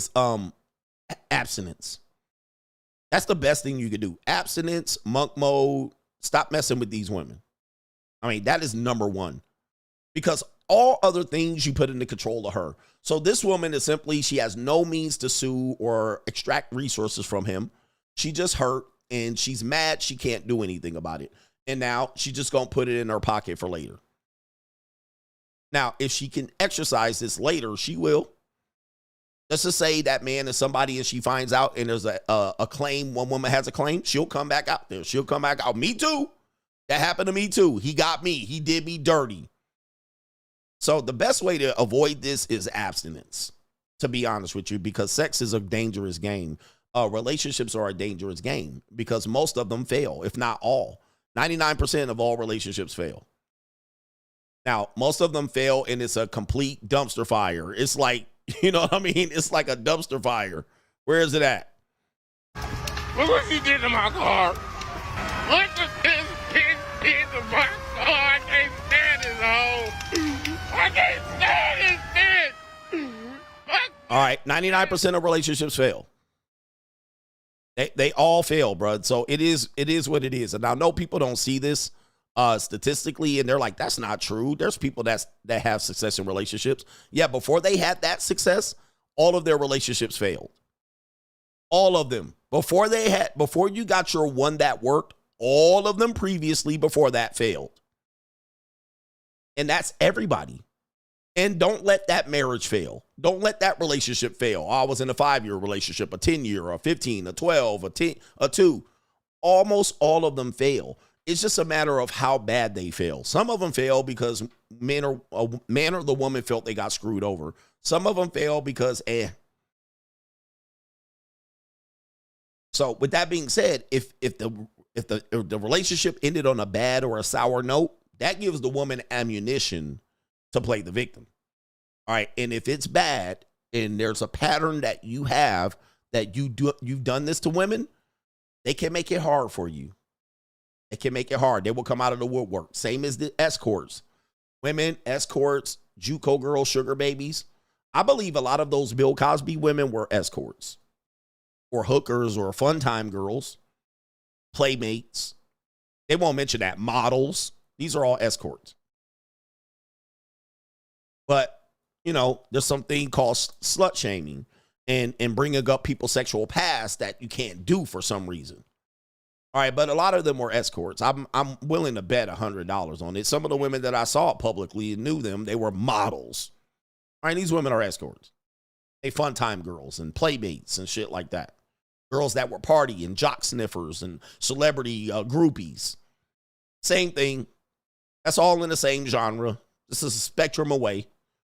All right, but they came out like they was innocent girls and shit like this. And I was just a girl who worked. I was a waitress at a restaurant. And he came in and he put the fucking, what do you call it? Spanish fly. And all of a sudden, now these are all girls, industry girls, jock sniffers and shit like that. Industry rats, desert rats. They were clout chasers and shit like that. Cleat chasers. But we can't frame it as that. So we can't frame it as that. Women he paid. But of course, Bill Cosby can't say, oh, I paid all these girls for pussy. He can't say that. He can't say that. Like literally that would ruin his rep. I mean, as if his rep is not already ruined. He can't say these were girls that I paid for sex. Because at that point, they like, oh, wow, Ninja. You out here paying for sex? Why are you paying for sex? He should have just came out. He was like, nah, these were all hookers. They lying. All right. I would have said it. All right. These are all fun girls and coca girls and groupies and jock sniffers. That's what I would have said as my defense. But we don't live in that world where men are willing to, to admit that type of activity. So he had to eat it. Right. All right. He had to eat it. Yep. Tiger Woods, same thing. Remember that woman came out, Rachel Yucatel, and I got to be careful what I say about her because she got Gloria Allred as an attorney. But what did they call the first woman, the very first woman that came out? They said, oh, this woman, Rachel. What was her job? Do you guys remember what her job was? Let's see if you guys remember what her job was. They described her as one job. They was like, she is a Bloom, and they named a job. That's when you knew right there that ninja was paying for the punani. And y'all don't see it because y'all normies. I have to put y'all up on game. They said the first woman, that was the first rumor that kind of set it off. Y'all don't remember. Y'all a little bit behind. But y'all probably Googling it. They said she was a hostess. A hostess. She was a hostess. They said her name. I can't say her name. She was a hostess. Now, what do you think a hostess is? Right? You're like, what is a hostess? What's a hostess? Well, number one, you can think a hostess is a woman that stands in front of the fucking restaurant at the podium waiting for you to come in. All right. And then you're the hostess. Here you go. Walk you to the table. That's one form of a hostess. The rest of them, the hostess is a 304. That's a working woman. She arranges, right? She arranges men to get their meat fixed. Meat fixer. Escort. 304. That's what it was. Woman that gets paid. Sex worker. Hostess. So, yeah. Like she was like, oh, she was an innocent girl standing in front of the restaurant walking people to the table. No, that's not what she was, bro. She was anyway. It's crazy. So think about what you're doing here, what you're hearing. He says selling that peace leave. A hostess. Yeah, she a professional sugar baby. Oh, and that same thing as that dude. Yeah, anyway, the governor of New York City. It's when you hear it, when you know it, when you're aware, you know what to listen to. And literally just take out the stis and just go with ho. Hostess. Yeah, for real. She's a hostess. All right. She's a hostess. All right, but anyway. From that point, you should have known it was pay for play. It was mahi-mahi. You think Tiger Woods was clapping cheeks for free? Some of them girls he was clapping for free, and they was ugly. Any of the attractive women, he was flying them in. during golf tournaments. All right, come on, bruh. But we live in a world of innocence, and y'all be thinking one thing and it's another. Shout out to our brother here. This is Brian Taylor, says admission and support. Thanks for having a space for men to discuss these hard truths. I'm dying laughing about it, not feeling as tight as normal. We've all been there. We've all been there. It's kind of like the dancer thing. She's a dancer. So we know what this means, right? Shout out to Punch Travel Channel. He says, I owed you this way back from your Best Woman tournament when Ling won. That was one of the funniest, most entertainment pieces of content I ever saw. Thank you, coach. That was a great tournament. Ling won, all right? And there was a sister mad that Ling won. And these Mac men want these Asian women. Shout out to our buddy here, Brayon. Says, greetings, coach. My uncle gave me 2 pieces of advice when I was in middle school. 1, if a man has a good woman and decides to cheat on her, then he can't get mad when somebody else is smashing his woman. Number 2, if a woman wants to cheat, there's nothing you can do to stop her. And most of the time, you will never know or find out about it. This is a fact, right? And I don't advise cheating, right? So I'm not a guy that says men should cheat and women should stay loyal. I don't believe that at all. Right? If you cheating on her, then she should cheat on you. Right? I just don't understand why people need to cheat the way they do. Like that, I don't get. I'm like, why do y'all got to go about doing it this way? Like the way y'all do it. Like the way people cheat is dumb as hell to me. Like especially men, the way men cheat is absolutely ridiculous. So right here.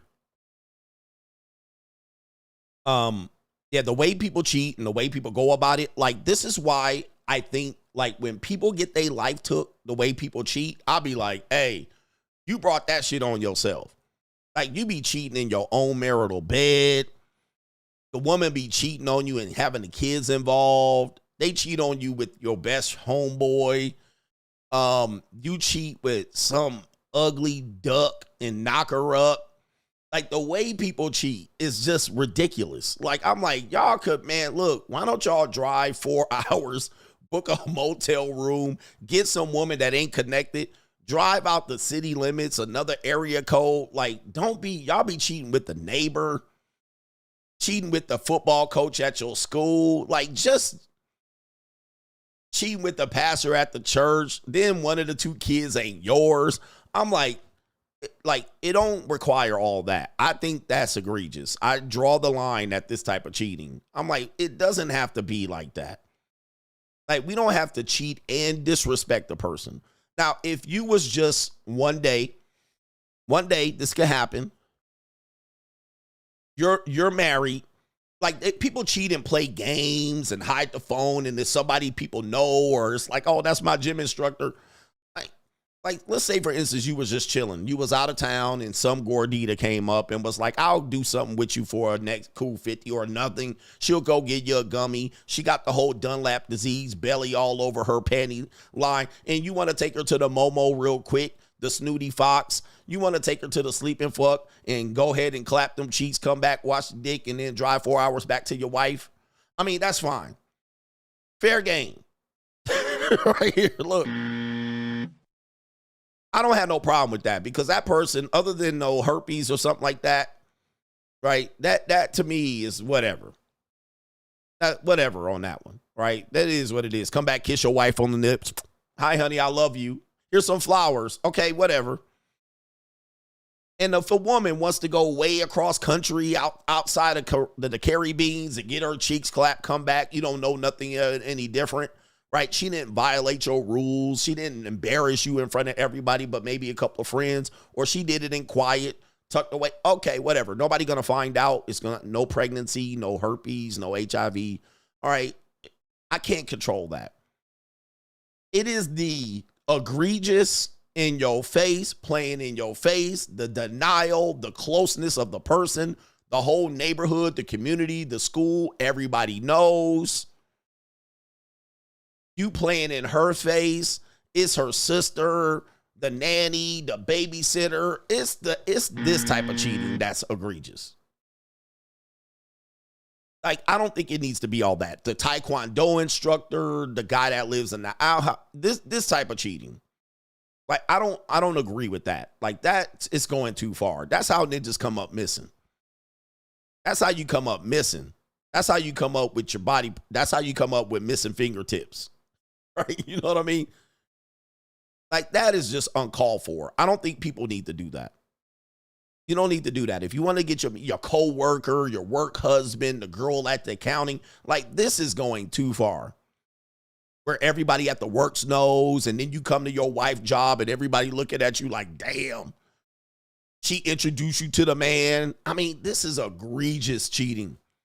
This is too much. I think you guys can do it and do it in a way that is not clearly disrespectful and puts people in danger. But when y'all playing in each other's face doing this, yeah, man, somebody could come up missing. Somebody could come up missing. I don't advise cheating like this. I don't advise men or women cheating this way. Clean up y'all act and stop being so cheap and so goofy. Stop doing that. Right? Sleeping, falling asleep in his room, waking up, coming home, stumbling 6 a.m. I fell asleep at my friend's house. And you was getting piped down, his whole apartment smelling like yo pussy. All right, and you talking about I smell pussy. I don't agree with this type of cheating. And people do this all the time, and then just come up deleted. And I can't blame them because these are crime of passions. These are crime of passions. People do this all the time. Why play with fire? It's already bad. Why play with fire like this? I don't get it.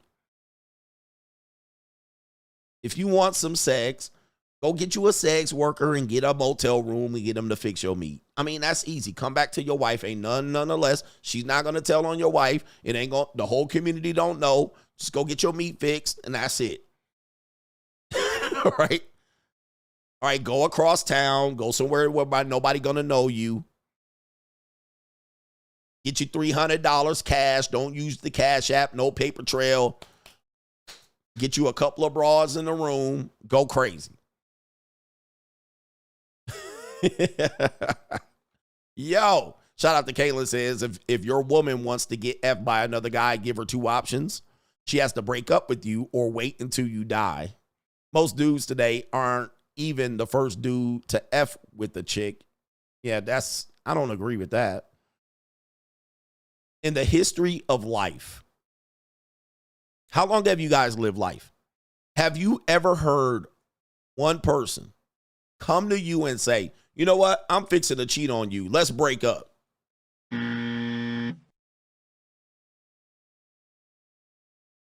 Have you ever heard that? Now, a woman that's mysteriously broken up with you and left you like, what's going on? Well, then she was getting ready to cheat on you. So that happened, and same vice versa for men. But nobody has ever said, you know what? I'm getting the urge to cheat on you. Why don't I break up with you beforehand so I can make this a moral conversation? All right. Shout out to H Everyday says, Coach, what are the top 50 jobs 304s use as cover? That would be that would be a funny show. A funny show. Hostess, one of them. Dancer, another one. Model, another one. But yeah, there was a lot of them. All right. Bitcoin hit 100K. Shit. All right, I'm mad that I didn't triple down. I should have went all in. All right, this is a historic day. All right, it's not 100K on my screen. My screen is a little bit behind. My screen don't say it. Yeah, traveling nurse. You know, I've been with a lot of women, just so you know, and because of that, it's hard for me to look at women. But traveling nurse. Ooh, I know some traveling nurse. I know traveling nurses that have been like, they come in town and they are on them dating apps. They are, if you're married to a traveling nurse, I feel sorry for you. I feel sorry for you because she getting her cheeks mega clapped. I hope you don't think she loyal to you, bruh. A woman that's traveling nurse is getting hounded. Legal secretary, another 304 disguised job. She's the office 304. Legal secretary. right? She comes in, you know, Stacy Keebler with the secretary job. She got the blouse and the pencil skirt and the glasses and her hair tied up. Legal secretary. That woman sees clients. And I'm not talking about her own clients, like the legal clients. All right. And they're like, put Stacy Keebler on her. All right. And then Stacy Keebler goes there and has a dinner and a rendezvous. Let me see here. And fixes his meat and all that shit. This shit still happens. And it used to really go on back in the day. Like back in the day, this is almost all women had to do. All right, this woman right here, the legal secretary. That's the office 304 right there. Somebody smashing. Flight attendant. These are all 304 jobs. The legal secretary joint. This woman right here. All right. She's scheduling appointments and taking dictation. Yep. These jobs now, today times are different. Times are different, so women got legitimate jobs now. But back in the 70s and before the 1970s, women had to do the job and serve some meat. Right? That was like par for the course. There was an expectation. All right, you're my secretary. And the secretary just didn't take dictation. All right, she didn't just take notes. It was like, all right, Stephanie, come on in here. Let's review these meetings. Do you have those office notes? All right, young gal, looks like you need to calm down and wind down a little bit. Well, how about a nooner? Here's a drink. She in the office just, now that's sexual harassment. That's sexual harassment. Yeah, pharmaceutical sales, 304 job. Oh, what do you do? Oh, I'm a pharmaceutical sales. Okay, what do you do all day? All right, we take catering to doctor's offices, and we show them the benefits of our pharmaceuticals. She all dressed in pencil skirt, sexy titties up like this. All right, Botox face. She got her hair and her goofy glasses. All right, this pharmaceutical drug does this. This pharmaceutical drug does that. Then she drops the pen in his lap. Oh, my. Looks like I dropped the pen in your lap. Let me get it with my teeth. Yeah. Real estate agent. we need to do a show on that one. Real estate. These are all mortgage loan officer. A woman does mortgage loans. Cheeks getting clapped. Real estate agents clapping her cheeks. Mortgage loan officer. Where she does mortgages. She's like, I'm doing mortgages. In order for her to get deals, she has to sleep with real estate agents. That's how she gets deals. They go on dates. They have relationships. They do it all above board. It ain't no pay for play, but that's how she get her mortgage deals. Hey, man, don't let me tell it. Yep, actresses were literally revealed to be 304s. Like with the whole Harvey Weinstein. Like, you thought they was getting jobs because of what? They were good actresses. They were pretty, right? Then you found out otherwise. You were like, she slept with that mole rat? Yes, she did. She slept with her. She literally volunteered. But now it's what? Quid pro quo. It ain't fair. It wasn't right. Okay, we have a different perspective on it. But they got into industry and they turned tricks for jobs. And they were doing it voluntarily. They did it literally voluntarily. Now, in hindsight, it looks like he was abusing his power. But they literally went in and they were like, this is how it's done. Casting couch. I want the Academy Award. Who do I have to sleep with to get this award? There used to be a phrase where the woman would go in and say, who do I have to sleep with to make this happen? Huh? Stop. Stop. Man, before the 1980s, it used to be crazy. Yep, Kamala Harris. Kamala Harris just ran for president, and that's how she got to her position. And nobody is denying it. She ain't even denied it.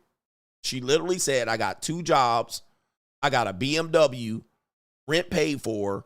I got 2 jobs making over $100K simultaneously, all to sleep with Willie Brown, a married man. So when people say, nah, these jobs ain't 3 or 4 jobs and women ain't did that and they didn't used to do that, they surely did. They had the job and they had the other job. All right?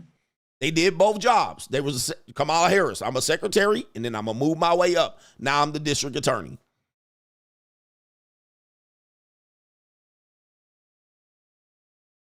Times used to be different. Now it's kind of still like this. We just overlook it right here. And nobody said, and everybody's like, a girl's got to do what a girl's got to do. Girls got to do what a girl's got to do. So she literally did that. That was in the 80s. And everybody knew it, and nobody said anything. And nobody criticized her for it, and nobody got arrested. Nobody got sued or nothing. And we got a couple more, and then we're going to get up out of here. Shout out to our brother here. Oh, we got way more than I thought. Jesus. Shout out to our brother, Teddy. Dinero Tranquillo says, class and sessions, my ninjas. Rational Rationality says, my dad and mom have been together for 40 years only because my dad was 10 years older, got her at the JUCO. He stayed in shape, runs his house, works out, leads, knows his worth, 64 in shape. She still gets attention from women at my age of 34 when I visit and go to the gym with him. So that's an example of leverage. Shout out to our brother, Dr. Beto. Bitcoin just hit 99. It's all, if it hits 100K, it's off to the races. Does Costradamus think it will hit a cool mill? I think so in 10 years, though. Well, it ain't going away now. I mean, anybody that thinks crypto and Bitcoin is going away, this is proving that it's not. So you guys sat there for 5 years hoping, and literally because you don't have an investment strategy. Typically, when something pops off, you hope it goes away. I hope Instagram goes away. I hope YouTube goes away. I hope OnlyFans goes away. I hope crypto goes away. I hope AI goes away. That's basically everybody's strategy. It's a scam, and I get it. But now at this particular point, you got to acknowledge it for what it is. Now, you can't say, you don't have to say it's legitimate, but you can certainly see that it's a play. All right, shout out to Sean. Miles said, shout out to you, coach. What do you say to people who want to be a free agent and people ask, why do you want to grow? Why do you want to grow old and alone? Just quickly. Most people do not grow up old and together. So I don't know what you're talking about. Like what people say, you're going to be old and alone. We all are going to be old and alone.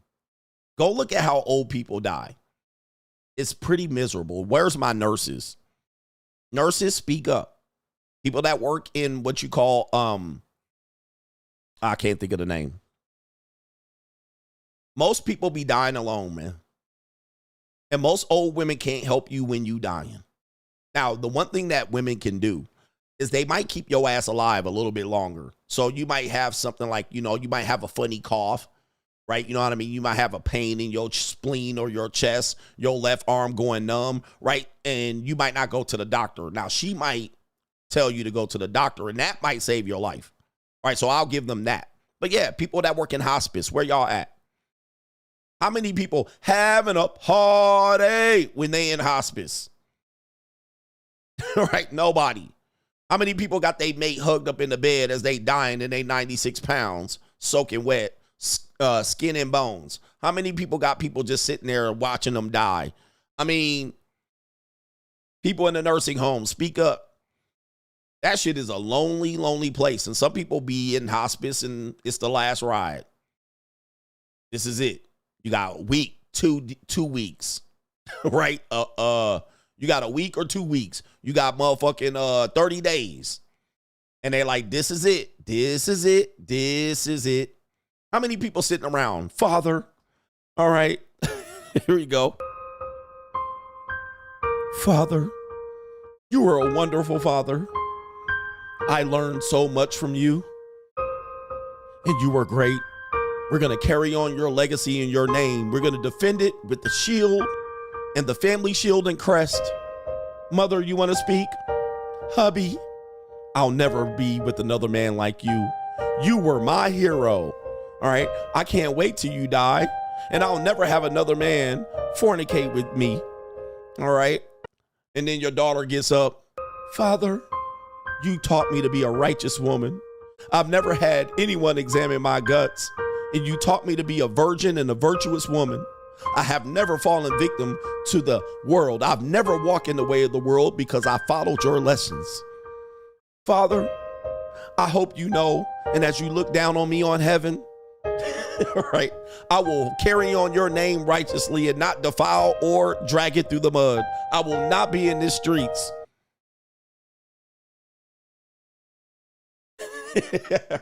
Right here. Ladies, hospice people, nurses, this is how it happens? How many times have you seen this happen? And it's just beep, beep, and you just conscious listening to all this gratitude, all of this support. Oh, you guys are wonderful. Thank you, children. Thank you, honey. I'll miss you all. I'll see you on the other side. Beep.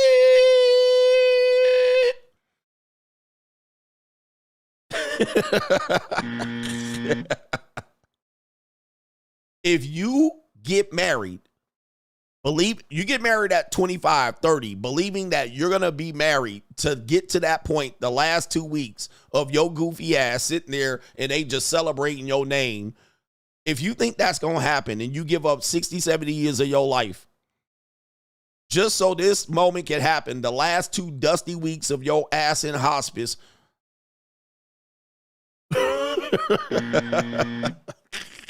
What? I'm not giving up 70 years hoping that happens, because you will give up 70 years and it won't happen. They just wait for you to die and they go into the motherfucking life insurance. Soon as you die, they got your life insurance paperwork like this. Beep. Okay, all right, let's go. Cash out. Having a party. They're going to be out there buying motherfucking ATVs, Jeeps, boats, all of that shit. They're like, good, we can sell this goofy ass house. All right, clean this shit out. All the things you ever collected in your life, they throwing away. Come get this goofy ass shit. Get these fake ass watches. Throw away these action figures. What is this shit? Sell these cars. We don't want none of this shit. Sell his house. Wholesale. Let's go. Get this shit up out of here. Dump all this shit. Get all his notes, computers, dump all that shit. Throw that shit in the trash. They off on vacation, pouring your ashes out off of a boat. Your wife getting finger fucked on the boat by that, bruh. Daughter getting her cheeks clapped. All right, Jesus. Oh my goodness. Michelle Lee, shout out to you. You sound like, or Michelle Lee, she says, it's unfortunately very rare that people die with their family or spouse assisting their transition to the spirit world. It's very rare. Shout out to Michelle Lee for being here, sister, and shout out to you for speaking up. All right. It is what it is. It is super duper rare. That's more fantasy bullshit that they sell for you. It's just fantasy. It don't happen like that, bro. All right. So there you go right there. That's how you respond to that. That's fantasy. More fantasy selling you. They're going to be spending your life insurance money before you dead. And then they're going to get a GoFundMe to raise the funeral costs. And they will forget about you. You will be a picture on a mantle, barely.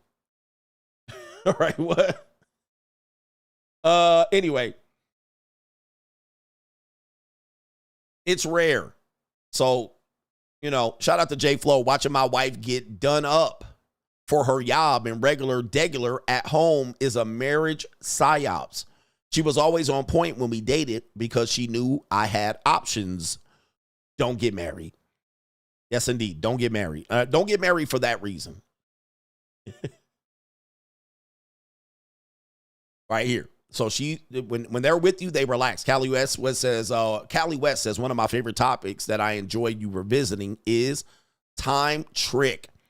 He says, I believe this encapsulates your philosophy because these ninjas think being a nice guy and spending $100 each date is using meat, when they could have paid the same woman $150 to fill her mouth skin right there at the top of her mouth. And I'm telling you, man, men are doing this. I think men got it wrong. What you guys are doing are absolutely wrong out here. Shout out to NGN says, heard a hard after pill for the I'm sorry. Here's a hard after pill for the Mitches and a sucker for loves to swallow. The monetized women aren't just more fun, attractive, and honest, but they're cleaner and STI-wise than the normie women looking for love are. He says, but the Mitches don't want to hear the truth, coach. Warned you. Money talk. Yep, that's one thing that people call. I don't want to be out here catching STIs with these street workers. I'm like, they get tested every month. It's literally their job to protect their body. Now, if you get a girl a street meat, that's one thing. They literally are protecting their body. They're going to go above and beyond. It's the women on dating apps having all the raw sex. And they got all the gonorrhea and the chlamydia. Right? It's the normie women that got the STIs. Now, that doesn't mean the S workers ain't going to have STIs. They got them too. But do the math. It's the normie women that got it. They're the ones giving it. There's the wives that are cheating on their husband coming back with herpes, and he cheating on her, and they don't know who gave it to who. It's the normies that got the highest STI rates. Trust me on it. It's completely obvious. And by the way, if you're risking high-risk sexual activity, I did a stream on this one. High-risk sexual activity is happening across the board, whether it's a sex worker or a normie chick. All right, 100%. The numbers are showing you that that's the case. Don't think that all these numbers are gay people and sex workers. It is, but it's the normies that got it. TWP says, when women say he love bombed me, he hit that bottom. It's silent. That's true. Right? They left that part out. He hit that bottom. He love bombed me. He hit that bottom. Shout out to NGN says, how do elderly people get a smoking hot body for summer? Cremation. Thank you, sir. Mr. Troll, to you, coach, you should consider having 12 cents of cheesemas equivalent for women. There are some women out here that absolutely deserve to be on that list for the debauchery and foolery that has happened this year. Maybe even a simp of the year equivalent as well. Give me the Super Mario. Yes, indeed. Yes, indeed. And there's two groups of people that have a high STI rates that nobody ever mentions. You know who those two groups of people are that nobody ever considers? That have a rapidly rising STI rate. Elderly people and teenagers. Those two groups, their STI rates are skyrocketing. It seems to be like the people in the middle are starting to figure it out and they go above protecting themselves. But it is the teenagers and the elderly people rapidly high skyrocketing STI rates. And then black people are up next. Black people in general. We got our brother here. Yeah, so I could do some episodes like that. Shout out to our brother, The Chocolate Solution says, I prefer my encounters. Sorry. The first word always gets me wrong. I preface my encounters by establishing boundaries that they often erase for their own safety. However, whenever they hit me with the, so what are we? After laying the smack down, I tell them romance was an age, not a noun. Oh, no. Romance was an age, not a noun. So what are we? Yes, indeed. I think anybody's still using that idea of what are we? I can't stand women like that, guys. So what are we now? What? What do you mean, what are we? You gave me sex. Nothing. We were just what we are before I finished. And by the way, when she says, so what are we? That's an example of when I tell you they're selling sex to you. All right. So the only reason she had sex with you is she assumed that she was going to get something from you afterwards, not to enjoy it. Remember, these are lessons. Women have sex for other reasons other than enjoyment. Men have sex purely for enjoyment and then next to procreate. Women have sex to get stuff. So now she has sold you sex. She's trying to get you this, but she did it in a way that, again, normies don't realize you're practicing prostitution. So you will act like you're not doing it. But if I have sex with you and you say, but what are we now? Because I had sex. That's an example of her selling it to you. Now she sold it to you with the idea that she was going to get something. Now when you don't give her, it's kind of like this. Like, say, for instance, you meet a woman and she's a JUCO or she's a street worker. She's a streetwalker. You meet her. And then And then but when you're about to be with her, she never says it'll be $300, it'll be $100, it'll be $850, she never says anything. So then she sleeps with you. And then afterwards she says, oh, you owe me money. And you said, well, you never said I needed to pay you. You didn't say it beforehand.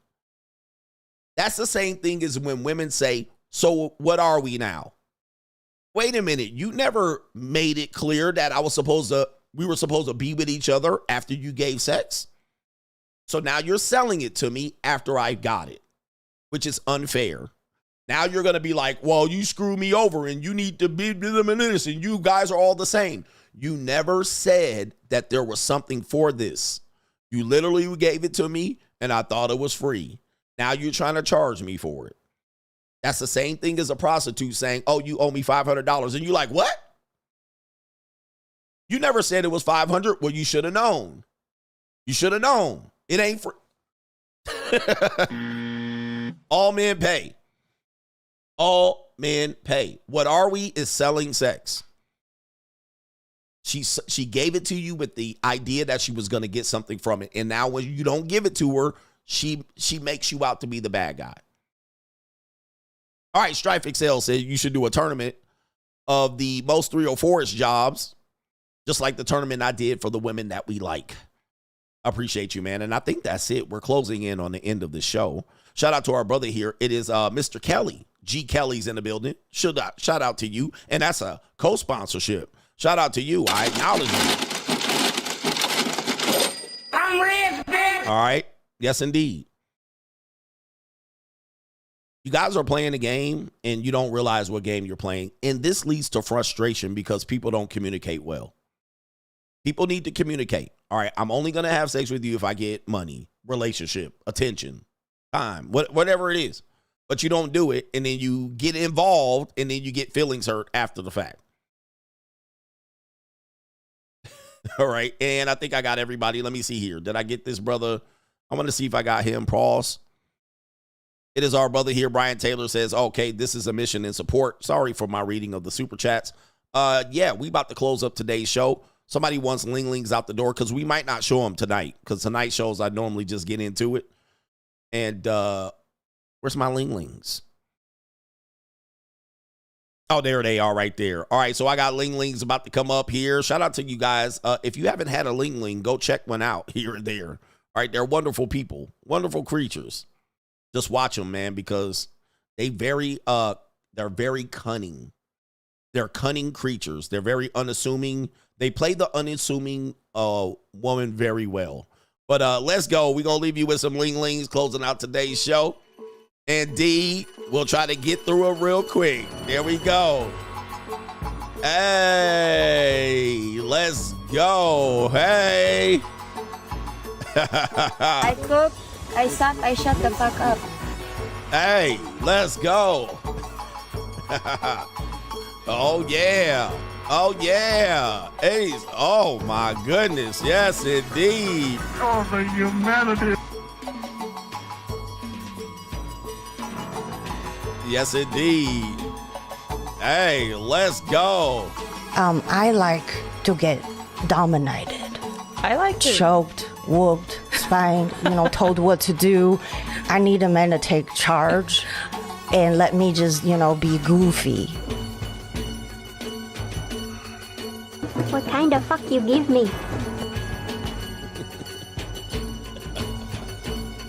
Yeah, that brother's starving. Yes, indeed. Where my Ling Lings at? Y'all watching today? Let's go. Oh, my. Oh, the humanity. Oh, my goodness.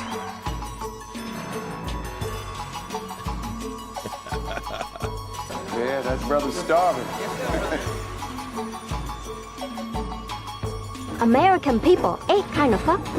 Love fuck, hate fuck, sex only fuck, break up fuck, make up fuck, drunk fuck, buddy fuck, pity fuck. Let's book a trip to Asia, y'all. Get your passports. Shout out to the passport bros.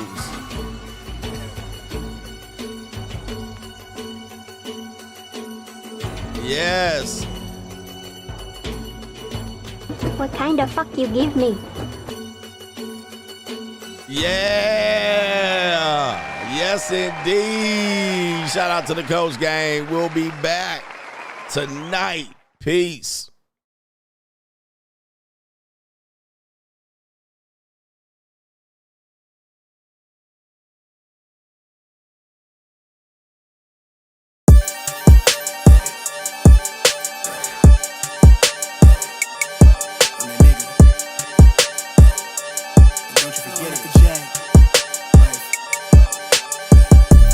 Vibe blowing up the J, got the loud jumping up the bay. Everything I'm on slack. Everything I do is got the Benz jumping up the bay. Vibe blowing up my J, got the loud jumping up the bay. Everything I'm on slack. Have you been with the Brazilians? This would be the first. They wild, I think. I'm innocent. Bro, you hear that guy?